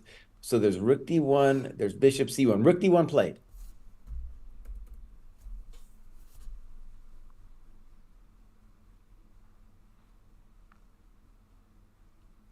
And so there's two moves, rook b3 and bishop e7.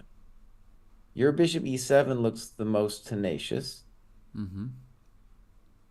But there's the problems. He's played bishop e7. Okay, bishop e7.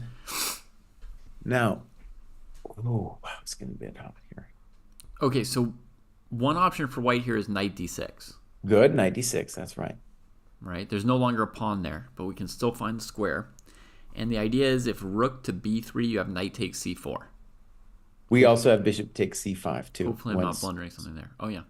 So knight d6, there's going to be a trade. The rook's going to come in. And black's going to play king g7, holding that pawn. And then who knows? Who knows? Rook c6 and bishop takes c5. Okay, David, Seems but white's a little better. a knight d6, bishop d6, rook d6, right? There's black has at least dreams of counterplay with knight a4 and rook b3. Prague is Because down, by the way. He's down a piece. dang, Hikaru's After dude, he's winning. gone on a streak here. Yeah. So you're saying Oh. knight a4 without defending the g-pawn or with defending the g-pawn? I'm just saying when you calculate knight d6, you got to worry about bishop d6, rook d6, king g7, Yeah.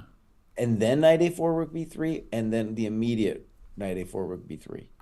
Right. King g7, I'd said, like rook c6, knight a4. And we don't get through for white.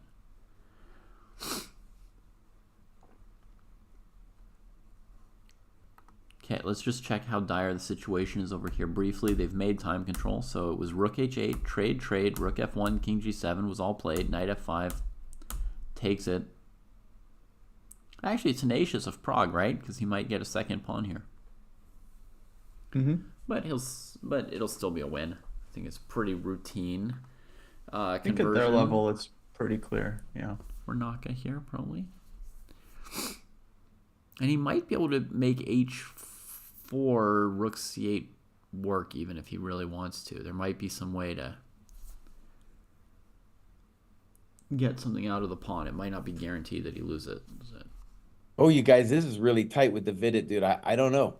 I don't know. I'm sure he believes in his position, and rook d1 was like kind of intuitive, but I don't know. Yeah, it's his 40th move. He had 4 minutes to make it. He's used 3 of them. 1 minute left.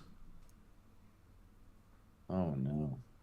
Oh, wait, what did you guys not like about knight d6? Take king g7? It's just not clear. He played rook e1, which feels, let's call it speculative. Who played rook e1? Time control He move. did? Oh, there it is. Rook e1. Rook e1 is odd. Yeah.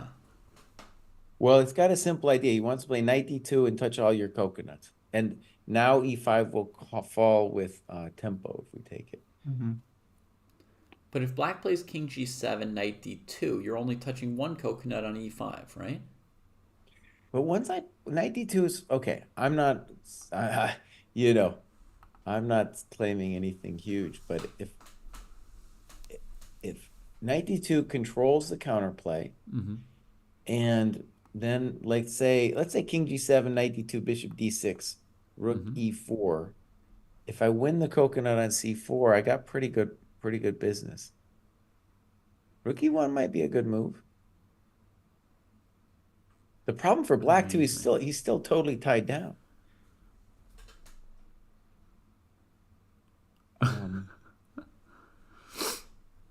We're having fun as is, actually, Limehouse. I don't know if it's apparent or not. We're having a lot of fun, even when we appear tortured. Yeah, folks. And again, no hints, please. Like comments like that, it like just immediately implies like, oh, engine is finding all kinds of stuff, like eval, it's just giving away stuff, even if you're not saying any moves or evals. Yeah. Why would I have fun with looking at the engine? What? I'm sure they're in time pressure. Of course, they're making mistakes all over the place. Yeah. I don't. Oh no, I see what they're saying. I mean, I am gonna check all the games with the engine, like for my recap. And Compy often points out like cool ideas, like, oh, he had this move and he had this move. But like while we're watching it live, we're trying to avoid all that extra information because obviously the players wouldn't know. Like right now, Vidit got up. You're not going to see an arbiter go up to him and be like, hey, make sure to check this game with the engine after. It's going to be really interesting. Like that'd be insane. It'd be insane for someone to say that. So we're trying to put ourselves in the player's shoes. Hilarious. Wait till you see what the engine tells you about your game tonight. Like one crazy idea for Nepo here could be A4, knight D2, rook B3. Sorry, say that again for me. So Apologize. A4. Mm-hmm. So the you have the knight on, you have the rook on E4, so you got to go back a couple moves. Yeah. So A4, and then I'm assuming white would want to play knight D2, Yeah. and then we're going to play rook B3. Rook B3 anyway, right? Now, You don't have to take it. right. But if I take, this is going to be a big trap, right? So I'm just going to show folks. If I go rook E5, rook A3, rook E7. My instinct's to do something like this, Jesse, right? And then play for knight E4, F6, just ignore the queen side. Mm. But you're going to hit me right here. Mm-hmm. Whack. Welcome to the dojo. Well, the other one is knight takes B3, CB, and then I can't go king D3 because of C4. And if I can't go king D3, you're going to play knight C4, and then it's like, oh no, welcome to the dojo. Mm-hmm. Bishop hanging. Bang! Let's check, bows. Yeah. And if I go somewhere else, for example, you go knight C4.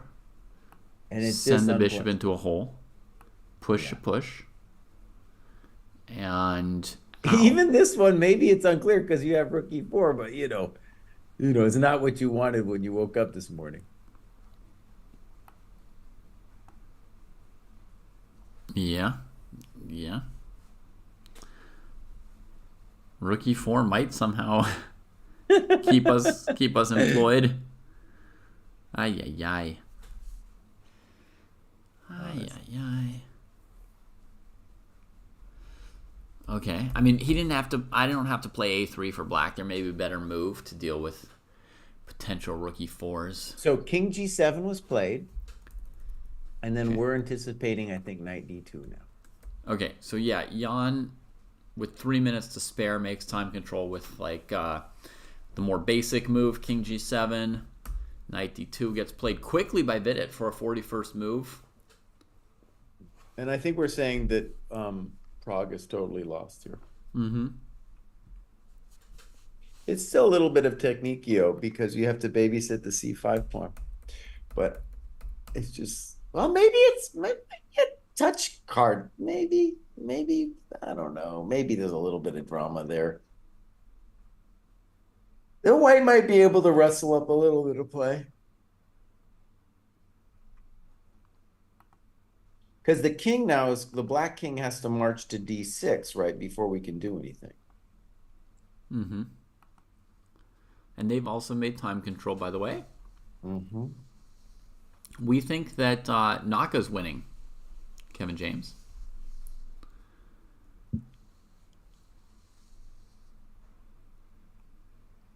Could Naka have played rook B8, abandoning all those pawns, and just gone for rook B3 to A3?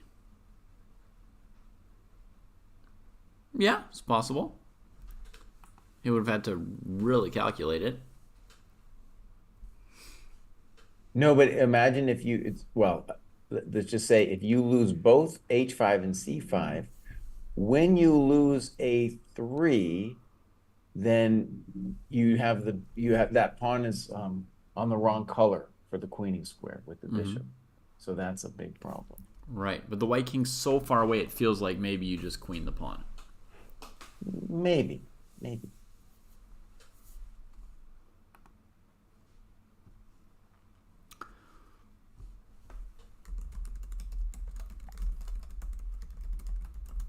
Cool. What around? Let me see what's going on in the women's candidates. I haven't checked all day. Tan Zhangyi won. Lei Tingzhe is up 2 bishops against Anna Muzichuk. While getting It checked. has to deal with a possible perpetual check. Mm-hmm. And Goryachkina is up in exchange for 2 pawns with an exposed king.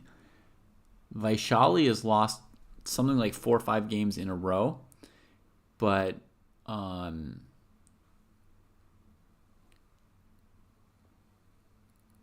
Her but position looks nice right her now. position looks pretty nice right now. And actually, isn't it? And actually, Vaishali won yesterday. It's Muzichuk that has 2 extra bishops, right? It's Muzichuk who has 2 extra bishops, not Lei. Oh, yes. Yeah. So Lei is the one trying to give a Trying to give perpetual. a last-ditch perpetual. So she's either drawing or lost. So Tan is going to take the lead, and then Goryachkina needs to, yeah, she's got anything could happen, but she needs to win to keep chasing, probably. Mm-hmm. Yeah. But yeah, that's hard. These two Chinese women are just running away with it. Yeah. Very mentally tough, both of them so far, it seems. Because Tan lost that game to Lei, and suddenly it was a 3-way tie, and she'd been leading the tournament for whatever 7 rounds. Then she turns around and just wins 2 games back to back. Doesn't put on the brakes at all. None of that draw a game to recover or get back on the board or calm yourself. Just keeps firing. Yeah, but maybe a little Nepo spirit would have been good for her. Yeah.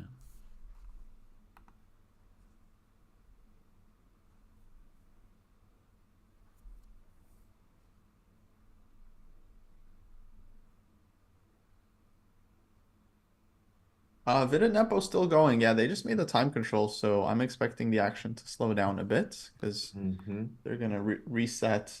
Actually, it's funny. Vidit is at the board thinking Nepo is just like resting on his chair. He's like standing and he's just like on top of his chair. Oh, I've seen him do that before. I've seen that pose in a picture in a news article. Yeah. Interesting. Vidit's shaking his head a little bit.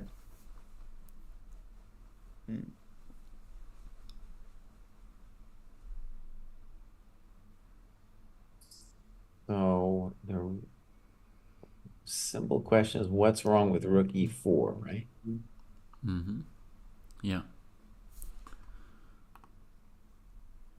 If Nepo survives, what part of it is his defensive skill versus opponents being randomly unable to convert against him? I think it's his defensive skill, personally. Yeah, what do you mean randomly? What does that mean, randomly?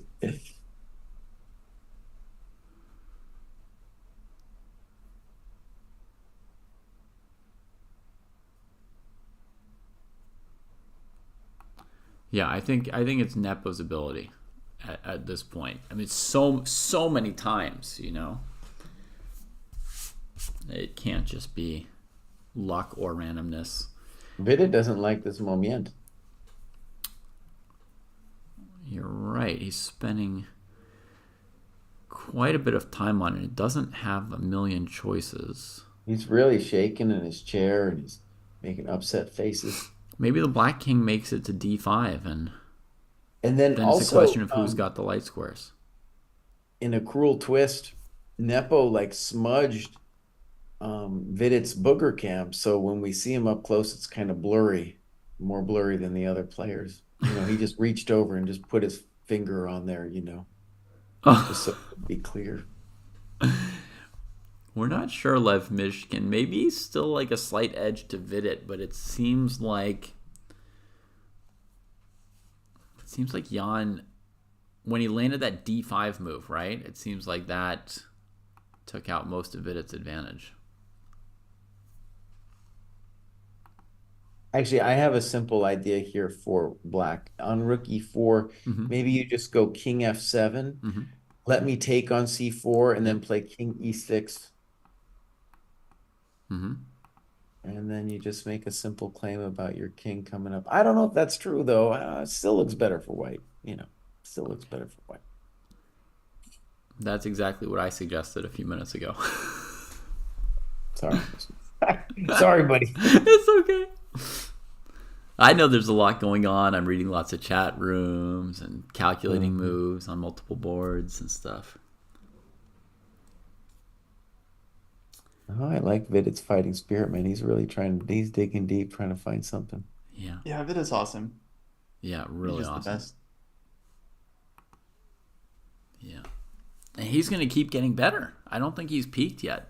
Like playing an event like this all out the way he's doing, and then when he goes home and analyzes the games from this tournament, he's just going to be even better.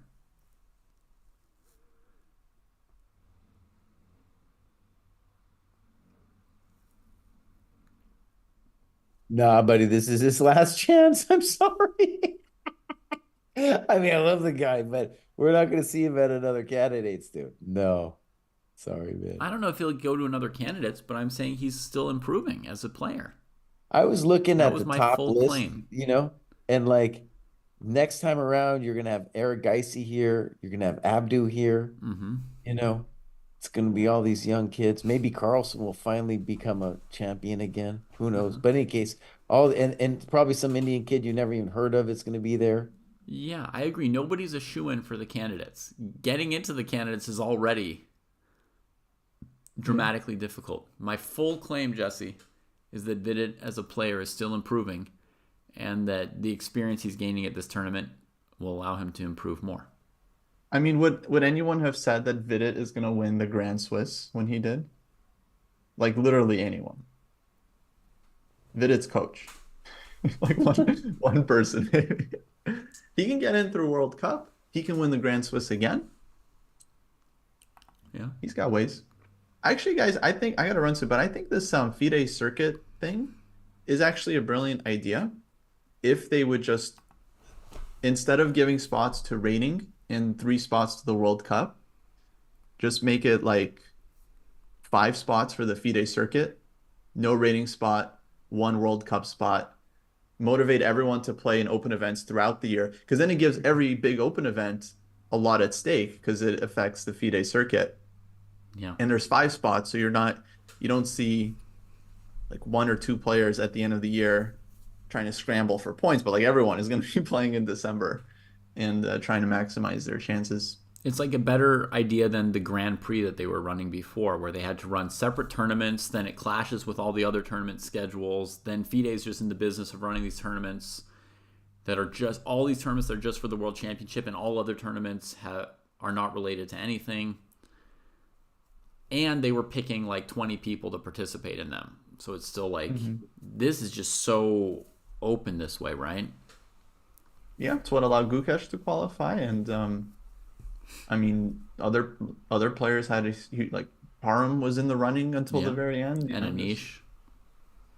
Anish, exactly, yeah. I think it's a great idea. Want to hear my other idea while you're talking about that, Kostya?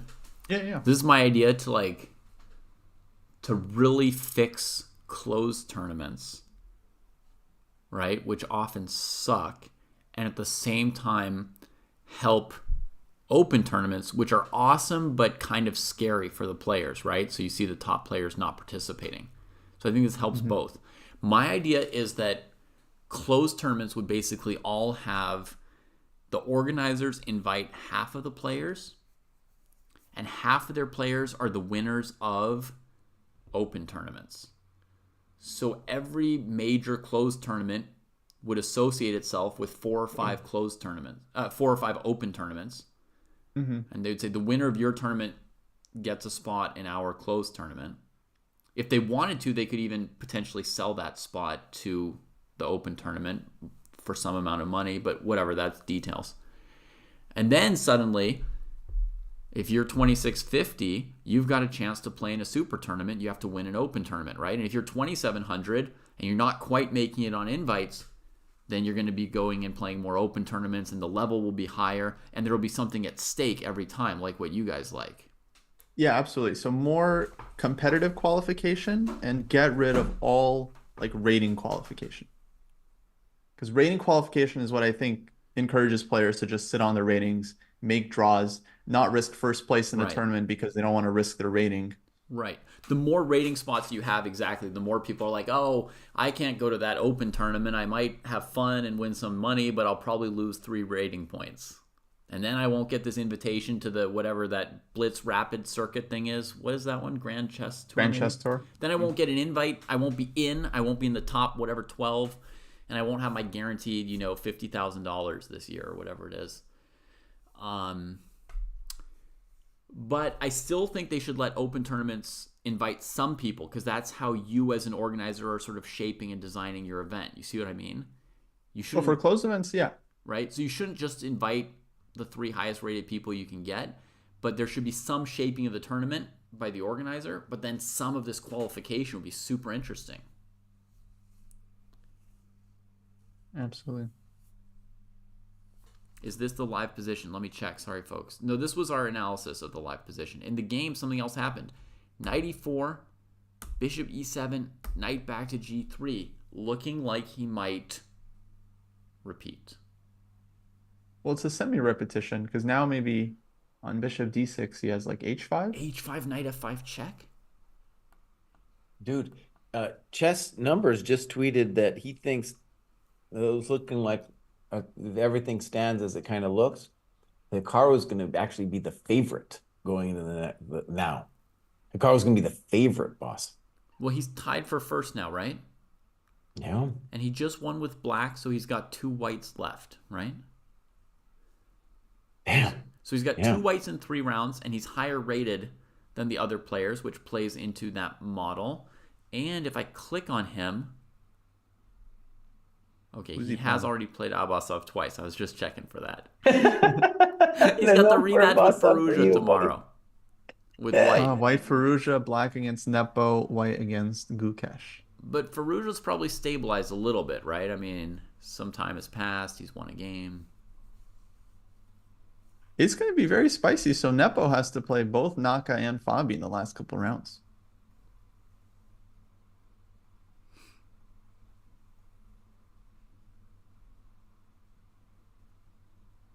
Dang. What a great tournament. It's working hard here, but it's working real hard. Okay, guys, I should probably get going. All right. All right, my man. Wait for the recap. We'll see you. I'll see you all. See everyone tomorrow. Jesse and I are going to stick around a bit, folks. Yep. I'm going to fix the screen for a moment here. Let's put the avocado up.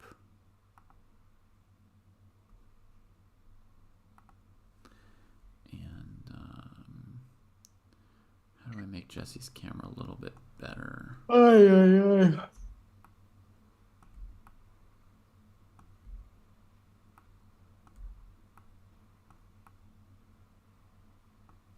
All right, that's pretty good. 94 played. And Where are you at in the Vidit game? It looks like 94 bishop e7, knight g3, right? knight g3, right? Kind of a. Oh man, knight g3 might have a little spice to it. Okay. So if bishop d6, you have to worry about h5. That's potentially the idea. Now knight g3 is going for it because he's saying I'm not worried about rook b3. I'm not worried about knight d7.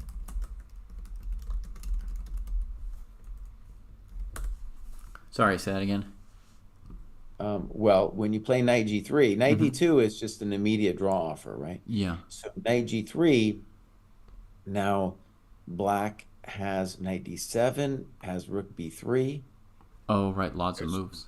Yeah. What do we even do against knight d7? We go rook d1, repeating in a different way? Well, interesting question. We could still try h5. No, bishop takes g5 is too easy for black. G5. Yeah. It's funny, rook b3 was the one I was stuck on. I was like, well, what do I do then? Okay, so you're thinking knight g3, rook b3 here? No.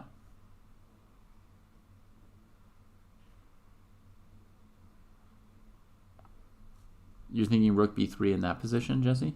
In the live? Nepo pulled the face on knight g3, by the way, too, because it was like, oh, like he's playing on. you know? And I'm sure you've had that moment. You're like, finally, I made it to a draw. And then the guy has some move, and you're just like, oh, it's not over yet. Yeah. Exhausting. So I don't understand knight g3 yet at all. It has suggests we have an answer to knight d7, and it suggests we have an answer to rook b3.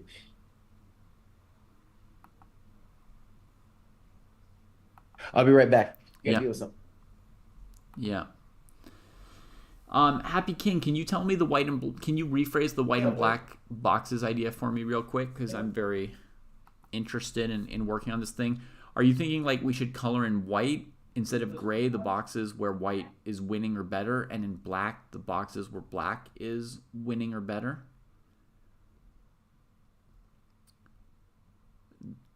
Is that what you're suggesting? Then I would need a different color for the text, right? Like where I wrote white is better for Vidit Nepo. Yeah, Jeffrey Van Wyck. That's the key idea, seemingly, to what Vidit wants to do. Nepo's seen it too, and Jesse thinks he's got some options to get out of it.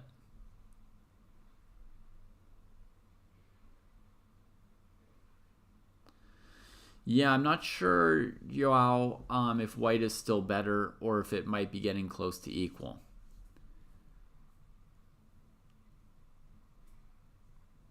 Not sure.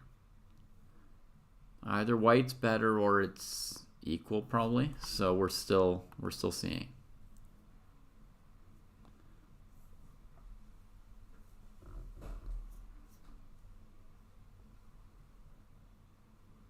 Dude, I want to just say knight d3 is going for it. That's like I'm going for bust. And in a way, it's right? It's like, well, this is one chance to win the world championship, and you have to, or win this tournament, and it ain't gonna happen unless you win this game.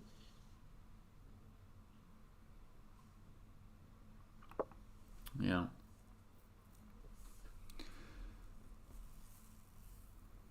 Yeah.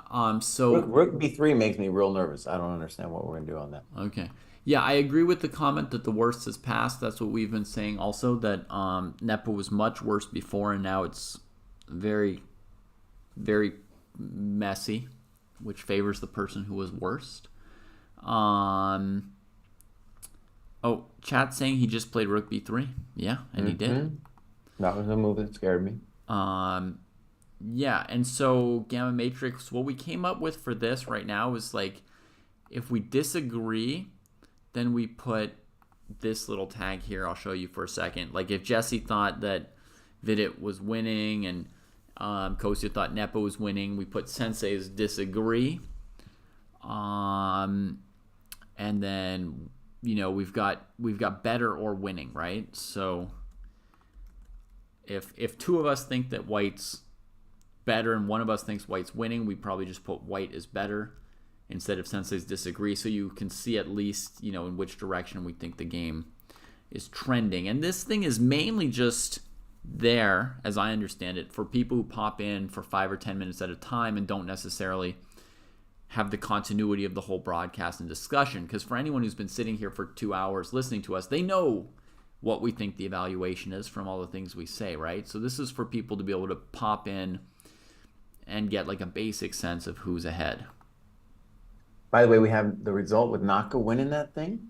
Yes, we have the result.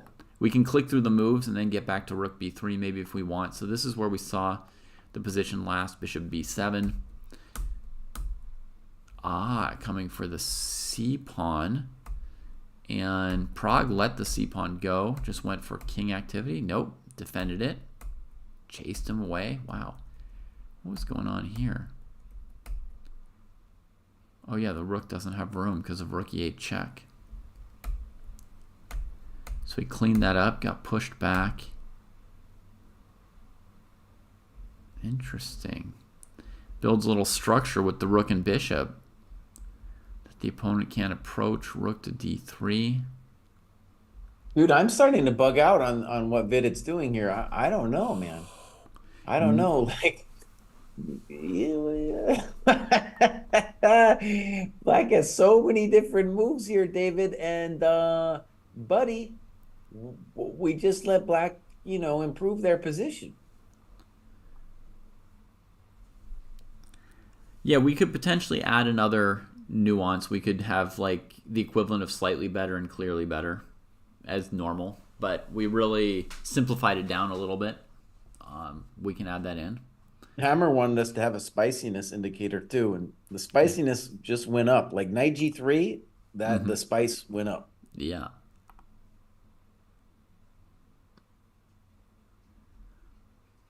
And Dave's just asking about that. Yeah, we could add something like that in. Like there's equalish, where it's kind of dry or equalish, where either player could win and they have equal chances of winning. So spiciness is the main thing we've talked about. Volatility.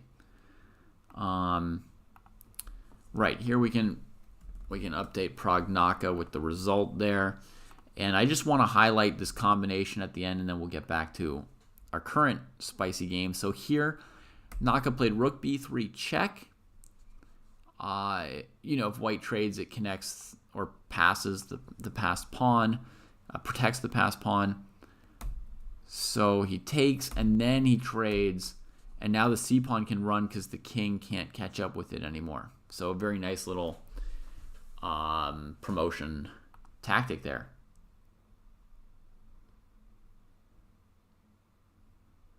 Please show real board. We will in a second. I just wanted to show this little combination. We can definitely use chili peppers for it. Yeah, that would be the idea.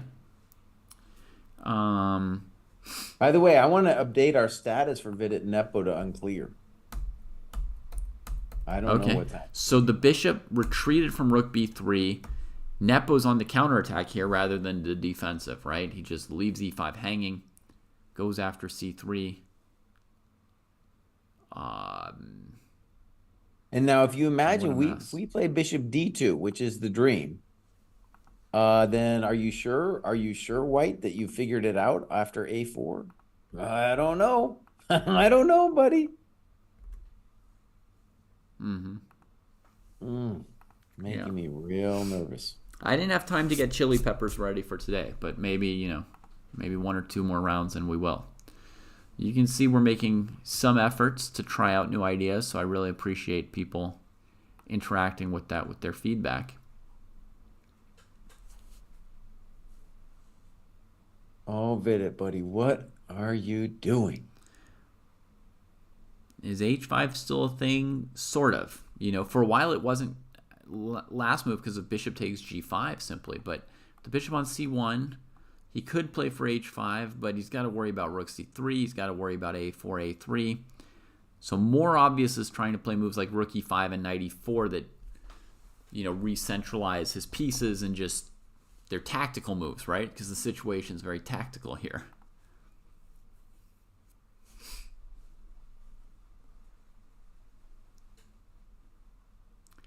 All right, we got a line from Patrick. Knight d5, rook e5, rook c3, king b1, rook d3 might hold things together. Yeah, good point.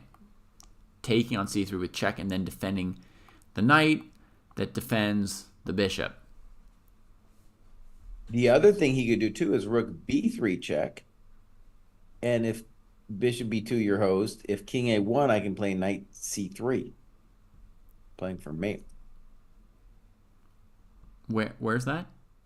So, rook e5, rook c3, king b1, rook b3. King b1, you're saying? Yeah. Or king d1? King b1? b1. King b1. So then you just keep checking the dude. And then rook b3. That's a pain. Yeah. That's even more powerful than rook d3. You just go on the attack.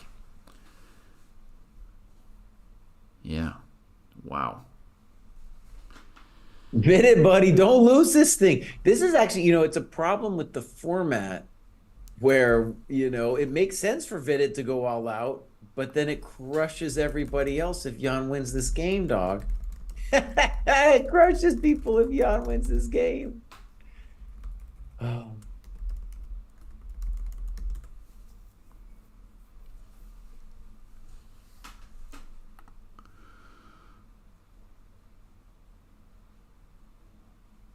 Some people talking about knight e4 in the chat, but that's where we came from. It was a lot better where just a couple moves ago than now. Yeah, if the knight comes back to e4, it's bad. We need to look at the bishop moves, right? I think. So let me try first bishop d2, Jesse. Tell me what you think of that. I mean, okay, bishop b2 makes me want to vomit. Yeah. Bishop d2, I haven't calculated yet, but a4 just makes me real nervous. So All right. a4, So we're rook looking at e5, a4, a3, rook rook e5, d5, a3. a2. I don't know. Looks like the opponent has queened. Yeah, it looks like a queen. And bishop b2, I don't want to ever make that move. That's not the move I wanted to make, son. Bishop b2 to end up on a1. Oh, Vidit, buddy, you're really stinking up the dojo, man. Ay, ay, ay.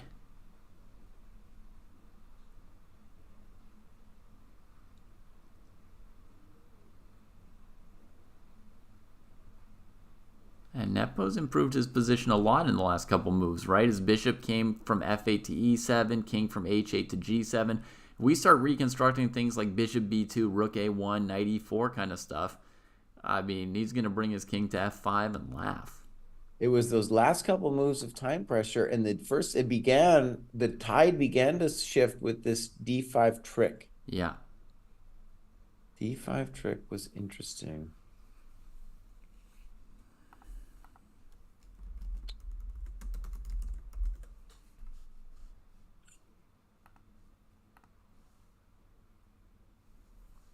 Yeah, but it's getting a bit low on the clock again, but he does have the 30-second increment now, so it's not, pure death. Yeah, if we look at his position like on move, I don't know, 39, he's definitely not worse, but then now it's just been trending more and more worse. I think probably needed to accept a draw with knight d2 instead of knight g3. Knight d2, knight e4. Yeah. Well, this is going to be not what Naka's looking to see if this turns around. I don't want to see it either. It feels, it's like the rematch with Trump and Biden, dude. I don't want to see that. I know. Make it not happen, boss. I'm with you. Yeah, that one seems to be happening too. I still think it's so implausible to me. I still think like, nah, something's You gonna still happen. can't believe it. Like something's gonna happen. Like dude. they're each gonna like have a heart attack or a stroke, and the parties will nominate someone else at the last minute. Well, I'll tell you who's not gonna have a stroke. Jan Nepomniachtchi. This guy is in charge. I think if anyone was gonna have a stroke at this tournament, it's Jan Nepomniachtchi. Why? Yeah, he's just a little bit unhealthy, dude.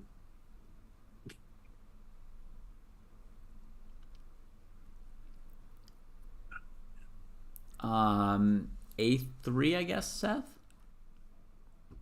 Yeah, a stroke of genius, says Challenger 38. That I could believe. And Basque says, Jesse, just wait until you get Hunter Biden versus Donald Trump Jr. Yeah, like that Barron kid, that kid. Oh no. Be the rest of our lives, dude. Oh, Vidit, you're stinking it up, dude. Yeah. Okay, so we've got this question here. Bishop b2, a4, rook e4, then what? And I think it'd be a3. Hitting the bishop, so if rook takes c4, obviously rook b2 is too strong, so the bishop goes to a1. Und now... Bronco. And now I wonder if I can go a2, rook b1, or if I need to play knight b6. So on bishop b2, maybe we can say we're drawing with bishop b2. That could be a claim anyway. It's an ugly, ugly move. Yeah.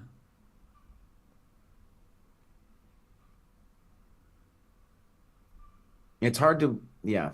Black's king, by the way, is not too far from improvement. He just needs king f7, e6. Chat asks, why did he play bishop c1 last move if he's going to play bishop b2 now? You're preaching to the choir, son. Preaching to the choir, yeah. I guess last move, if he'd played bishop b2, there would have also been knight a4, but Bishop A1. Oh my god. I don't know. I can tell you why. It's because he was gambling. With knight G3, he was thought forever, and he realized that he had lost the initiative, and he was like, F it. Knight G3, there's some weird tactical ideas with H5 or whatever. I'll gamble it. And here we are. Yeah. Okay, he's about to move. Knight E4 was played. Oof. Obviously, that was not what he wanted. So black has several moves now. A4, Yeah. but also King F7, just improving the coconut, the big man, the big cheese. Yeah. And also, Jesse, let's just start off with something obvious. After knight e4, white's no longer threatening anything. He's not Well, like you don't have to be too, you have to be Captain Obvious here. Well, what about, let's start with A4. What is white going to even do? if we played knight d2, there's rook takes c3, Yeah. right? So our knight's not moving. That means our rook's on the wrong file. Like nothing is doing nothing. A4 is probably the best, but you could go king f7, king e6 here as black, right? You're totally tranquille. Like, Tranquille. This looks terrible, dude. Yeah. yeah. Oh, dude, I can't take it. Jesse, Or King F7. I'm forced to a sad extremity here in our human eval table. I've just shifted this game to black is better for anybody tuning in and going, what's going on here? Oh, dude. White doesn't even have the hint of a threat anymore. Mm-hmm. Oh my God, that happened so fast. Couple chump moves and then this goes down. I thought Bishop B2 was a better try, dude. I don't know what he's going to do on either A4 or King F7. King F7, Jesse. Just bring the king. Cover all the coconuts. Everybody gets to play. Oh, man. Yeah. Incredible. A little bit like the way Rapport blew it last time, dude. A little Yeah. bit. Not quite the same, but still. Rapport went ape, you know what, on that game. And then Nepo wins, dude. And then here, oh, no. Yeah. Oh, it's agony. It is agony.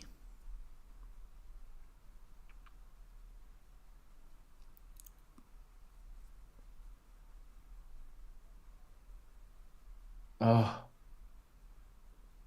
Oh, yeah, he's falling apart. The Indians have like a composure to them, but you can still tell. They don't really pull faces, but you can still tell when they're falling apart. Mm-hmm. Prague was pretty emotionless in his defeat. I'll tell Yes, you he that. lost, yeah.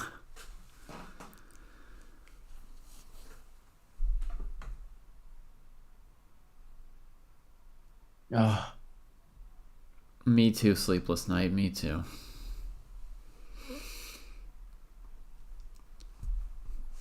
But I mean, nothing can be taken away from Nepo either. I mean, he's earning all of this, and he just puts so much into these tournaments, and it's just like a crazy competitive record. I mean, they say it's harder to win the candidates than to win the world championship match. And to do something like that, where this low percentage is 3 times in a row, would be crazy. Not that the tournament's over. I'm of the opinion that as long as they're within 1 point of each other, it's not over till the last round. Especially with so many people playing each other, you know. Nepo still has to play Hikaru and Fabi. And Gukesh also still has to play Hikaru and Fabi. And Hikaru obviously still has to play Gukesh and Nepo. So, you know.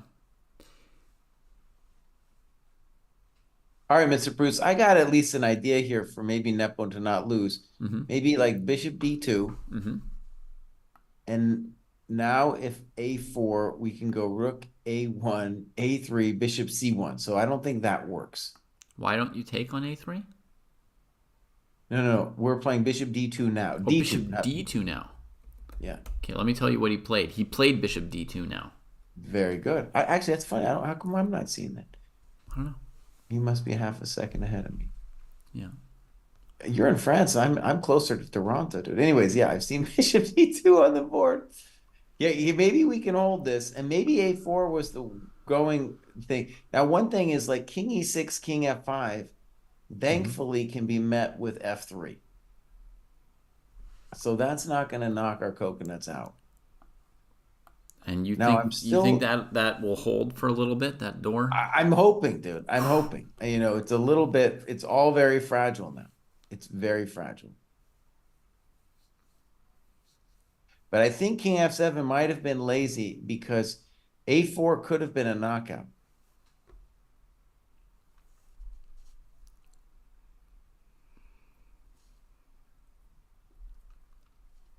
Now, black has a million different things he can do here, by the way. You know, there are many ways to try to prevent the rook from getting activity once it gets to A1. I mean, he could play A4 here, rook A1, knight B6, right? Right? The good news there for white is then white can go his sad bishop C1 or bishop E3 followed by knight D2. Once the knight's off D5, he can try to Right. scooch the opponent.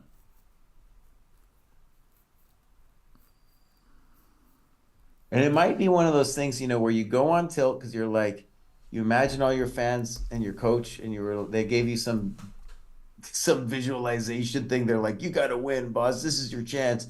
Then you get to this one when you're like, oh my God, I better try to draw this thing now.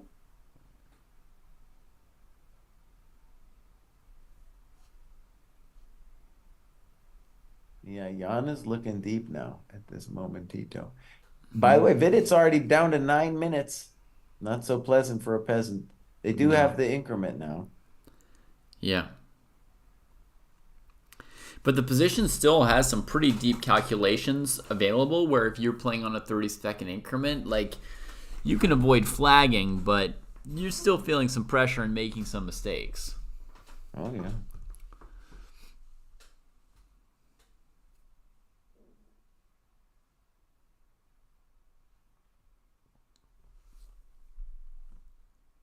I think White might, and it's funny what White is actually doing, right? Is he's returning to the thing that he left behind like 40 moves ago after Black has improved the position. And instead of it being an attacking formation, now it's just a defensive formation because we're getting wasted. Yep. Why? Because we're getting wasted.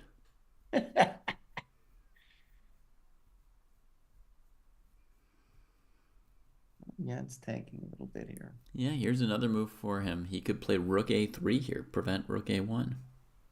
No, dude, rook A3, we could play both king B2 or just the simple rook B1. Okay.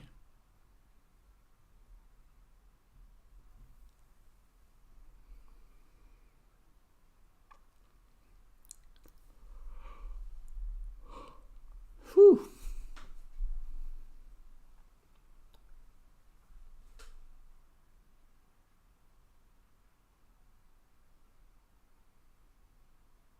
He might, yes, you know, and White still has some trumps. There's still some trumps. It's just not nearly as good as it was a while back. I've got an idea for you. A4. Okay. All right, rook A1. A3. Bishop C1. Knight B4. I knew you were going to do it.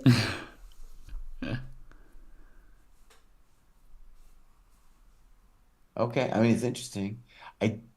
Do I have to, first question, do I have to take it? No. No obligation. And if I played like king D1, what are you going to do? I don't know. Centralize my king. I see. Okay. No, I mean, that's interesting. But then you might still be able to take on A3 next move, huh? Then that's my point. I would just take on A3, right? Okay. Not that good. But that was a cool position you had there, man. That was a good one. Yeah. But yeah, it's something like that dude needs to look for. Yeah. Because if white took on B4, I think that position looks deathly. We In rearrange all our fact, David, pawns and suddenly. even it's a very much a gamble, but like even like knight b4, like maybe now. So here and now, I I don't think like it here and now, I think he but can take, and after you straighten out your pawns, play rook a1, and that's why I play a4 first, because right. yeah.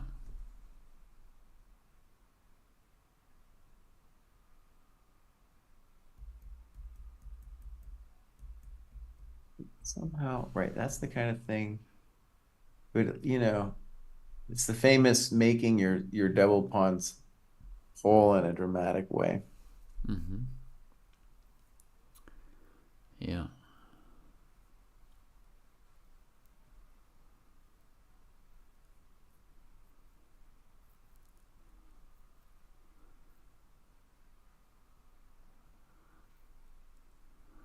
Oh, but I'm feeling like Bit might hold this, dude. I'm Well, it's gonna really be hoping he tough. holds It's gonna this. be tough.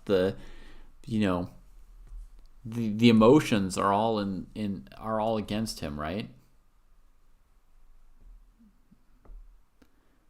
Because he's spoiled like the winning game, and then okay, it already sucks to repeat and draw a game where you were much better or where you thought you were better, but when then the opponent gets the chance to press against you, oh man, what misery! And for Jan, it's all bonus. Plus, he's motivated to win the candidates. All I know is like that happy look on his face. The hopefulness of the knight g3 move is gone. We know that. Mm-hmm. All the dreams associated with knight g3 where you're playing on like a madman, those are all gone. Yeah, And now he's just going to try to bundle it together. yeah.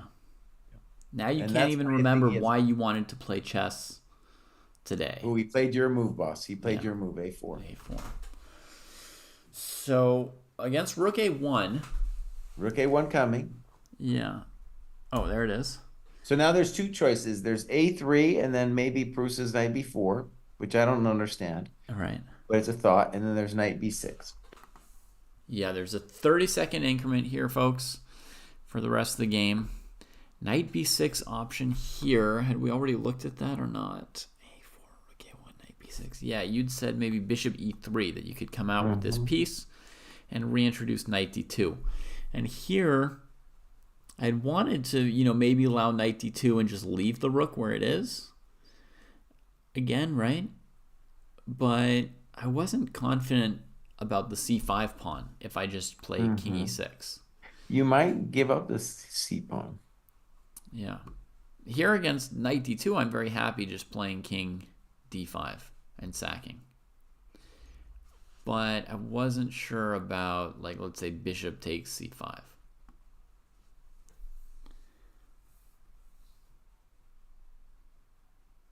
How about king d5? King Here. d5.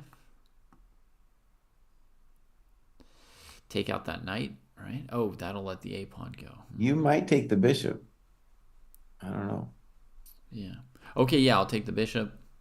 King takes knight. And then bring the bishop back to c5. And... But I have knight d5 now. Mm-hmm. I take on a4. Rook takes c3. Mm-hmm. King d2. Oh, gosh. Oh, not clear. No, it looks like you might survive this too. Well, actually, it's Black doesn't even have to move here. What has he got? Oh, wait. There's rook d3, maybe. Right. Oh, we've got to move, I think. What did he go for? Knight b6. Just what we were analyzing. There we go.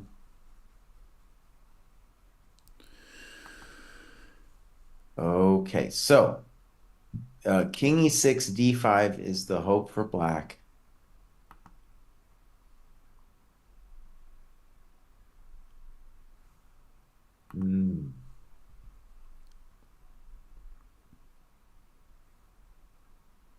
Also, bishop e3, king e6, knight c5 is another thing.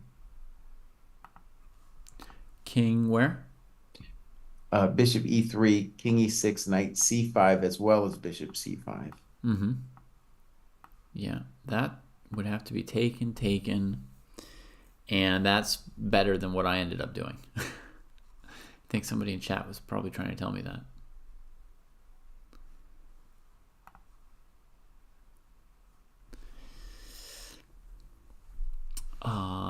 There, I guess, again, it's knight d5. Yeah, but the black king is less amazing on e6 than e4.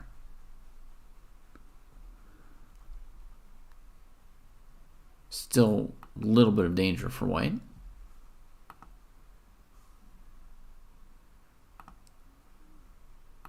Okay, live, knight b6. Ooh, this is pressure for Vidit, man. This clock is ticking. Is there another move besides bishop e3?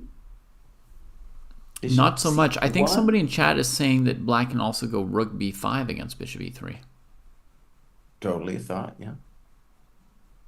Then maybe white's not doing too much.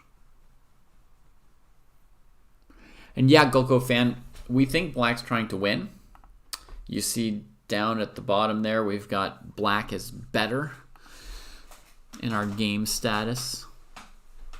Bishop e3 played. Bishop e3 played and rook b5 in 0.1 seconds. How's that even possible on a physical board? No, that wasn't true. I'm watching the live feed. It's at least 5 seconds it took. He's not like play. blitzing him. He's not leaning over the board aggressively.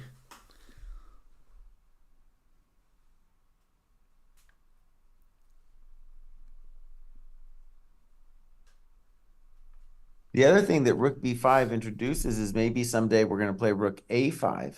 That could be very unpleasant. Mm-hmm. This might be the moment to go rook b1, potentially. Rooks trade, and then... Oh, but that's definitely better for black, man. You got that passed a pawn talking to you. Yeah, but you get to capture the c pawn, so you restore material equality, and your king is in range of the a pawn. That was pure suffering, dude. Pure suffering. Are we not already in pure suffering? What are other options? Okay, buddy. I mean, I'm with you. The rook a5 thing looks cruel. You know, it's just that we get rook a5 and he starts pushing that bad boy. It's like, ay. Yeah, he's got everything defended. He hasn't even introduced his king fully yet, you know? Wait till the king says hello as well. is played.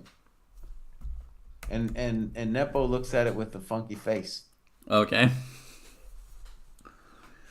What does knight d2 do? Does anybody know? Zilch Zippo.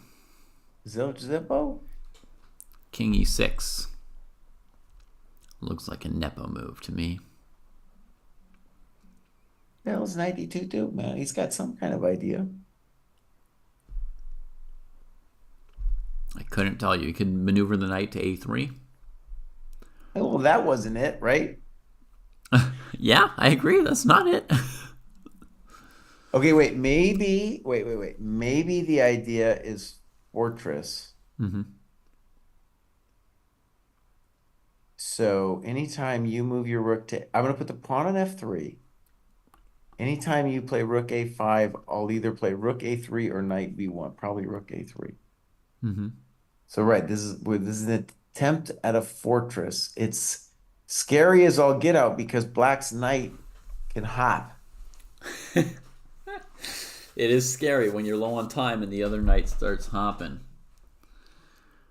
I'll show you one tactic that doesn't work. I had this idea in a previous position.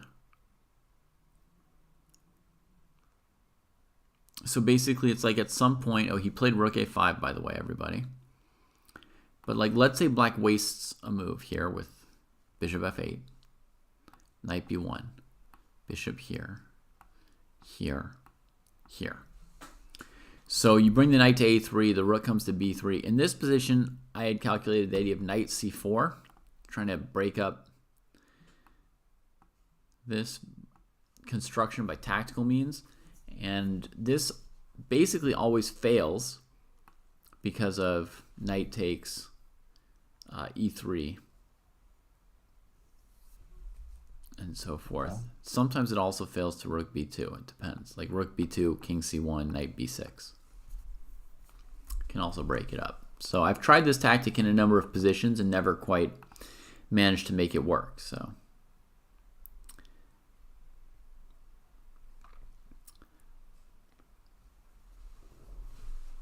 oh, good. So yeah, we're just in brutal fortress mode here, buddy. Now, let's just say that whenever the knight does go to d5, though, then of course the pawn on c4 is loose. Once that king gets to d5, though, like there's so many ideas for black. A simple improvement for the black position is to play, like, put the king on d5, then you can play rook a8, threatening rook h8. Welcome to the dojo over there, buddy. wow. I don't like that. Is that with the white rook on a3, basically? Yeah. Yeah. I mean, I think you could also play knight c8, knight d6, knight b5 once your king is in position, and then the a pawn. Oh, I can't. This one's making me hurt. This is hurting me now. Yeah. Everything should have you worrying for your guy Vidit. If you like Vidit, your friend is suffering. He's low on time. His position's bad. He blew a win. He's handing Jan the candidates. Everybody except Jan's mom's going to be mad at him. Like, we didn't want to see Biden-Trump again. Ah, it's true, man. Why did you take 2 points from Hikaru and then give one to Jan? You know, it's going to be 2 the points horde from of Hikaru. Naka followers. Yeah, 2 points. Yeah, 2 points. The amazing thing is that Jan, let's assume he wins, he'll still only be 1/2 point ahead. Yeah. You know, Of course, nothing's over yet. Nothing's over. But I mean, it's going to be what an amazing full point to get out of this game, right? I mean, and you said that he has 2 whites to go. yeah, he's playing black here. Well, I'm just saying, man. He had 4 blacks in the first half too, you know, and in the second round robin, he had 4 whites. So yeah, he's got 2 of them left. He's going to play white the next 2 rounds in a row, I think, and then black against Fabi in the last round. Let me see if clicking on his name shows his full schedule or just his schedule up to now. Yeah, it shows white against Prague, white against Hikaru, black against Fabi.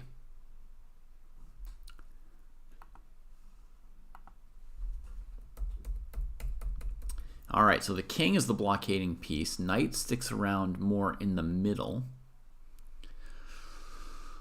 Stuck in the middle.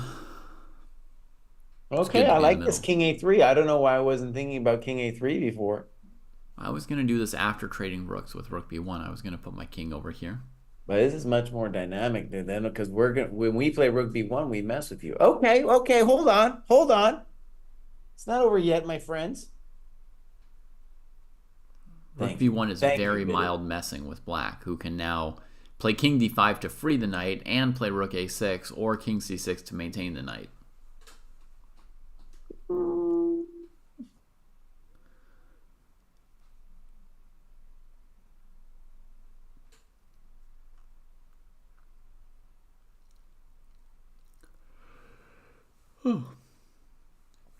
No, I think we're gonna hold this, boss. I change it back.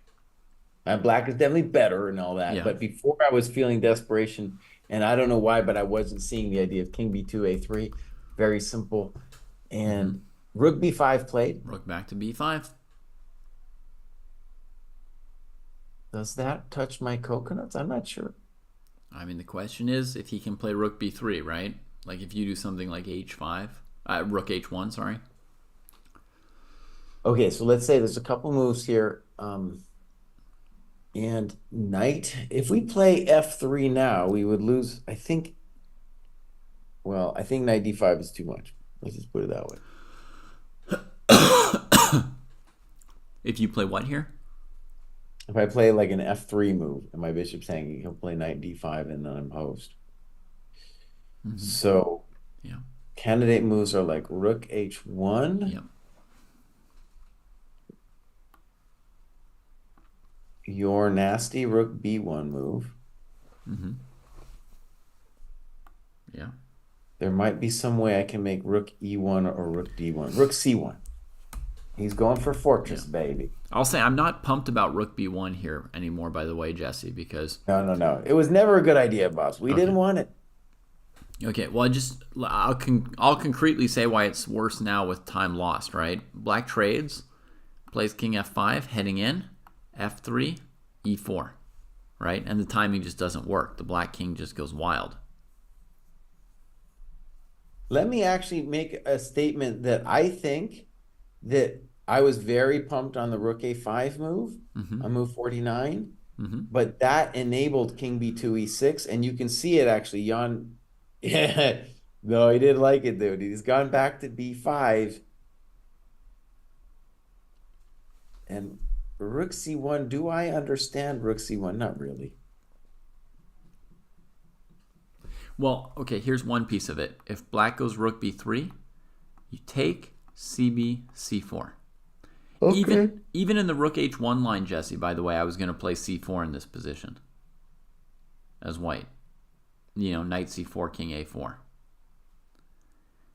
And not let black play c4 check with the bishop and then roll the a pawn, etc. The other cool thing on rook c1, David, is on rook b3, I can just ignore you and play king a2. Yeah, you have another option there as well, I suppose. Although I definitely feel like you're getting encroached there. Oh, I've been getting encroached for a while. Ever since knight g3, my encroach has been getting in. Yeah. Looks like we've got a move. Let's see what Jan did. King f5? Just bringing the king. All right, so we're anticipating f3. Yeah, just doing the business. Oh, and this is another reason for rook c1, right? To be able to answer king f5 with f3 without just getting knight d5 utterly to hell. Although knight d5 might still send us to hell, right? A little grisly. I guess he's going to do it because he has to do it, but knight d5 looks pretty unpleasant. Well, remember, on knight d5, I can very much consider knight c4. I mean, you have to. And my point is just, trade and get the king into e3, right? Or, sorry, to f4. Wait, but even if I don't think knight d5 does it, boss. When you play knight d5, you got to be all in. Because even if I go bishop g1, I'm playing knight c4 followed by king a4. Or just king a4 in general. No. In fact, knight d5, I just play king a4. Right. Rook b2 or something. No, then there's knight c4 tempo. So rook b8. It's not so easy. Rook b8. Okay, so I don't think knight d5's it. Okay. But this position looks pretty lost for you with your king cut off on the b file and black's king coming in. But I'm saying, boss, on knight d5, I don't get it because I have bishop f2, bishop g1, knight No, that c4, lets my king and into king f4. I'm just trying to move my king forward.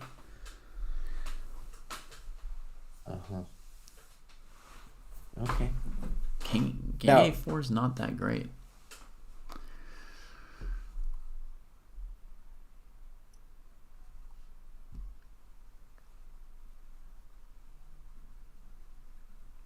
yeah, just the smell of relief. The smell of relief after knight c4 and king a4. But that's the crazy thing. You're still worse even after you get both those pawns, right? Your king's on the a file and the black king's coming in. And then the e pawn is going to be there, the new headache.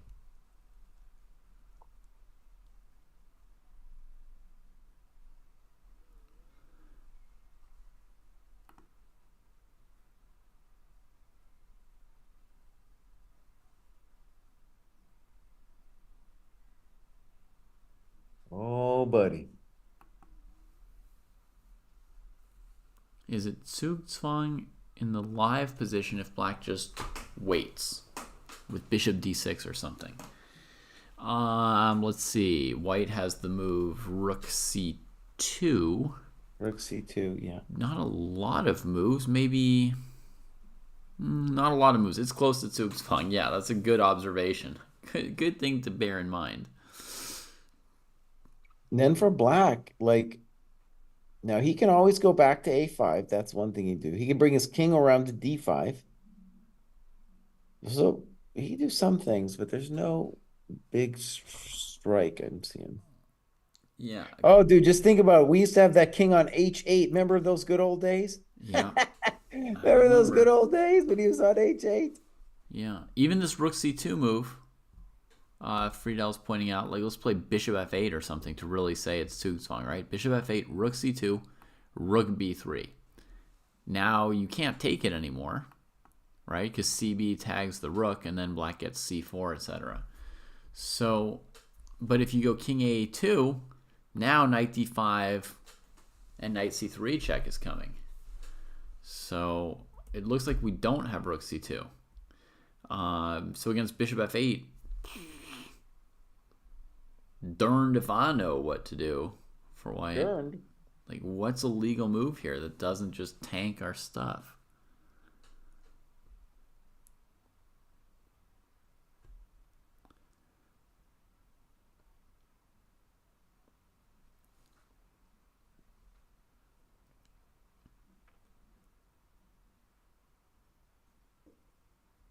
Knight e4 is the best guess. Sure, let's try that. Bishop f2 or g1 lets black play king f4. That's pretty serious. So we're going to try knight e4. That's going to allow black to play rook b3. By the way, we just want to mention back. that there's your nasty rook b1. It really is no good with the rook b1. You don't want to do it. The rook b1.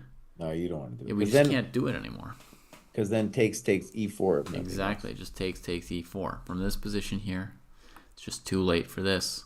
Takes e4, getting black's king in.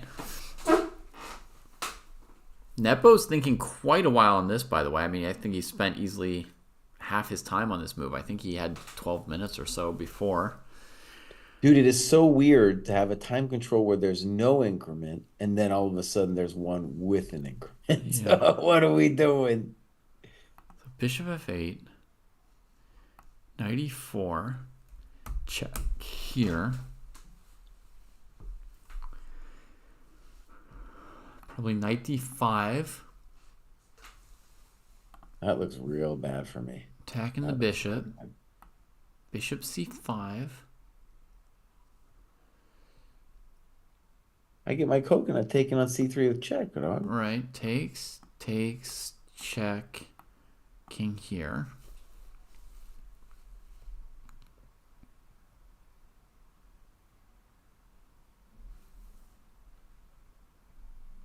Jan still is not moved, by the way. Yeah. No, he's trying to find the kill here. This looks like black's rook and knight are kind of tangled up. I couldn't see the way to make this position here work. Yeah, he's in the full, what Eugene called the full focus mode.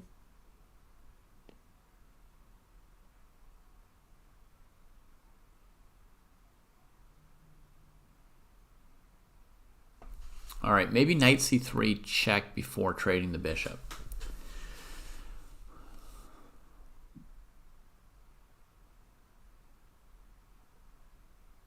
That looks strong to me at the moment. Like, if white takes with the knight, we have bishop c5, and the a pawn's defended by rook a3. Okay, I want to ask a dumb question. Like, let's say you go bishop f8 and I just move my rook somewhere besides rook c2.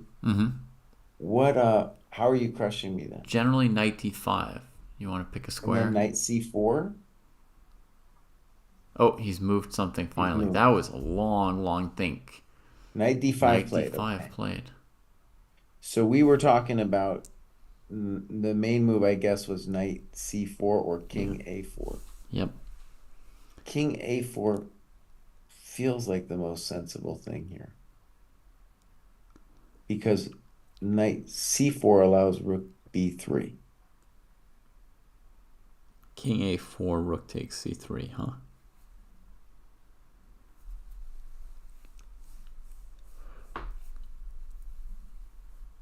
All right, king a4 played. Here we go.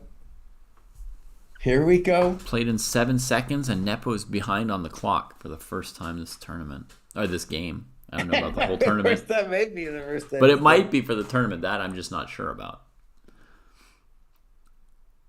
Ooh. Yeah. So he went for knight d5. That looked like Zugzwang if black waited to me. Honestly, it looked real bad. Looked really bad. Bishop f8. You know, especially on a practical level. I mean, unless maybe he's absolutely certain here. We're gonna find out. I don't see his idea yet. Yeah. He's played rook b8. And we had this in our little analysis. So. Mm-hmm. Yep. This was my first suggestion. Friedel says maybe it's the first time in his life he's been behind on the clock, not just in this tournament. Okay, so I think what we're saying is if knight c4, then the basic plan for white is knight e3, black, knight e3, knight e3, king f4. Yeah. No, but then knight d5 check to the miserable king. Yes. I only noticed that later, but I did notice that as we were sitting here waiting for white to take on a4, c4 for a second. Just take that pawn, Vidit. That thing's got to go. Vidit will actually be up in pawns if he takes that thing. Knight takes pawn has happened. Technically up a pawn. Yeah, that's weird. Now, I want to just be totally clear. I do not see black's idea here. Here he comes. E4 is his idea. He's just pushing, baby. Just pushing. Just pushing. Holy moly. Maybe. So imagine, actually, this might be elegant. Pawn takes, king takes. Mm-hmm. Let's say your bishop moves somewhere. And then we play king d3. How do you prevent knight takes c3 with a coconut munch? Oh, my goodness. Coconut munch, coconut crunch. Is black still better? Yes, Paul. Yes, still better. Down a pawn. It's no rook d1. Your rook can't move at all. You're in a little zuggy tuggy. Oh, that was nice, dude. He must have seen that from way back when, dude. Mm-hmm. That was a nice move, man. The knight had to give way, and the e4 came. Oh no! If f4, I believe it's king g4. Ooh, man, coconuts. Man, oh, coconut.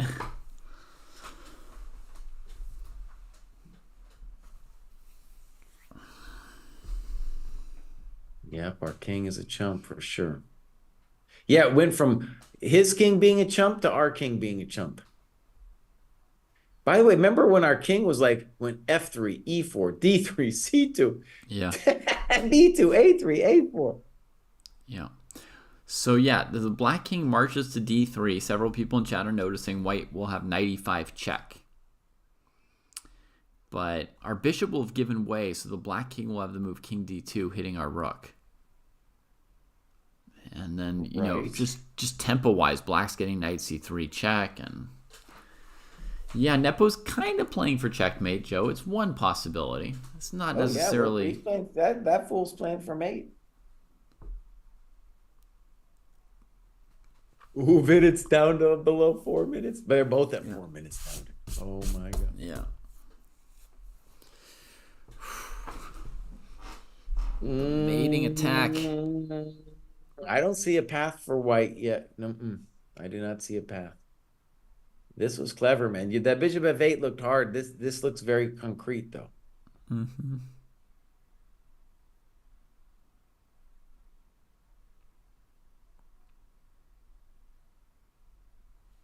Like concrete house. Yeah, this position is definitely one that we could lose with either color against a player of this caliber, for sure. As black, we could lose by being down a pawn. As white, we could lose by getting mated on the A file.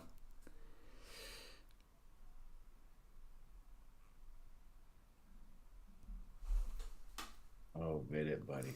I've got like a potential resource idea for white of rook e1, like fe4, king e4, rook e1, instead of backing off our bishop. Jan just gained a very valuable 30 seconds. Knight d2 allows knight takes e3.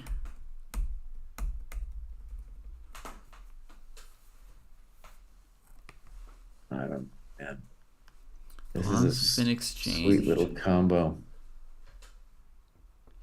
Yeah, Gefilte Fish. We're also streaming to YouTube, so sometimes we'll answer something that you can't, that you're not seeing. That's just how it is now. One of the prices we pay for being super responsive. But Sombrero says it's never over, but sometimes it is. But it's really cool for us, Gefilte Fish. Like, streaming to YouTube has basically tripled how many people are watching our streams. All we had to do was flip a switch about a month ago or whatever. We started, right, Jesse? Really recently. We're still figuring it out. This is the first time more than like 2 people has watched us on YouTube. On the live stream, anyway. Yeah. Would the candidates tournament, you mean, right? Yeah. Not today. But I mean, we did it. Well, all our other live streams, the first time we did it, no one was watching. The king is in like Flynn.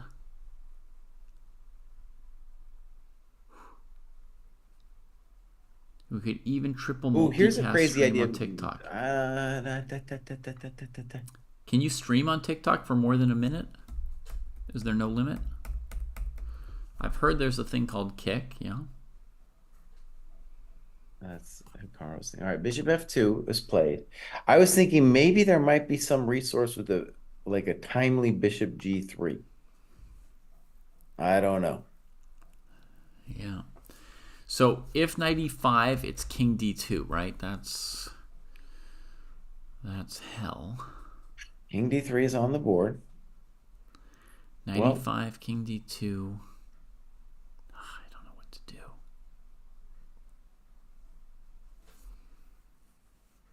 Oh, maybe knight b... No, the rook's covering knight b2. I was thinking maybe Bishop G3 somehow.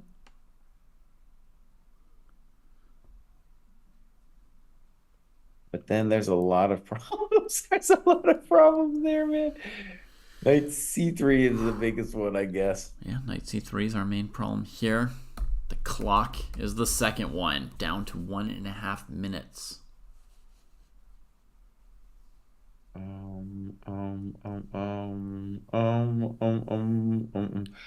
Nepo's getting a little excited. Vidit's got the face of a little bit of desperation. Why did I play knight G3? Why was I insane? Chris, I think it's crispy critters, dude. I don't see anything here. There's no more time on move 60, just the same 30 seconds as there is on move 59.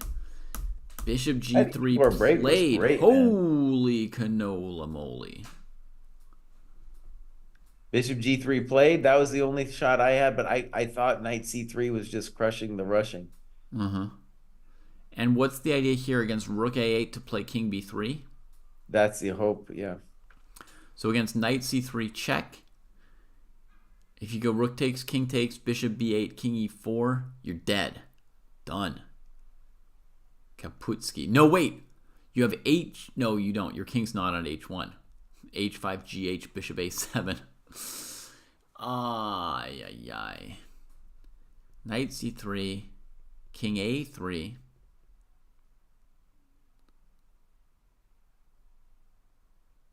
Something like that has got to be his hope, knight C3, king A3 or something weird. Rook check, king B3, knight E2, rook D1. Another obvious simple question is, what if I just move the rook to like B7 or something? Yeah. What are you going to do then, buddy? Oh, no. Is the bishop ending really lost? Well, when you ask it like that, Josh, maybe not. But I think it is. You want to go bishop e5 to make h5 more of a threat. But h5 is not really a threat. I can go gh, g6, bishop f8, sack my bishop for your g-pawn, and still win as black, yeah?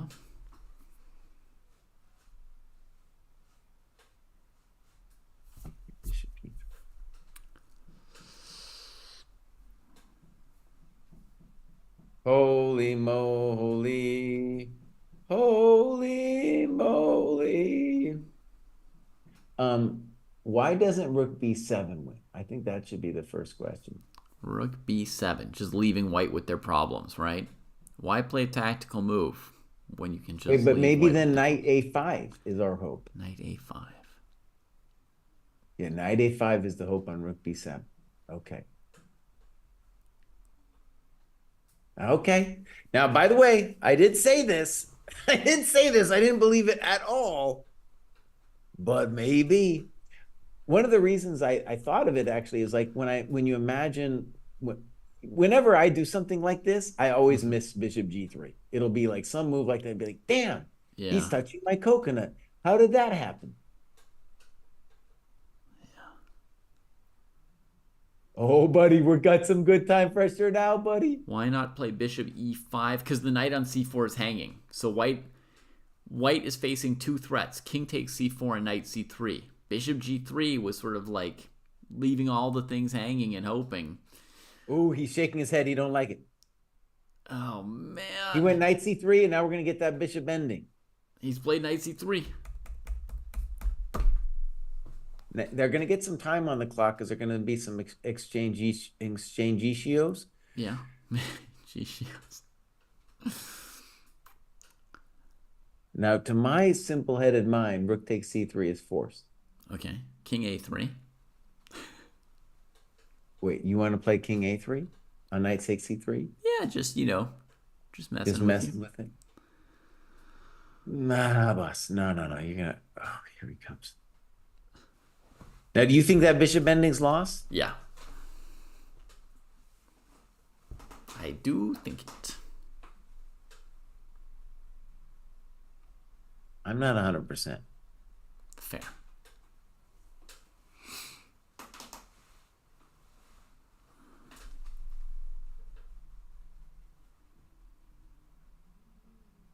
Especially maybe if we can play bishop e5 to f6 and mess with you a little bit. Yeah, I don't know. Oh, God. Vidit! Buddy, you got 20 seconds, man! Don't do this to me! It's actually 10 seconds right now. It's 10. It's 10. Oh, my God. He did not take the knight. He did not make a move of any kind. Oh, and Nepo gave him the face. Did he play king a3? He played king a3, dude. Chess.com doesn't even show it. It was not fast enough for chess.com. Maybe king a3. I didn't think it was a Puedo. Jan didn't think it was a Puedo either. His point is rook a8, king b3, and if knight b5, then king b2. No, knight king b3. That allows knight d4. But king b2. Yeah. Maybe. Maybe. Also, in this scenario, if somehow Nepo doesn't have a winning tactic, he has the idea of knight e5, king d2, bishop f4, and he can tell everybody to leave his pieces alone finally, you know? That's right. Leave my pieces alone. Yeah. Oh, dude. Jan definitely thought that was impossible, just like I did, dude. Yeah. It's good to know that Jan also thought. Yeah. Oh, buddy. But Jan was sitting there. He should have been calculating it. He should really, really know how he stops it. It's easy for you to say king a3. You got to have nuts of steels to play that one, dude. Okay, what do you do? Rook b4. I can imagine myself missing that. Stopping bishop f4. Beautiful. Chess is beautiful. Okay. Vidit has an idea. It better come fast, buddy. Yeah. Apparently, it's going to be knight e5. Knight b2, right? He's got knight b2 here instead of e5. Check to the miserable king. And if king down there, he takes the knight with the rook. Get out. I think that's the Planovich. Wow, it's happening, dude. Now, but what's the eval on that one, boss? Are you sure? I'm not sure of anything. It's happening way too fast. No, he didn't do it. No, I think that was lost, by the way. The rook c3 just moves out of the way. But he's leaving. Oh, they're getting a new score sheet. Oh my God, they still have to write the scores down. Yeah, they have to. 30 seconds. They'll be like, the arbiter will come for you. So bishop e1 is still hanging around, and he's introducing the idea of rook f7, trapping the Bishovsky. Holy moly. It would only be C4 is a mate threat, my friend. C4 is a mate threat. Ay, chihuahua. Does C4 end it?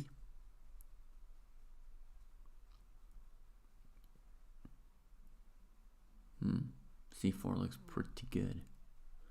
C4 looks pretty good. I do not like it. He's got big eyes. He's got Jan big does. eyes with 112 left.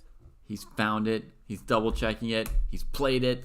That's C4. Oh no! Ah! Ah! How come he couldn't do that rook C3 thing? oh.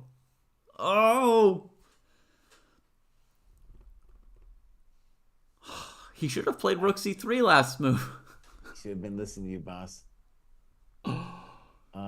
What's left? What's left? I mean, rook b3 is not just checkmate, it's double checkmate, right? Like, rook f7, rook b3, it doesn't matter. He doesn't even need the bishop for that to be mate. I was going to play rook f7, rook a4. Ah. You know. You're gonna do boss. different mate. That Rook stupid bishop and the stupid king have been released from prison, dude. Check to Yeah. the miserable king. That ain't going to do it, boss. No, that's not going to stop anything. King e3. King e3 is the simple way. There might be other Construction ways. complete. Wow, Nepo. Wow. Oh, buddy, what are you doing, Bennett, boss? Knight g3, out of your mind. Yeah. You know how Eugene won that? You know how Oh, Eugene won that buddy. endgame in his story, Jesse, where he was like down in exchange and 2 pawns to some girl, and like he had no hope, and he was like trying to make a fortress, and then somehow he like wins anyway. Why did the knight just move away from mate? What is? I don't know, buddy. I'm out. I'm out. I don't have anything left. Okay. I don't have anything left. Why didn't he keep him checkmated? That's like a very efficient way to end a game. I think it's still pretty crispy critters, honestly. Sure, it looks super crispy, c3, c2, etc., as well as rook to anywhere. But that was weird because Yeah. it was checkmate. The bishop tries Well, to I cover don't know. Bishop somebody. e5 was played, but now he can, at the minimum, he's got rook b5 to. Nope, Oh no, rook that ain't b5, e5 doesn't work because of knight c4 check Yeah. to the miserable king. Yeah. And then you even have king e1, king takes f2, but after knight g6, nope. You cannot. Look at this, folks. This is not happening. It's just a variation. Don't believe this, but look. This is crazy. But Boom. what about? Nothing. But he's made a move. It was c3. That's sort of what he wanted to do, right? I have questions on c3. Okay. Oh, okay, wait, I get it. Bishop Do I get it? takes I'm c3 not sure. check. Bishop takes c3 is not going to work because it'll still be a discovered check at the end of that. Right. This So you do all this, and then rook e4. Bam! Oh! c3 played. That's the live position.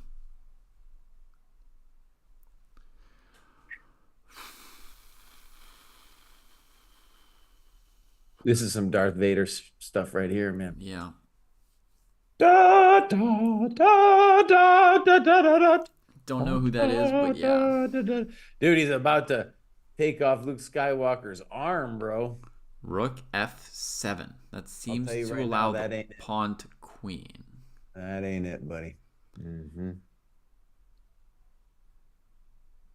Dude, I love the Jan's. Whenever I get down to 1 minute, I'm freaking out, man. Yeah. And Jan's just nice and cool, man. I'm cool. You cool? I'm cool. Dun, dun, dun, dun, dun, dun, dun, dun. This is El Crispo's of the critters. Oh, damn. How about rook b7 And not only that, check but as like, well? dude, he didn't had the best chance to knock this guy this in the Ferrugia game, man, in the Prague Boom! game. He's always Got it. living through it. Got it. Check rook to the miserable b7. king.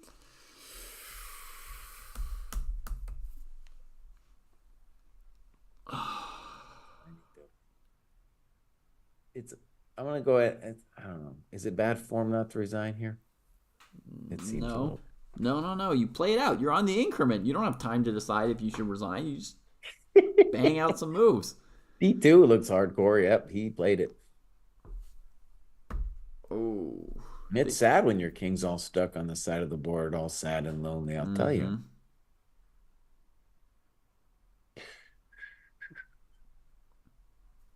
Ay, ay, ay. According to the clocks here, Vidit's made one of his moves with 2 seconds left. Uh-oh, Jan's in relax mode. Yeah. He just leans back. It's time. It's honestly time for a relax mode. There's no doubt. Crispy crisp. Oh, I'm high. That one hurt. I think that was a great round, though, man. That was a great round. He found some move. Oh, yeah. A Chekovich.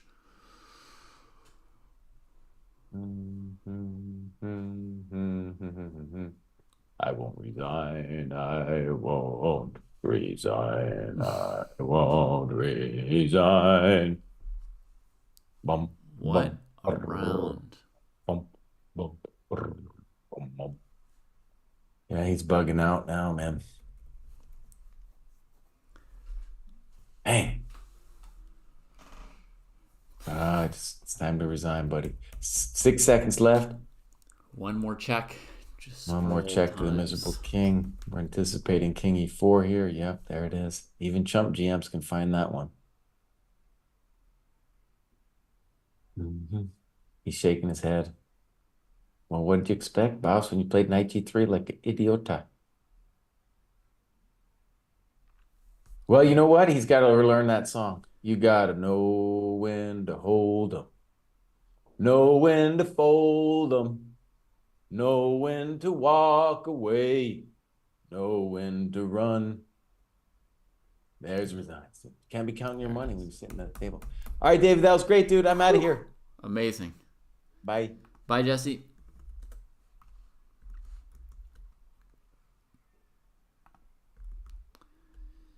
All right, folks. There we have it. The resignation. The round that rocked the chess world. 3 decisive results. The Gukesh-Fabi clash was quite a clash. It was amazing. But it was a draw, and all the other games were knockouts. Man, oh man. Standings, updated standings would be lovely, Barf. Great idea. I had thought about that before the round, didn't have time to set up like a little standings thing. I think tournament standings is a really good example of having the score.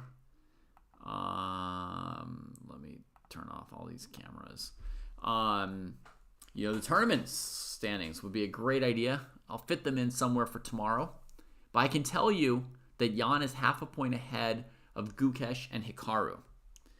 And they are half a point ahead of Fabi. And now Prague is only at an even score. So Nepo's kind of out of range of Prague. Vidit and Prague are out of the running for first place. It's just down to 4 players, which is all we really, really need now, right? Is like who's going to qualify for the World Championship. So it's really Nepo, half a point back Gukesh Hikaru, and half a point back Fabi. That was rough for a lot of us. That result just now there, yep. Prague could technically win out. Sure, but there's so many of them, right? And they're playing each other. Like Naka's playing against Nepo and Gukesh.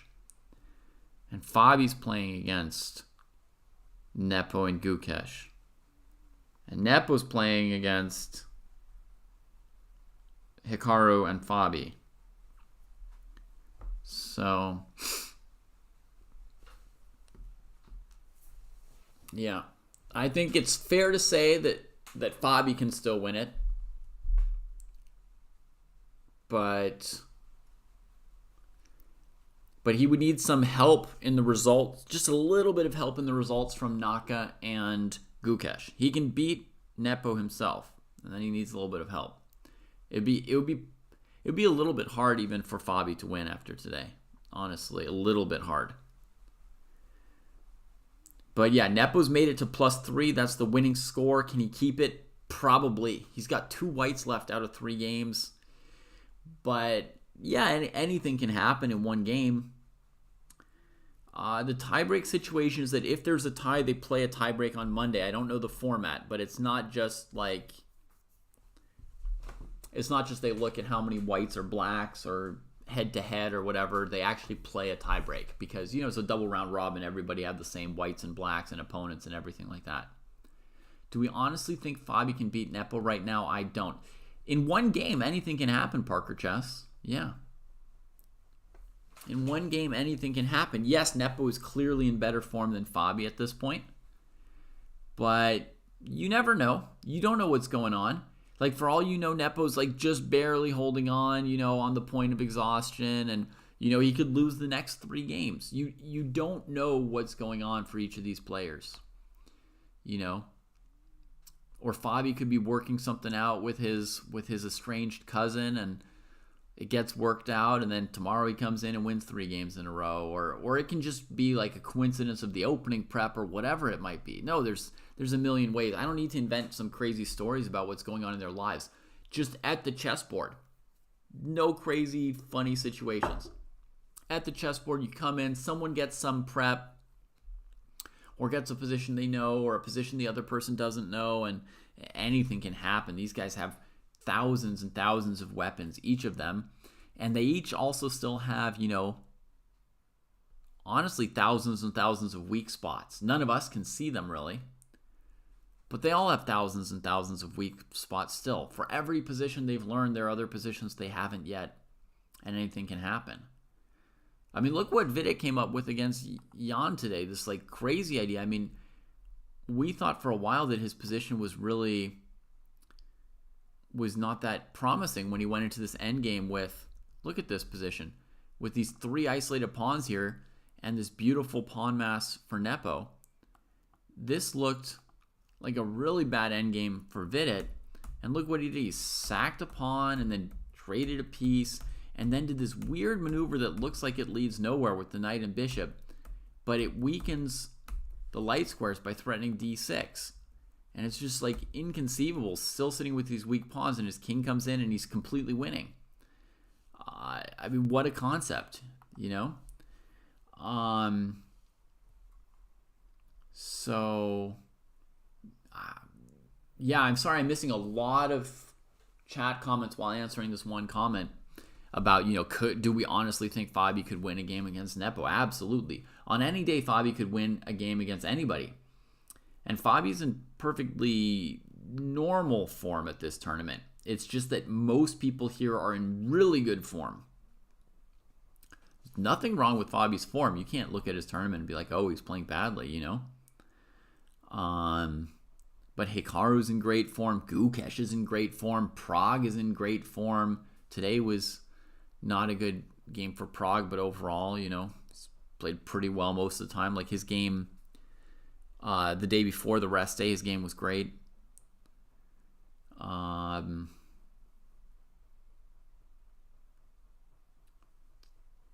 Yeah, to me, everybody looks like they're playing pretty darn well right now.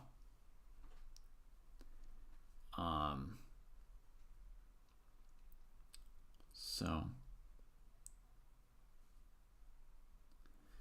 yeah. So we'll see. We'll see.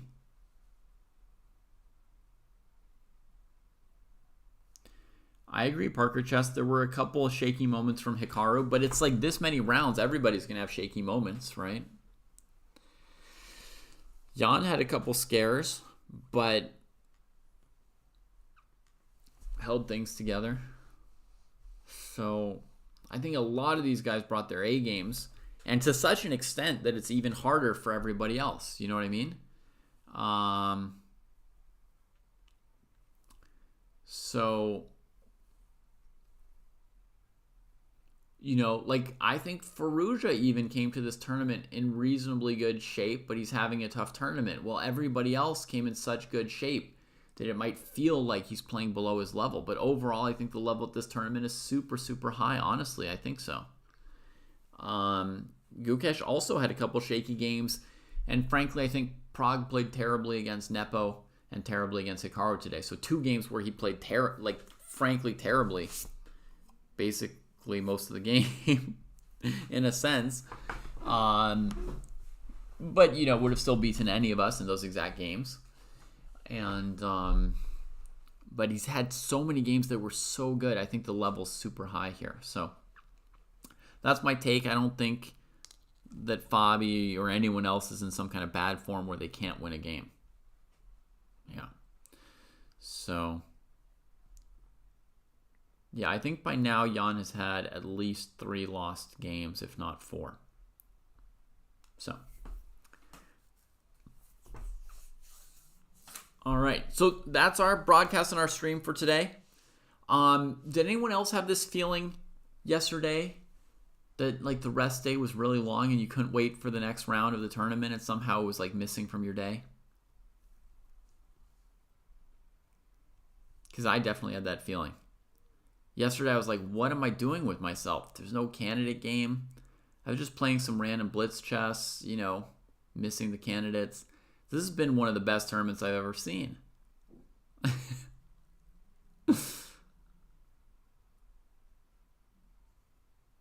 I didn't do a podcast. That's true. We didn't do our podcast.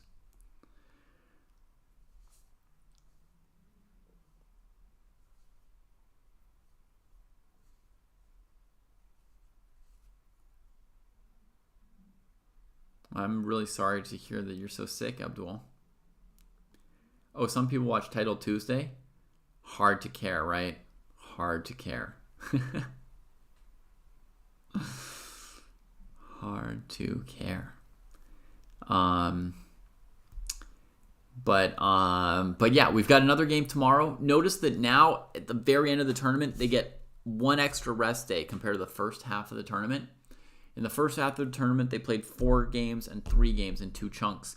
Here they played 3 games, rest day. Now they're playing 2 games today and tomorrow, rest day on Friday, and then 2 games Saturday and Sunday, and quite likely a tiebreak on Monday. I think there's a fair chance, still a very fair chance we get a tiebreak. So we'll see. We'll see.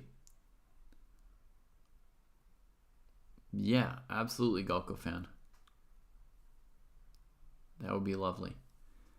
That is the main thing I need to work on this next month before my next tournament is my calculation. I did a bunch of calculation work yesterday as well as the like, where are the candidates? I'm playing Blitz because I don't know what to do with myself. I did, yeah.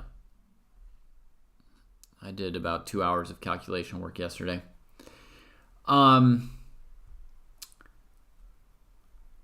next OTB is in a month and a week. So a good chunk of time for working on the calculation a little bit. Jesse is playing a tournament tomorrow, yeah. Yeah, Jesse's playing a tournament. I don't know exactly what day it is, but yeah, he mentioned he's got a tournament that's going to mess with his ability to watch all the candidates. Or watching the candidates will mess with his ability to sleep and then play his tournament. I don't know. We'll see. So, yeah, Nathan, Ding has not been in good shape since he won the World Championship match. He hasn't had any good results in the last year. So, the general sense of the chess world is that whoever wins the candidates will be a favorite in the World Championship match. All right. So with that, let's say goodnight until tomorrow. I think that in general, it's safe to say everybody preferred today's format to the format 2 days ago, right? Bouncing around between the games and the human evaluations rather than the point evaluations, even though I can assure you that we really do think in those points that we were showing. So I think tomorrow we'll probably do a stream somewhat similar to this one. So, yeah, cheers everybody. The bouncing was tough because we could not keep up with the positions. Today was a tough day to fully bounce.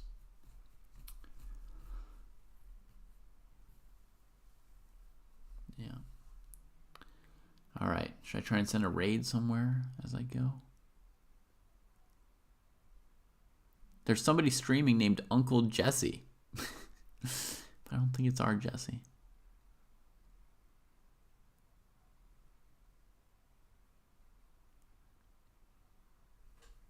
No, I don't know. All right. See you tomorrow, everybody.